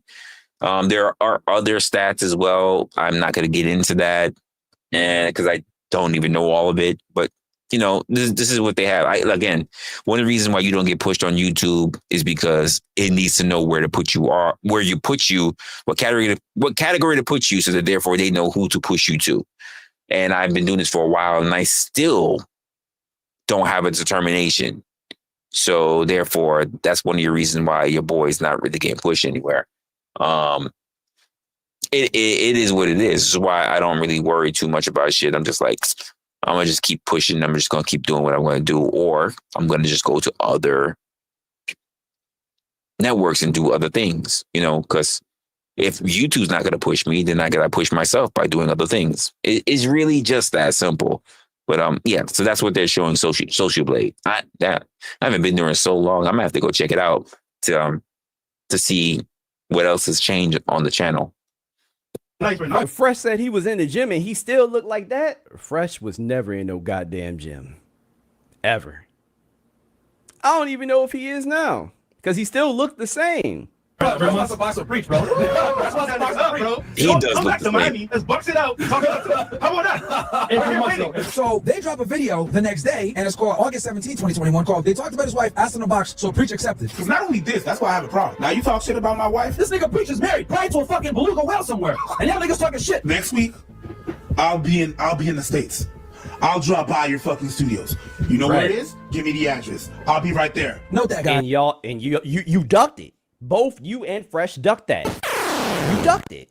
He says we talk shit about his wife. Later on that night, guys, we do After Hours. So they dropped their hit piece on us about we disrespected his wife and his country, and then we dropped this video right here. We did After Hours, but we said this at the beginning of the After Hours show. Real fast. On this podcast. Now you're reaching your limit. Yeah, I'm still here. I'm still here. Listen, I said I'm gonna get through this. Listen, y'all wanted to see this last one too, so I'm gonna go to this last one too. You know, don't tell me you reach your limit. I'm gonna go to this last one. As we talk about accountability, okay? Yeah. And we are not above taking accountability. And I'm going to tell you guys right now, we made a mistake, okay? It is not cool to insult a man's country and or wife live on air. Keep in mind, the only reason why they made this apology in the first place is because their goddamn subscribers were dropping rapidly, boy. Like, it was by the millions. Yeah. They were losing a shit. They were losing a shit ton of people. They had a crap ton of negative comments. So they had to say something. We should have kept the disagreement on the topic and not the people. Yep. Okay? Smart people discuss ideas, stupid people discuss people. And we made a mistake, all right? So with that said, we apologize, okay, for talking about his wife, his country, and making ad hominem attacks on them. And at this point, guys, we're done with it. As you guys know, we didn't make videos on them for months. We just edited it. But what did they do? They kept making videos because they realized if you make videos on Fresh and Fit, you're going to get a lot of views. No, that's not it. You guys continue to say and do dumb shit. And again, like you said, you insulted their country and you insulted Preach's wife. So at that point, it's you forever. It's open season, bro. You thought the beef was just gonna go away. You thought their disdain for you was just gonna go away because you apologized and you said you buried the hatchet. Not at all, bro. You were saying a bunch of foul shit. No, because these guys were dead before we showed up. Honestly, you guys can see if you look at their social blade stats, they're getting like maybe 10K. They had like 1.3 million. These guys were dead in the water until we started making fun of them and we got into beef with them. We revived in 2021. That's not true. He said, go to their social blade. Okay, let's go to their social blade. And just let me show you their videos. They were killing it 4 years ago. 800,000, 735,000, 1.8 million. And this is before the whole Jubilee shit. 1.1 million, 1.3, 2 million, 977K. Like, look at all of these views, guys. Okay, so here is the video that Myron is talking about, right? Fresh and Fit are capping hard. We debated on legalizing selling poom poom. This is the video he was talking about. Let's look at the videos prior to this video. So we are now going back to 5 years. 5 years. This is all prior to Fresh and Fit. 2.1 million, 1.1, 2.4, 915K, 1.6 million, 1.3 million, 859,000, 1.2, 978. They were fine. That was just an obvious, blatant lie. For you to say something like that and not expect people to actually look at their views. Yeah, they were doing their thing. Aber and Preach were well off, bro. They were well off before this beef even happened. Finalize these niggas' career, bro. We wish the best to Abba and Preach. Yeah, best, man. We're gonna keep making content. I'll be honest with you. I don't know why. You know what? I think this is just a post for relevancy. Honestly, for Fresh and Fit, Abba and Preach are now moving on to another arc of their content journey. It's been a long time for them. I'm just gonna put it that way. Moving out that apartment, Abba moving out the apartment. Now they got a whole studio. They got a whole team that you can actually, not just you can hear is in the background, not just see the work of what they post. And they're doing live streams. So now this think about it this way. Fresh and Fit were competing against Abba and Preach when Fresh and Fit were doing live streams and Abba and Preach were doing videos. Now Fresh and Fit has to compete with Abba and Preach doing live streams. It's not going to be the same. I mean, you already took a good giant channel like Abba and Preach, and now you turned around and made it big. Like, so by going live, it's not going to be the same. It's not going to be the same. Good luck to a lot of different channels. I mean, they're gonna blow up. It's going to be a lot. Because now they went from being monetized and having everything else, but now they're going to be also getting those dollars of people who are donating in the chat. There's nothing to it. There's no disrespect to them or anything, but they're gonna be doing what they got to do, and it's just the name of the game. It's the name of the game, and it's also the nature of those who know how to put in the work, and they have the resources. Most importantly, they have the resources to do so. So I'm gonna leave it there. Actually, I'm gonna cut things from here. That's gonna be my review of social media so far. I've got a couple of streams I got to take a look at. Oh my gosh, but I am tired. I'm tired. I think what ran me through was the fact I should have never dropped the fucking link for YouTube, which led to everybody else popping up. I'm tired. I could have gotten through a lot of this already, and this is gonna be a lot to have to go through to review because just because, but shout out to the content creators I was reviewing for today. I'm going to try to remember a lot of what their channels are, and hopefully I can remember so I can put them through in a whole bunch of different stuff and add them to the description of what we went through. If not, going through their channel. Shit, man, this was crazy. So yeah, I'm going to be leaving. I'm going to leave it out today. And I guess subscribe to the channel if you have not already. We'll do other reviews. I don't even know. I don't even want to say too much because I'm too tired and I don't want to say something I don't need to say. But with that being said, I'm going to leave you guys to the next one. I got so much shit that I have to work on for tomorrow. God damn it. I gotta come up with time to actually do all that stuff. With that being said, take care of yourselves. Take care of your families, and I will see you in the next one. I'll see you in the next one. Later, y'all.